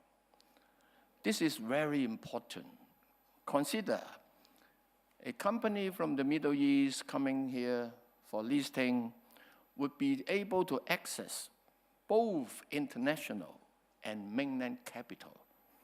The liquidity would be very different, so that the valuation will properly reflect that. We are also, at the moment, trying very hard to diversify the listing of the issuers to our stock exchange and international capital. Earlier on, when you heard the speeches from my colleagues, you will know that given the geopolitical tensions, traditional markets, US, Europe, continue to be very important. But at the same time, we need to diversify, and we need to work hard to attract more liquidity and more quality issuers to come. And that is one on the connectivity arrangement. The second subject I would like to share with you is about Hong Kong economy. This year, despite the external headwinds, very complex and changing circumstances, we expect our GDP growth to be over 3%. Well, it is a little slower than what we would like to see, but this recovery effort is sustaining. And with the connectivity with the international community to continue to improve by having full resumptions, say for example, in international flight connections, more visitors will come and more business will flow from that. Looking into the short term, the major driver of our economic growth for the rest of this year and perhaps into the first quarter would continue to be export of services, tourism arrival, and private consumption. Going into the medium term, the way we see it is that the twin engines of growth for Hong Kong economy would be financial services and technology and innovation. Financial services is obvious, so I do not need to elaborate. On innovation and technology, allow me to spend a few minutes. Over the past few years, the government has invested close to 200 billion Hong Kong dollar into the innovation and technology sector in order to build a vibrant ecosystem, in order to attract more companies to come, in order to bring a sustainable driver to our economy. And this is important to us, not just for the economy's sake, but also hoping that it will give our people better quality job options. In this attempt, we have chosen 4 areas to focus our energy. One is artificial intelligence and big data analytics. The second one is health science, biotech. And the third one is fintech. And finally, new material, advanced manufacturing. We know that building such an ecosystem is not easy.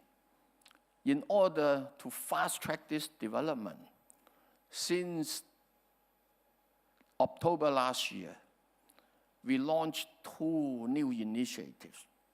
One is to attract strategic businesses to come to Hong Kong to set up their operation. The second is to attract talents to come. So since December last year to the end of September, we have managed to attract more than 30 companies coming to Hong Kong. Altogether, in the initial years, they will invest over 30 billion Hong Kong dollars and creating about 10,000 jobs, and most of which are research and managerial jobs. And there are much more in the pipeline. And in this pursuit, we have also made good use of our physical reserve. And we have set up a Hong Kong investment company. The purpose of this company is that in the process of negotiating with these companies, of course, we want them to have certain commitment as to the level of investment, the level of employment, the level of technology that they are bringing in. So in return for that, if they want us to take a minority stake so that we put money to where our mouth is, we are willing to do so. And this Hong Kong investment company is now up and running. That is one part of the Hong Kong IC's responsibility. The other part is through the Hong Kong IC, we dish out mandates to general partners, asking them to use that money into the sectors that we want to drive, into sectors that would facilitate the longer-term development of Hong Kong. So that is on attracting businesses in Hong Kong IC. In terms of talent, since we launched our top talent admission schemes and relaxed certain other restrictions in other talent admission schemes, up till the end of September, we have received over 180,000 applications, and we have approved over 100,000 of them. And in fact, over 70,000 of those talents have already arrived, come to Hong Kong. And we are also making other facilitating measures to ease their settling into our community, including a one-stop window to assist the education of the finding of international school places, finding their residence. We also, in terms of stamp duty, in connection with purchase of residential properties, we also do some relaxations for them. So we are making good progress on both fronts. We are continue to work hard on that because we believe by doing so, it would expedite our economic development and making Hong Kong even more attractive to businesses and talents. And finally, if I may also mention, in the coming decade, we will be making massive investments in infrastructure, not just land supply, not just residential house, but also in terms of transport infrastructure, the connectivity with the GBA. So for those of you in the financial sector, I think this is huge opportunities. And we welcome you to co-invest with us, to work with us. Finally, thank you for this opportunity to speak to you. And let me express my heartfelt appreciation to you all for joining us at this event. We appreciate very much your support. And we do hope that, apart from work, please do enjoy the city. Thank you.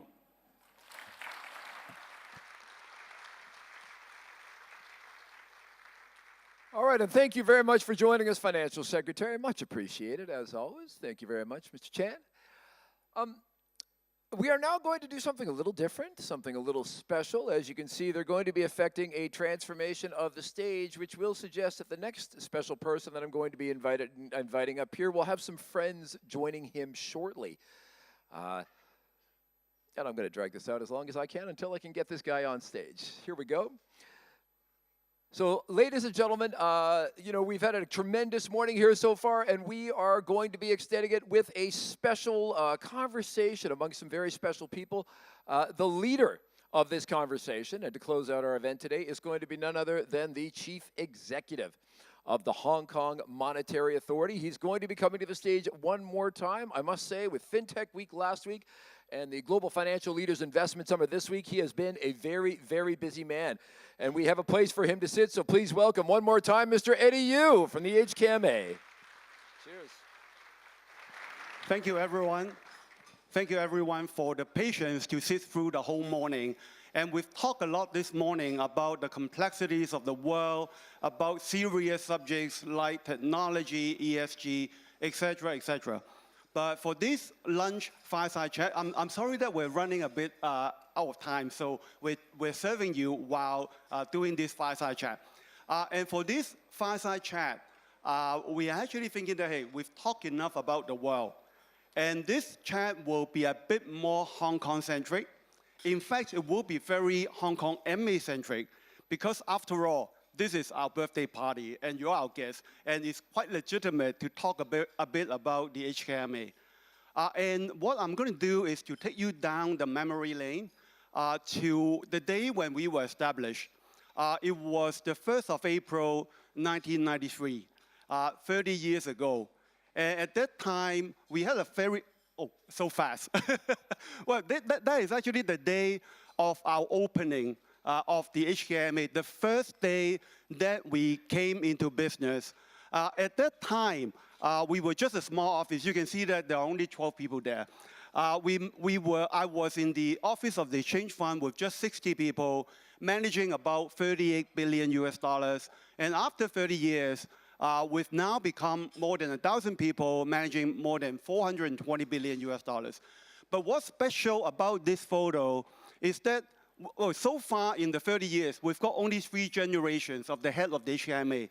And all 3 heads are actually in that picture. So I'm going to let you have a guessing game about who's who in that picture.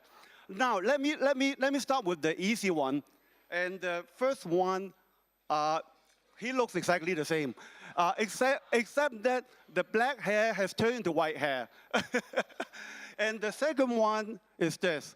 Well, he's actually very similar, and he looks forever young, and he looks very much like the same. But the difficulty, the challenge for you is to find me here. Mind you, I was 30 years younger, and I had a lot more hair than what I have now. And this is me. All right. and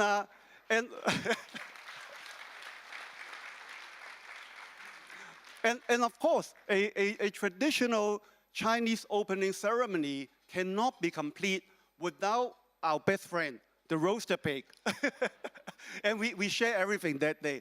So it was the first day of our opening in a very modest office in the Admiralty Center 30 years ago. And I'm very glad that our 2 previous chief executives of the HKMA is also with us today. And I would like to invite both Joseph and Norman up the stage so that we can have a short and sweet fireside chat.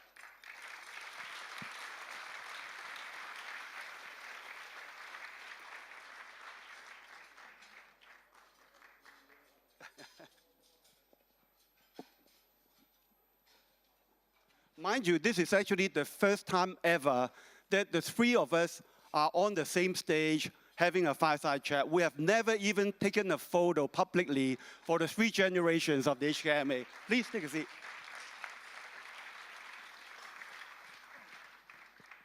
Now, let me start with you, Joseph. Literally and realistically, you were actually the one creating the HKMA. It was 30 years ago. Can you take us through the memory lane to tell us what the background is? Why do you think there's a need? And at one point, I thought you told me that because it was in 93, the preparation was more like in 91 to 92, and it was to run up to the handover of sovereignty in 97. It was a sensitive time. You once told me that the creation of the HKMA has to involve both the British and the Chinese central banks. And is there any pivotal moment, deciding moment through that process that you can share with us, Joseph? I mean, if you want to look back into history, I suppose a defining moment can be a decade long, okay? So if you look at the 10 years before the setting up of the monetary authority, you remember what happened? We had a monetary crisis in 1983. leading to the fixing of the exchange rate. We had at the same time a banking crisis which lasted for 4 years, involving the rescue of 7 banks in total, and I was involved in doing all that. And then in 1987, we had the stock market crisis. So we had monetary crisis, banking crisis, stock market crisis. Now, as a junior officer, having some responsibility on money and finance in Hong Kong, I said to myself, hey, this is not on. And the political handover, it's getting near on the time horizon. So the defining moment, therefore, was the time when I decided that apart from firefighting, you've got to do a bit of work on fire prevention as well. And that means creating the infrastructure, 3 I's actually, creating the infrastructure, creating the instruments, and creating the institutions necessary to command confidence amongst yourself that Hong Kong works, okay? So that was done actually around 1988. And the first event, actually, I don't know whether O'Neill Quinn has already left, right? We had to wrestle, actually, from the Hong Kong Bank, which was the clearing bank of the banking system, and therefore in a position to create money in the hands of a commercial bank. We had to rescue the power to create money from a commercial bank, the clearing bank, back into some form of a government institution. So we managed to do that in 1988, and that was the first of the fire prevention measure that we introduced. And then after that, of course, we were the first, among the first jurisdictions to introduce capital adequacy requirement in the banking system, et cetera, et cetera, et cetera. And until 93, the time has matured for us to set up the Hong Kong Monetary Authority. You were right, we had to talk. We were in the colonial government, and because of the royal instructions and the letters patent, anything, any change in Hong Kong concerning the monetary and financial system, you have to go to Whitehall.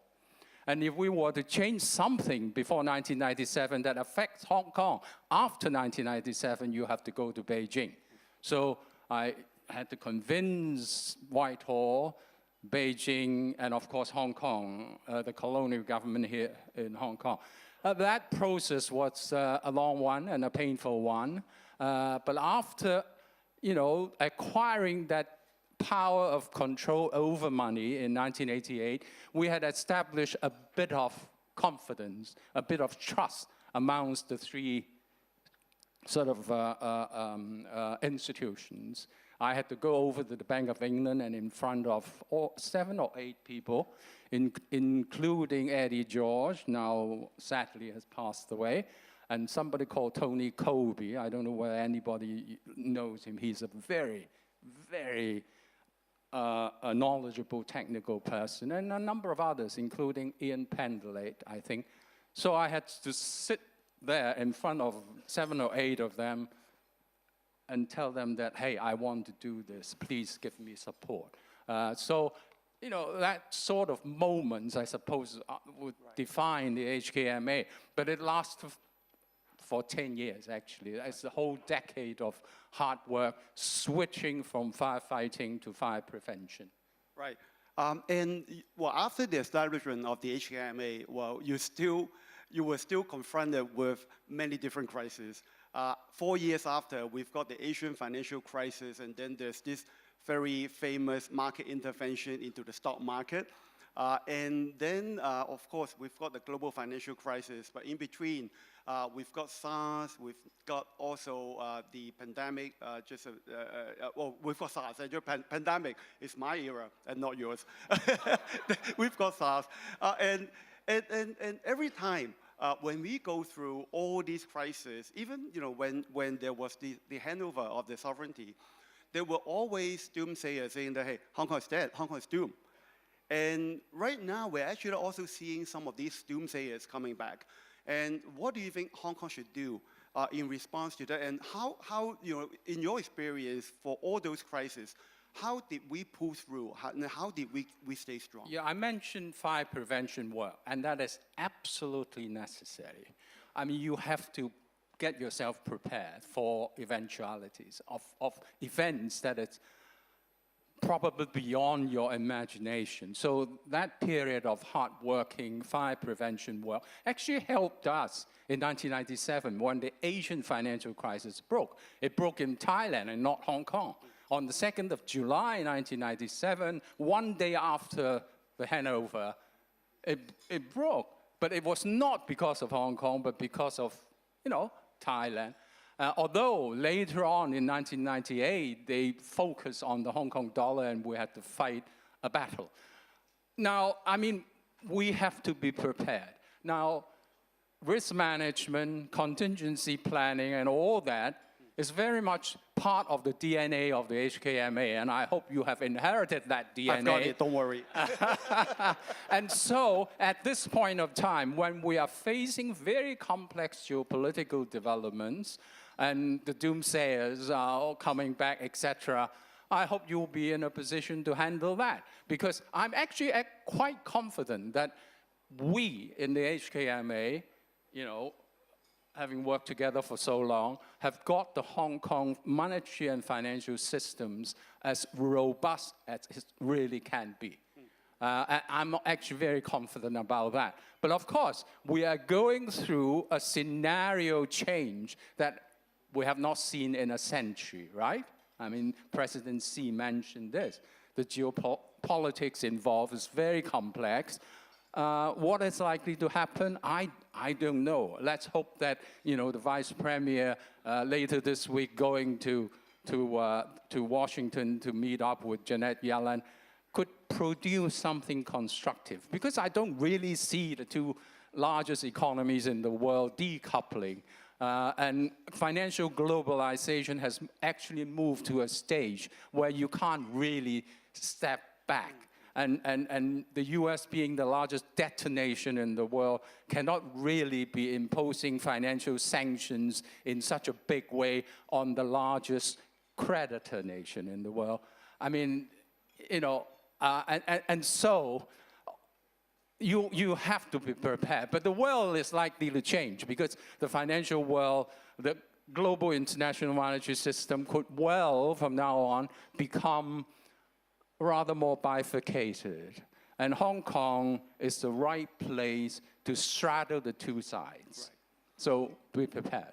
And I think the fact that we've got all the heavyweights in global finance gathering here in Hong Kong is a good validation of everybody's confidence in Hong Kong and probably in the Hong Kong MA as well.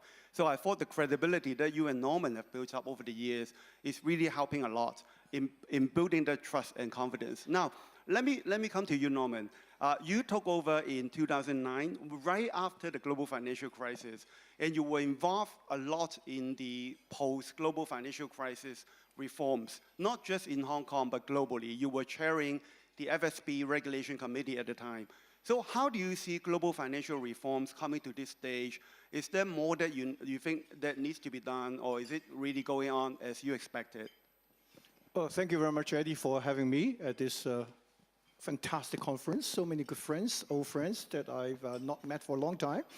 I cannot think of a better way to celebrate our birthday, 30th birthday, through this fantastic conference. Really appreciate it.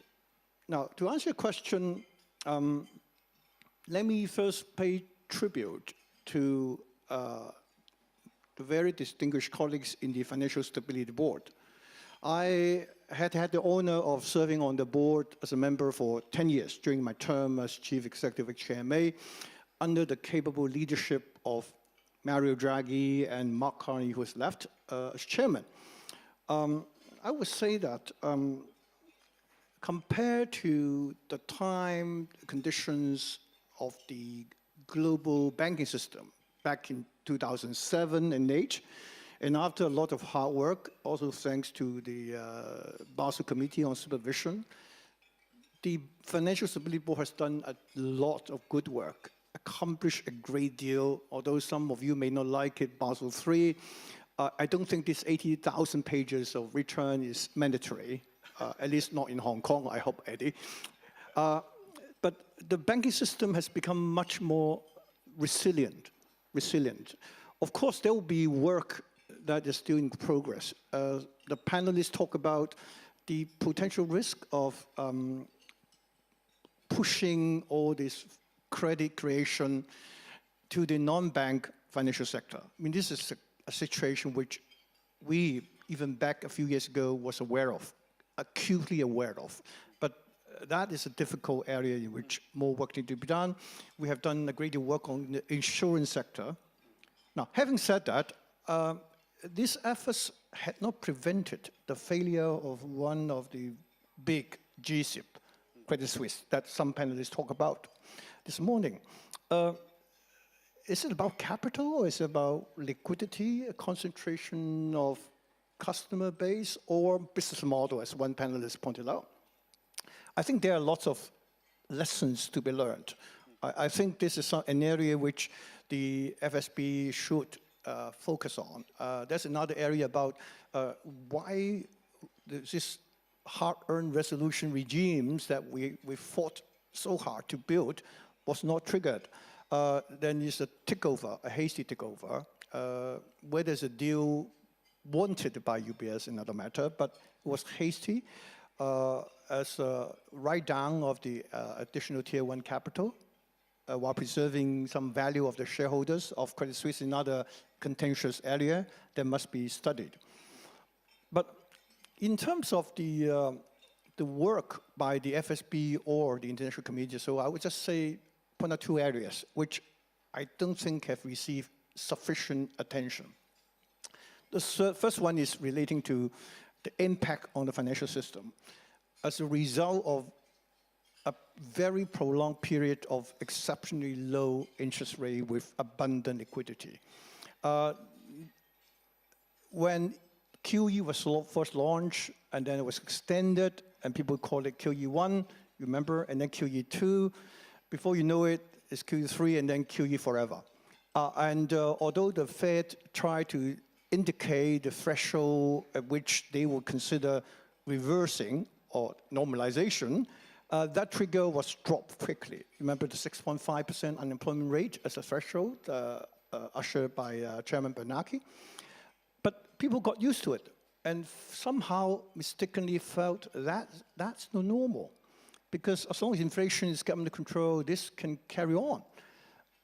I think very few of us had expected the circumstances in which the inflation pressure picked up so sharply, because it's partly due to geopolitical tension, war in Ukraine, energy prices. But on the other hand, if we in the financial industry accept that this exceptionally low interest rate or zero interest rate and quantitative easing is not going to be sustainable, it's not going to stay there forever, then one should expect normalization to take place. Except we don't know the timing, we don't know the circumstances in which it will happen. But it has happened. And the impact it on the balance sheet, we talk about Silicon Valley Bank, maybe many other banks' balance sheets have been badly damaged because of this investment in the bond securities.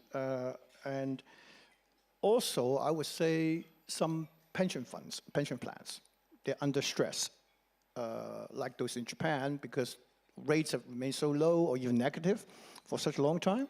When the interest rate should pick up, it hasn't really happened yet. That will have an impact. So I think more work needs to be done, I think, by the FSB on this interface or interaction between monetary policy and the financial system, financial stability. The second point which I want to talk about is something I hope it won't upset too many people, is I don't think sufficient discussion has taken place on the impact of prolonged zero interest rates on the society. In other words, put another way, is the effect of causing a widening of the gap between the haves and have-nots. Quantitative easing accommodating monetary policy are designed to support economic activities. Through that, employment, no doubt about it. It was deployed during exceptional periods. We can understand that. But once you get used to it, you use it for too long, then it will have the intended effect of supporting or inflating asset prices. What does that mean? That means the rich people, the haves, who owns the bulk of the assets, would get benefits. They get richer. At the same time, the ordinary people, ordinary folks, would feel poorer because the assets become more and more expensive in Hong Kong. Young couple with decent education, maybe working for Blackstone is an exception, find it hard to have the down payment to buy a small flat, and the parents have to intervene and chip in. That's a common phenomenon, not just in Hong Kong overall. So some have argued, therefore, I find some validity in it, that this monetary policy is one of the factors leading of the increased support for populism, the fragmentations of the middle class, and that's an area I think worth further consideration and study. Thank you. Let me turn to another area that you've taken Hong Kong MA really a long way through that spectrum, which is market development. You've led the development initiative on the Connect schemes, on the RMB market, FinTech, and then ESG initiative. And looking at it from now, you're more from the private sector's point of view. Are there areas that you think development may not be sufficient, that we should do a bit more? Are there areas that you think it should be refined or revised? So what's your take on that? Okay, thanks. I would just echo what Vice Premier He and others have said. I cannot think of any other place than Hong Kong, which is better place in intermediating trade and financial flows into and out of China. You can use different terminology. It's a gateway, it's a conduit, it's a window. But to do that, one must build bridges, the conduit. And we have many Connect schemes you have heard. We have the Stock Connect, first of all, 2014.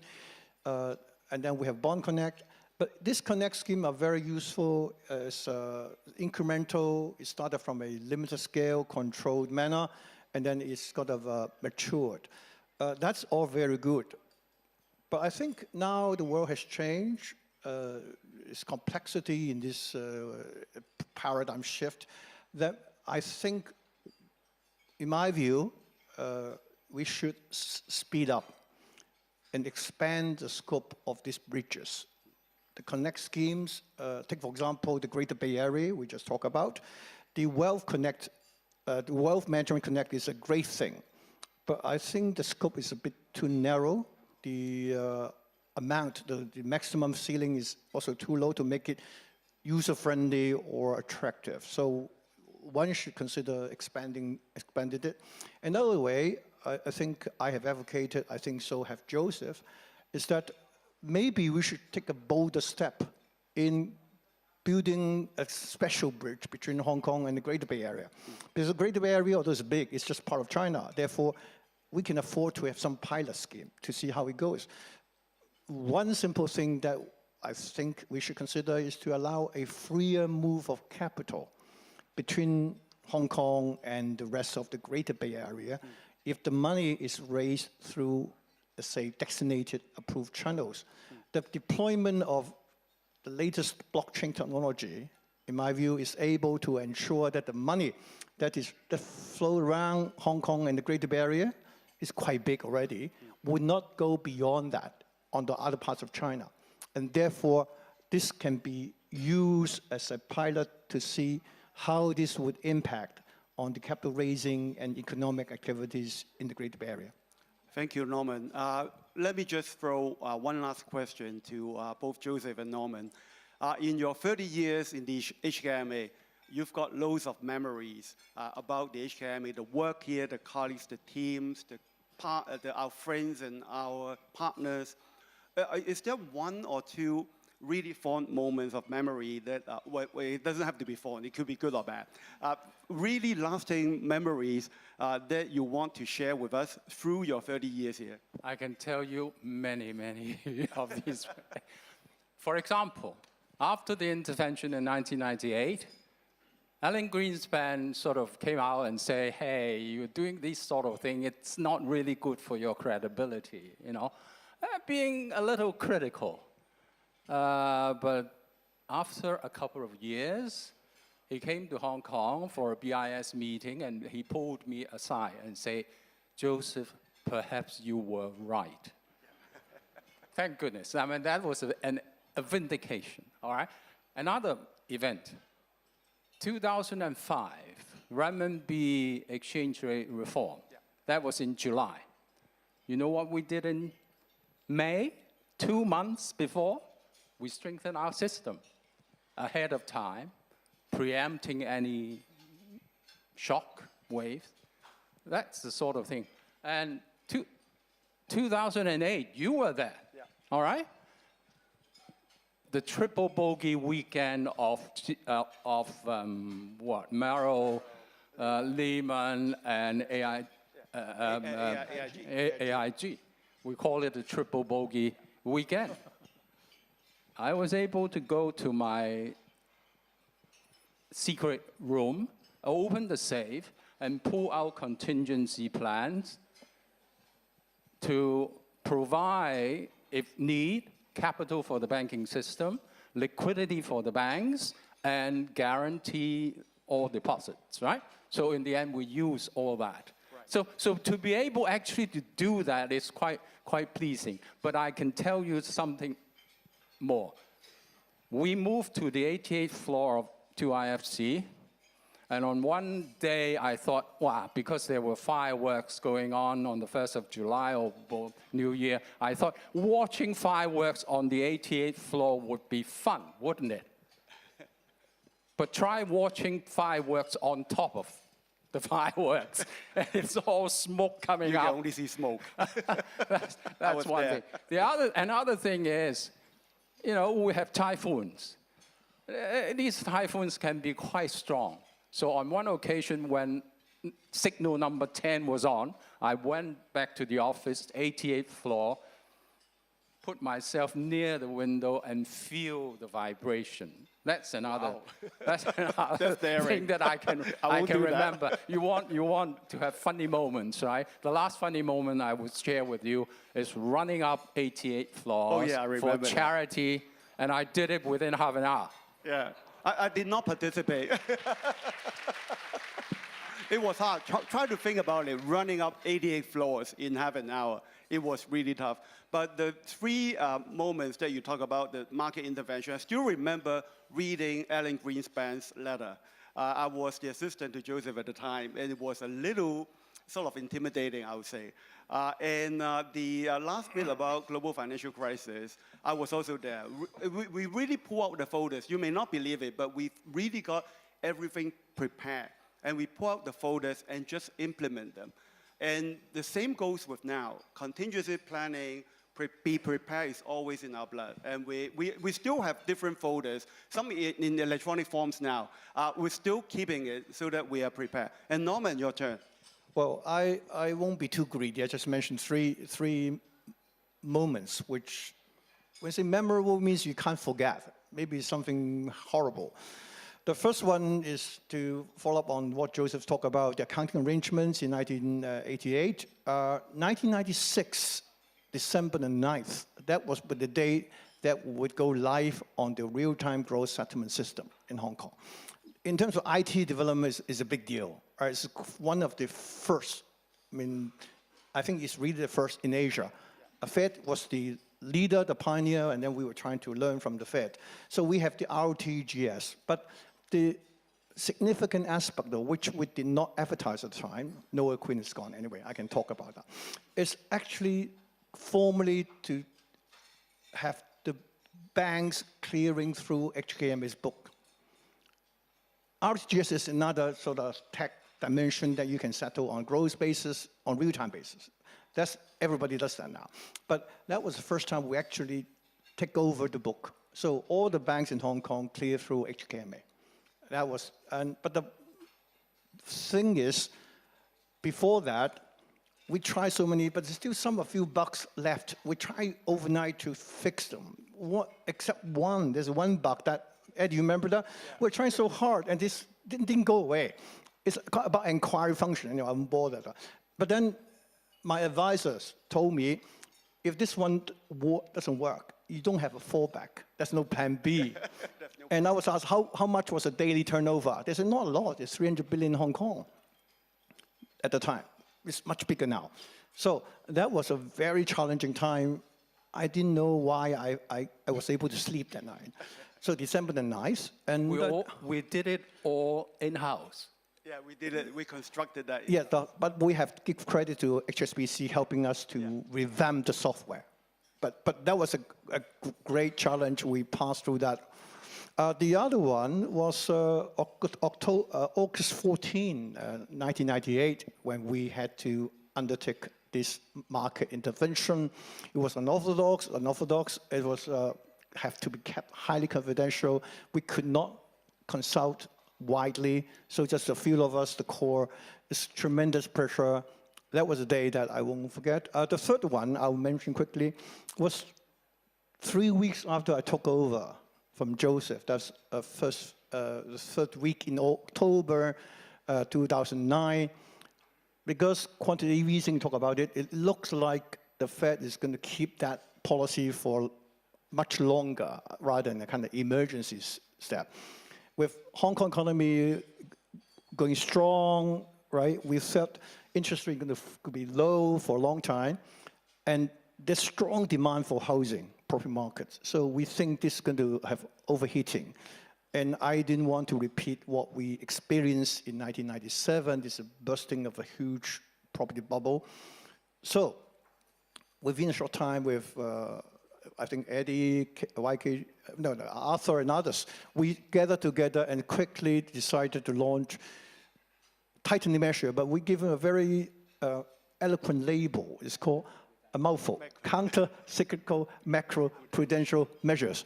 Now, it's a mouthful because I thought it's not just one of the tightening measure, like ad hoc response. It's kind of based on the principle that none of us will actually know when the bubble will be formed and burst, and therefore, when the market getting very, very, very hot, we would tighten underwriting standard a little bit, just a little bit, not to stifle the market or too strong. But as the market become even hotter, we would tighten a little bit. Little did I know we had to do, how many? 9? 9 rounds. That was because of this unexpected period of long zero interest rates. And therefore, funds keep on flowing to Hong Kong, in the Hong Kong dollar, and market become very buoyant. And I don't think I was a popular guy in town, because I was hindering people's ability to buy properties. Every time I announce something, everyone we raise the down payment requirement, people are not happy. But at the moment, I think we should thank ourselves, HKMA, for this tightening, because the property sector, although it's going a downturn, the banking system, the financial system, the household position are in a very resilient condition and thereby able to withstand the shocks. So those are the 3 moments. Right. I think the one moment that is shared among us is the 1998 market intervention. It really stays with us. It was 25 years ago already, and I still remember the shock that I had.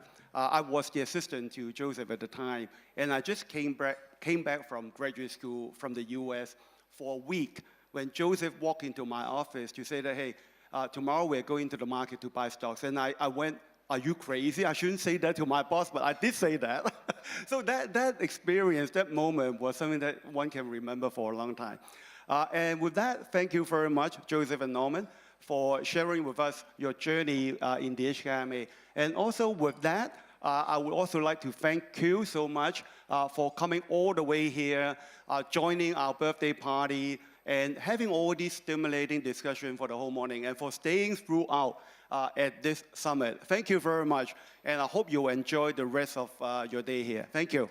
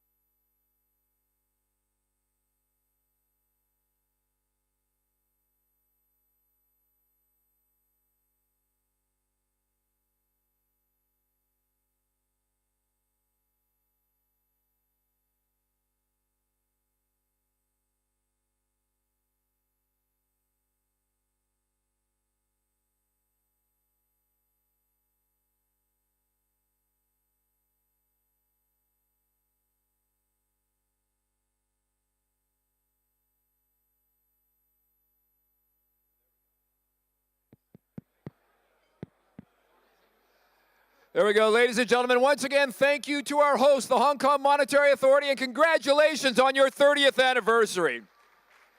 Thank you to all our speakers. Thank you to all of you for coming here. And when you go out those doors, the world will not be a less complex place, but for what you have learned here today, you will be better for it.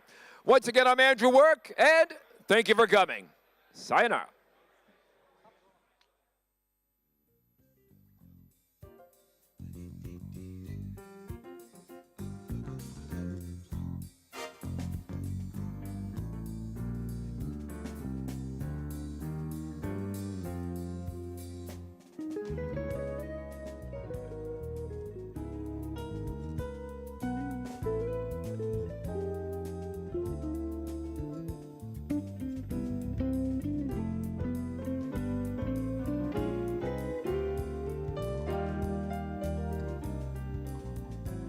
Thank you.